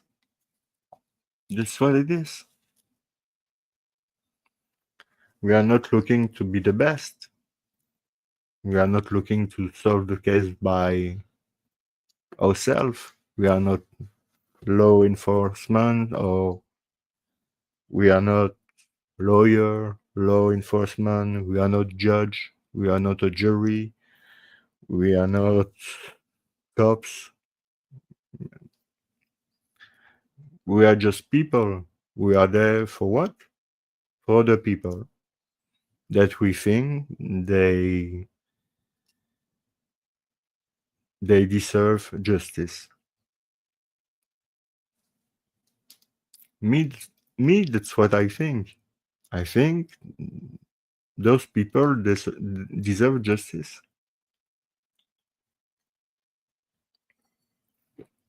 And other people too. If it's possible to prove that David Berkowitz, the son of Sam, was acting alone, it's great. It's really great. If we can prove that Ted Bundy had done killed 38 or 36 women, but 120, it's great.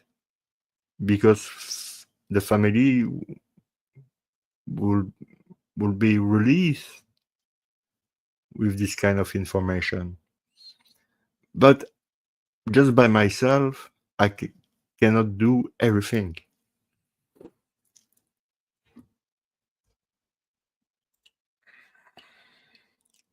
No Zodiac book has that bingo in it that could go prosecutor and law enforcement and solve the case. I know.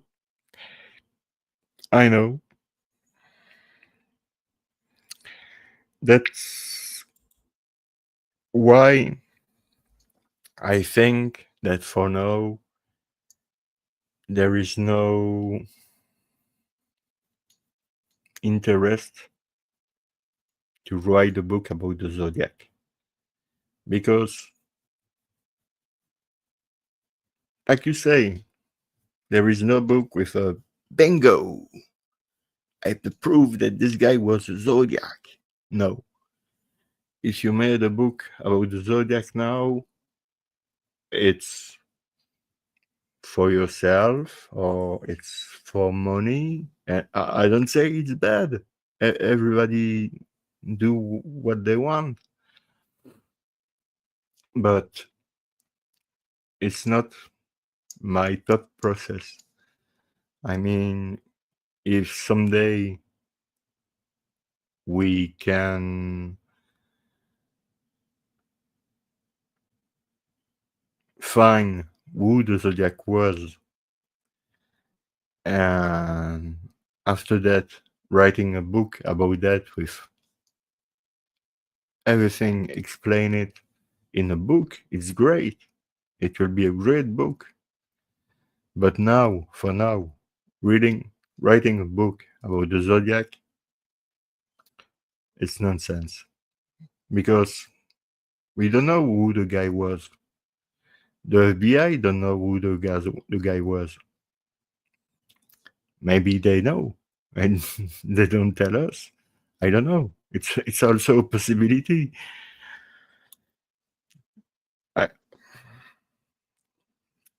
But yeah, writing a book to say what?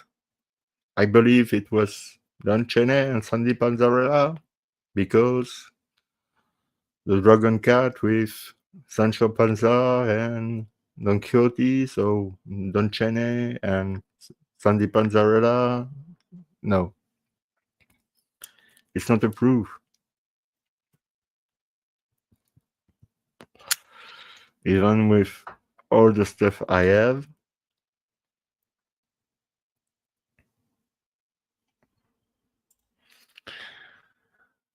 I need to know what book is the most accurate. It when yeah.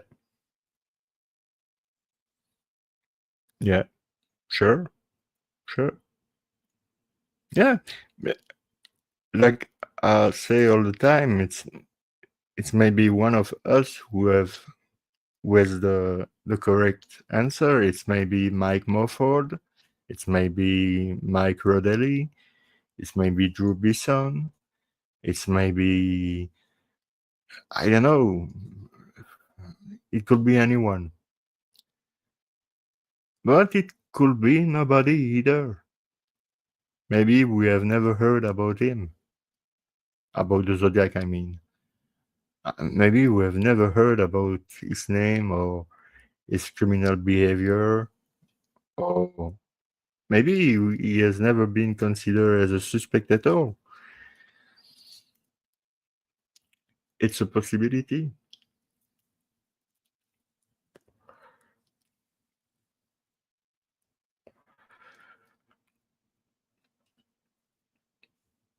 I've read a book named Chaos by Tom O'Neill about Charles Manson, the CIA, and his involvement in the crime of Sharon Tate and La Bianca and everything around that. And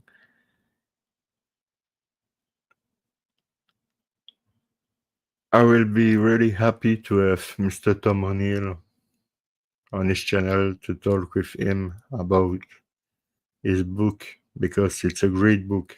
It's a really great book. Chaos, Tom O'Neill. In my opinion, it's only in my opinion. It's really a great book, a great one. And I think one day I'm going to do something about Charles Manson because that's something who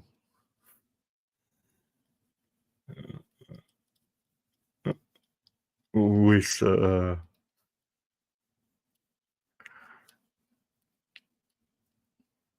I don't know how to say that, but every time I heard, yeah, Charles Manson was a serial killer. No, he wasn't. No, Charles Manson had killed anyone. No. Maybe Tex Watson, Linda Kasabian, Susan Atkins, those girls, and Tex Watson had killed Sharon Tate, people with her, and Rose and Lino LaBianca. Maybe. But maybe it was not related at all. Maybe it was, again, a drug story who turned around, relate with the CIA again. Alan, in my opinion, loved the concept of people thinking he is the notorious Zodiac, but it's not him, and he likes to play the game. Yeah, I agree.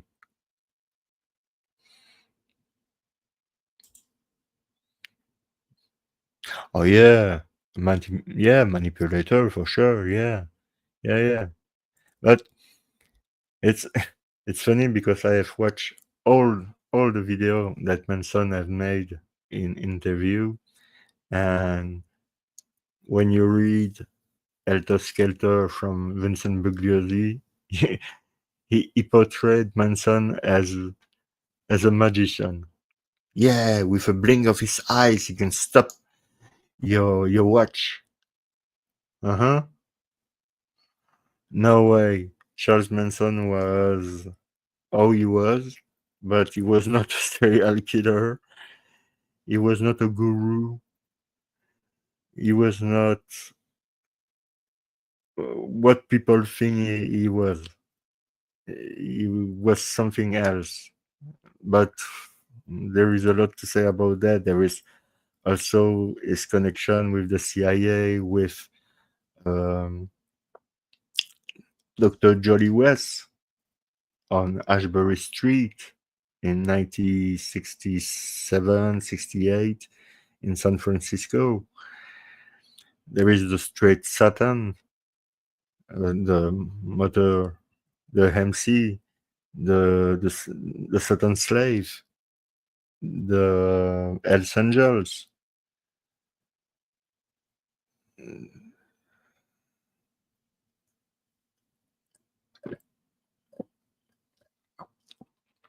There is a lot. There is a lot. A lot.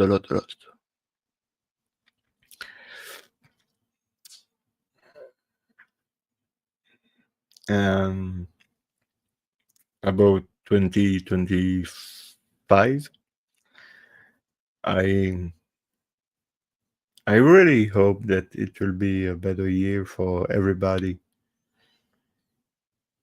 Maybe it will be worse for some, better or better.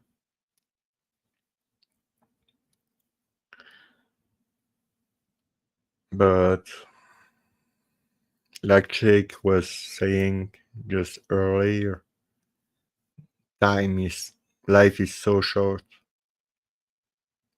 The clock is running.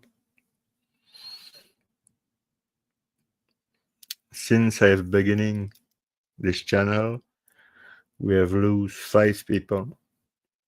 5 people dies from our team. And it's not always easy to process and making his grief because you don't know the guy and you start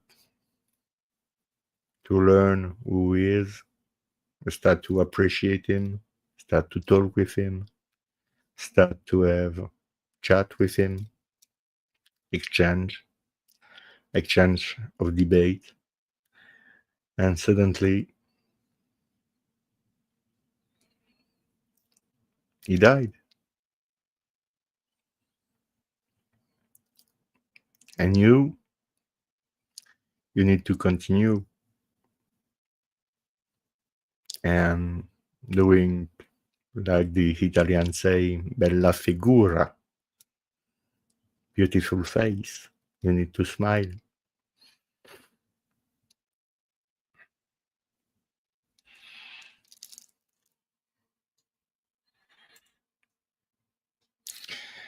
Manson brought sex and drugs into his realm, which into young people made it easy to obtain followers.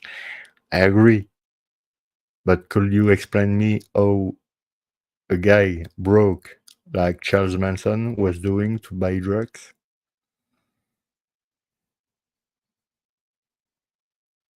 Me, I can answer. I can answer directly to you. The drugs was given to him on Ashbury Street by the doctor Jolly West.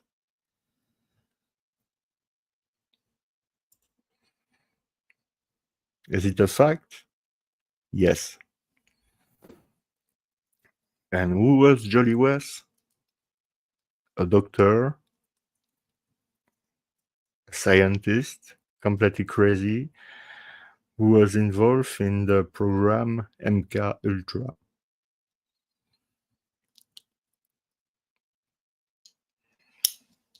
And this is the same guy who have insert the concert on Jack Ruby.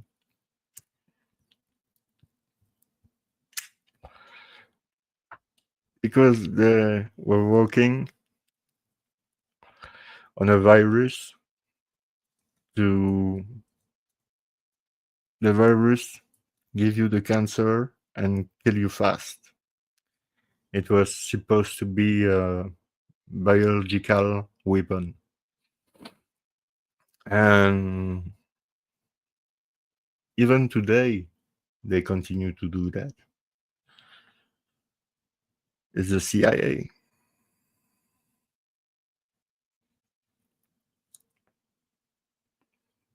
I don't like them. If they want to recruit me, I live on Mars.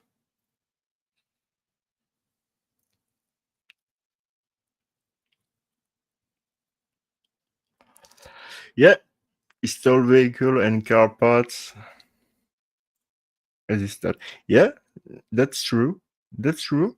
But when the police had made several I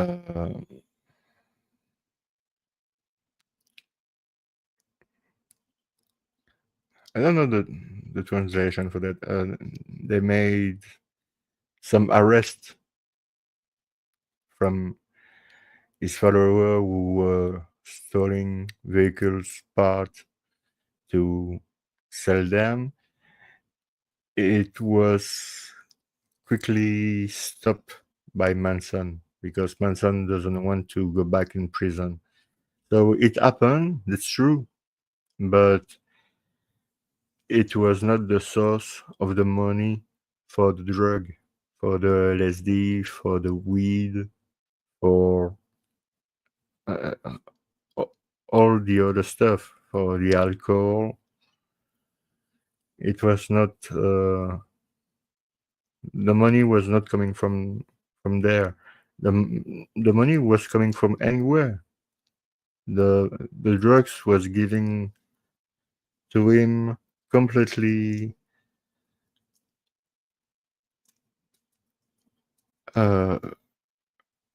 Free by Jolly West, Dr. Jolly West, who were working in a bureau on Ashbury Street, and even years later, people who have made investigation Manson say, "Oh yeah, I remember Charlie with the girl. Yeah, they were here all the time to see Dr. Jolly West. Yeah, for what?"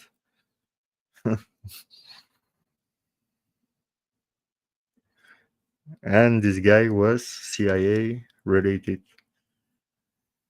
What was the idea behind that? I don't know.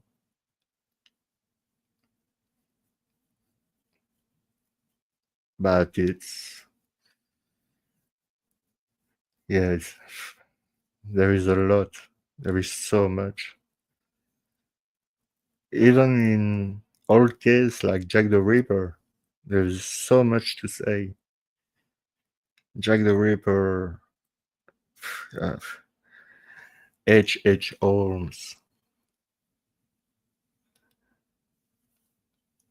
We don't talk so often about women who killed, like Eileen Warnos or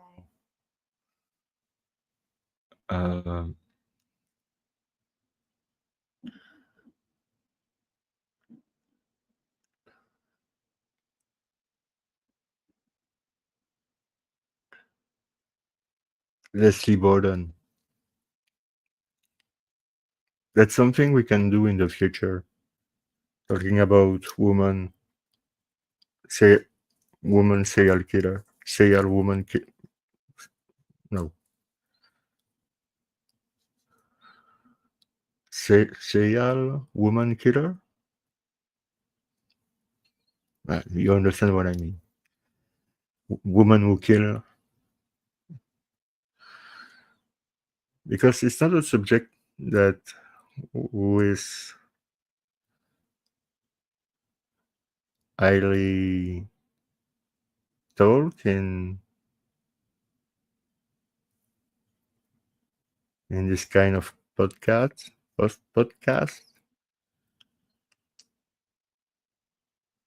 But yeah, I really hope that 2025 will be better. And like I always said, and I'm continue to say, if you have anything to say, a case you want to know more, or you know somebody who was involved in a crime, is not is completely innocent about the crime is being convicted for, or if there is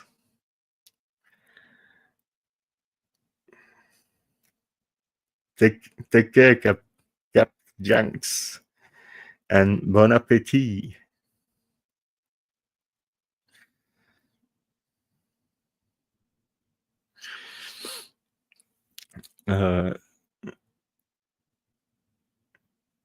And thank you very much to have stayed all this time with me. Thank you very much. And yeah, if you have something to share with me, you can contact me here. This is the Zodiac at gmail.com. Contact me if you want to talk about a subject. It could be anything. You want to talk about a subject that nobody knows? That's something that a friend of mine do. Jess Rose. Great channel. She's in the description here below in the links. Jess Rose, a friend of Sharon Young. We are their voices. This is the name of the channel. every week, Jess talk about a story that we don't know, we have never heard of, and a story like not so hard to understand that the Zodiac or something like this, but a true crime story. And what she do, it's excellent, and she need to take a lot on her shoulder to talk about all this case, because it's a lot. Believe me, it's a lot.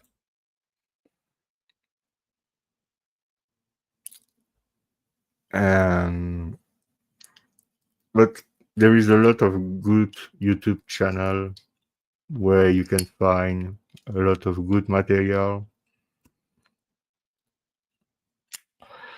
But we can talk here about everything you want. John Benet Ramsey, Maura Murray,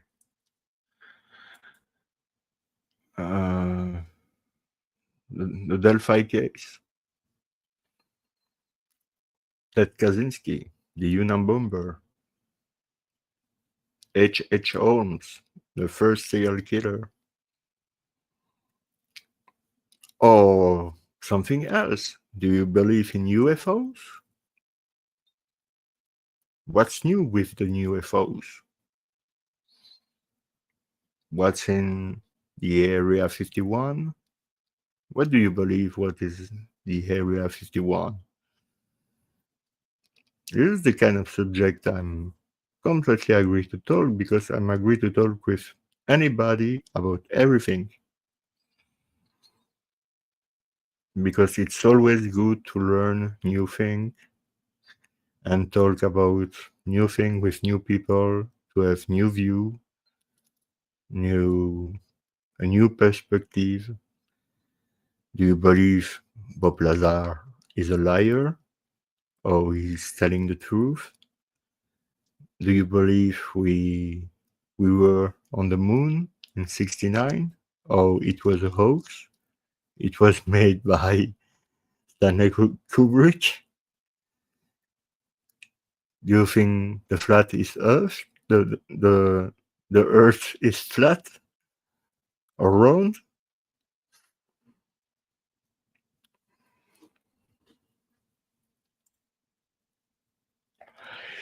There is a grand documentary you could watch called Murder on a Sunday Morning. It won an Oscar. My #1 documentary. I can find it on YouTube. Is this a documentary I can find on YouTube? Murder on a Sunday Morning.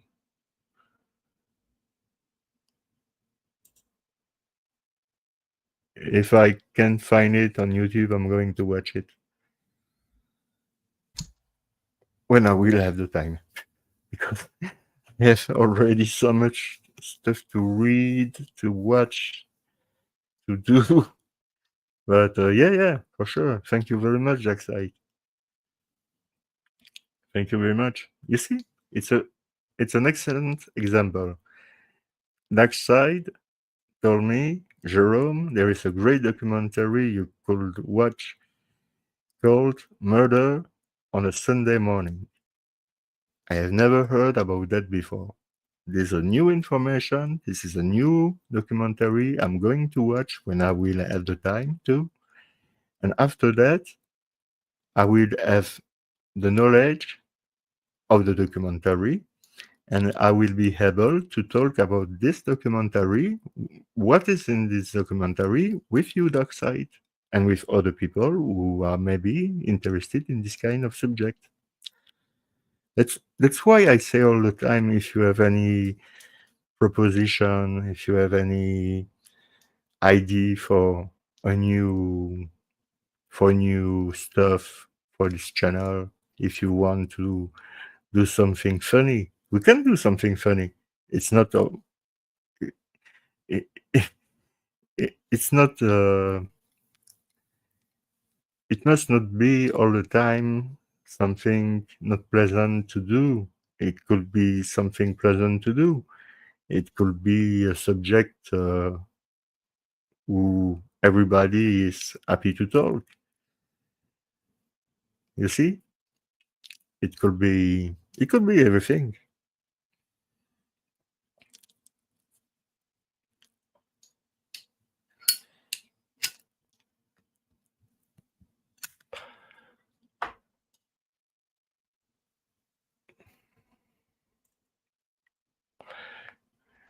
The cops are bad in this one.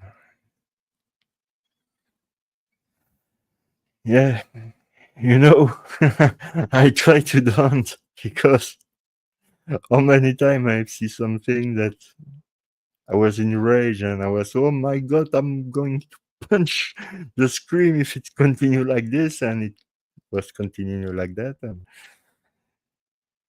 no, but I will stay cool. But yeah, I know that there is bad cops, there is good cops. Pat McGuinness was the young boy lawyer. He sadly passed away. I'm sorry for him.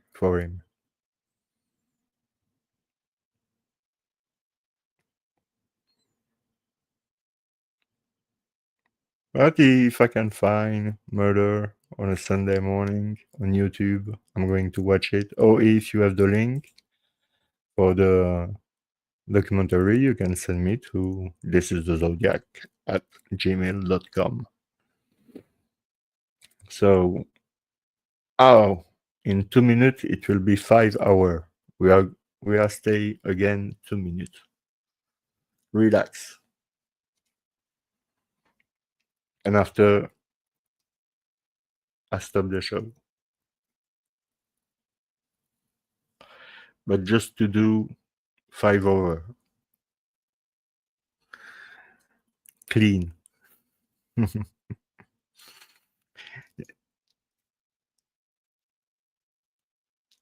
Oh yeah, you can send me on Discord.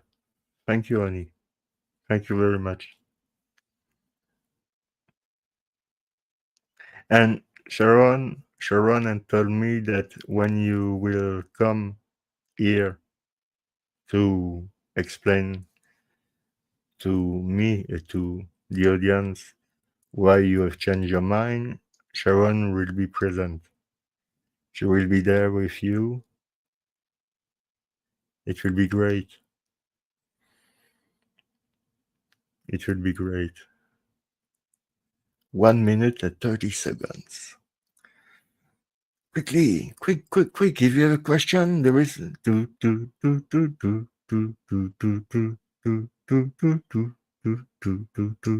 1 minute left. Only 1 minute left.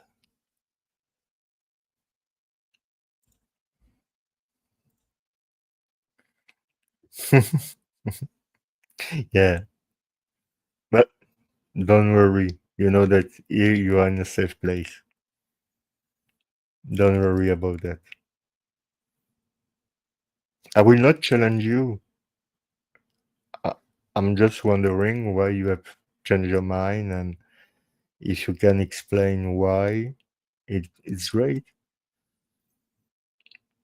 And everybody have the right to have their own opinion. 30 seconds.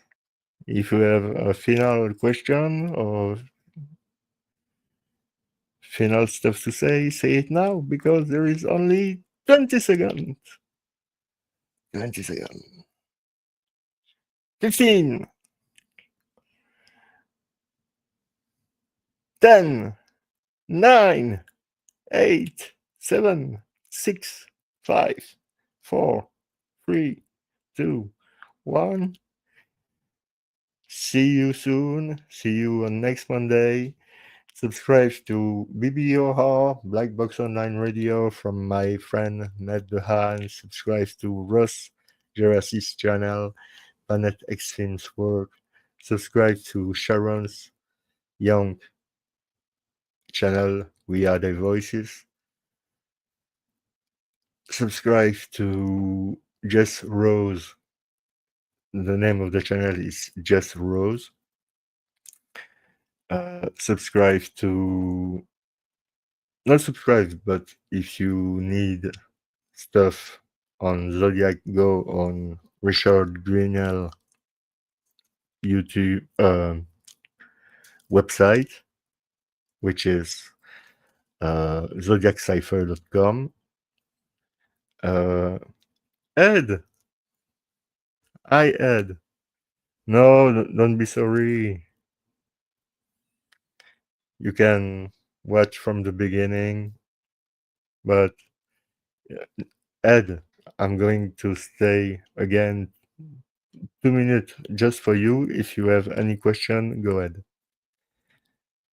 ahead. Subscribe to Drew's channel, Drew Crime, True Crime, the podcast, because he's pissed off on me, but it's up to him. Me, I have nothing against him.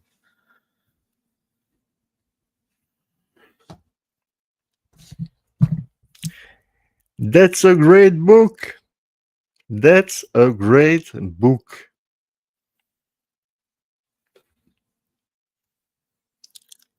If that is trashing a book, yeah, I'm trashing a book. If saying that it's a great book, I'm trashing your book. So subscribe to Vincent channel, New Hoax.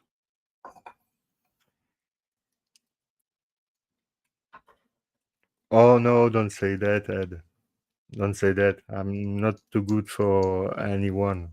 I'm just me. And Drew is like he is.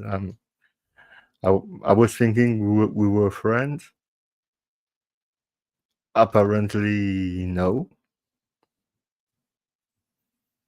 I've tried to understand why. I have made a video here on this channel that I'm sure you have seen. I don't had any response. I have had a response from somebody else who have explained to me that I have share a link. Yeah, share a link on my Facebook group about a video that Tom Vogt has made about his book. But when I have asked the link for this video, the video was not available from a long time, apparently. And I have made my research, and I have asked my admin on my Facebook group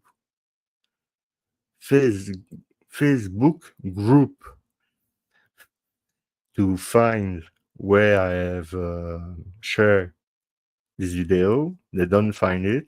I don't have find either.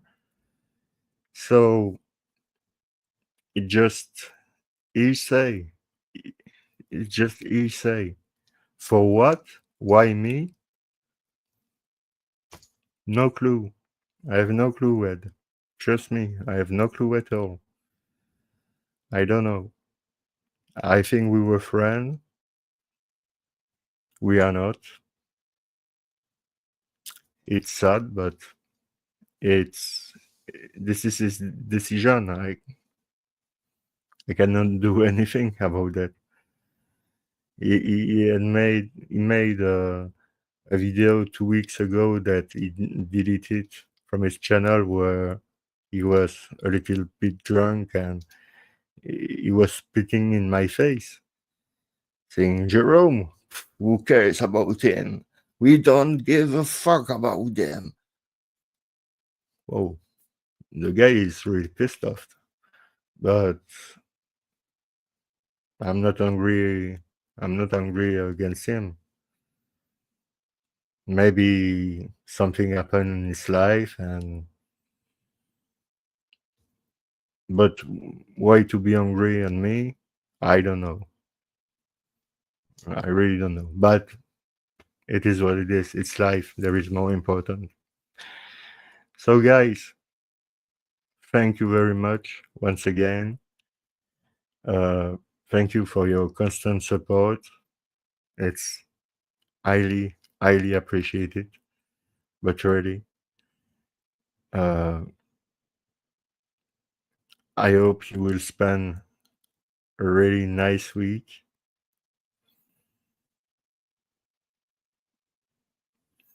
Yeah, me too.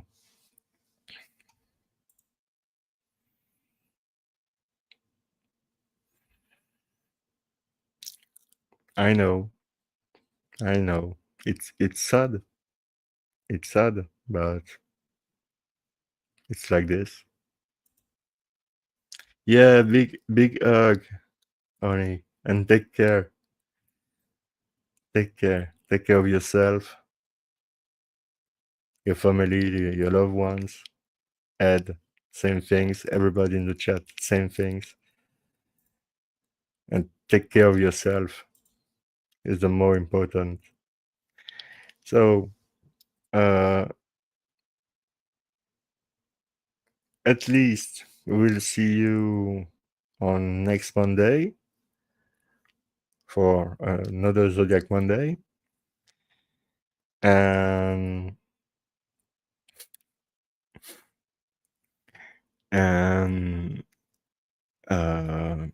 during this time, spend a nice week.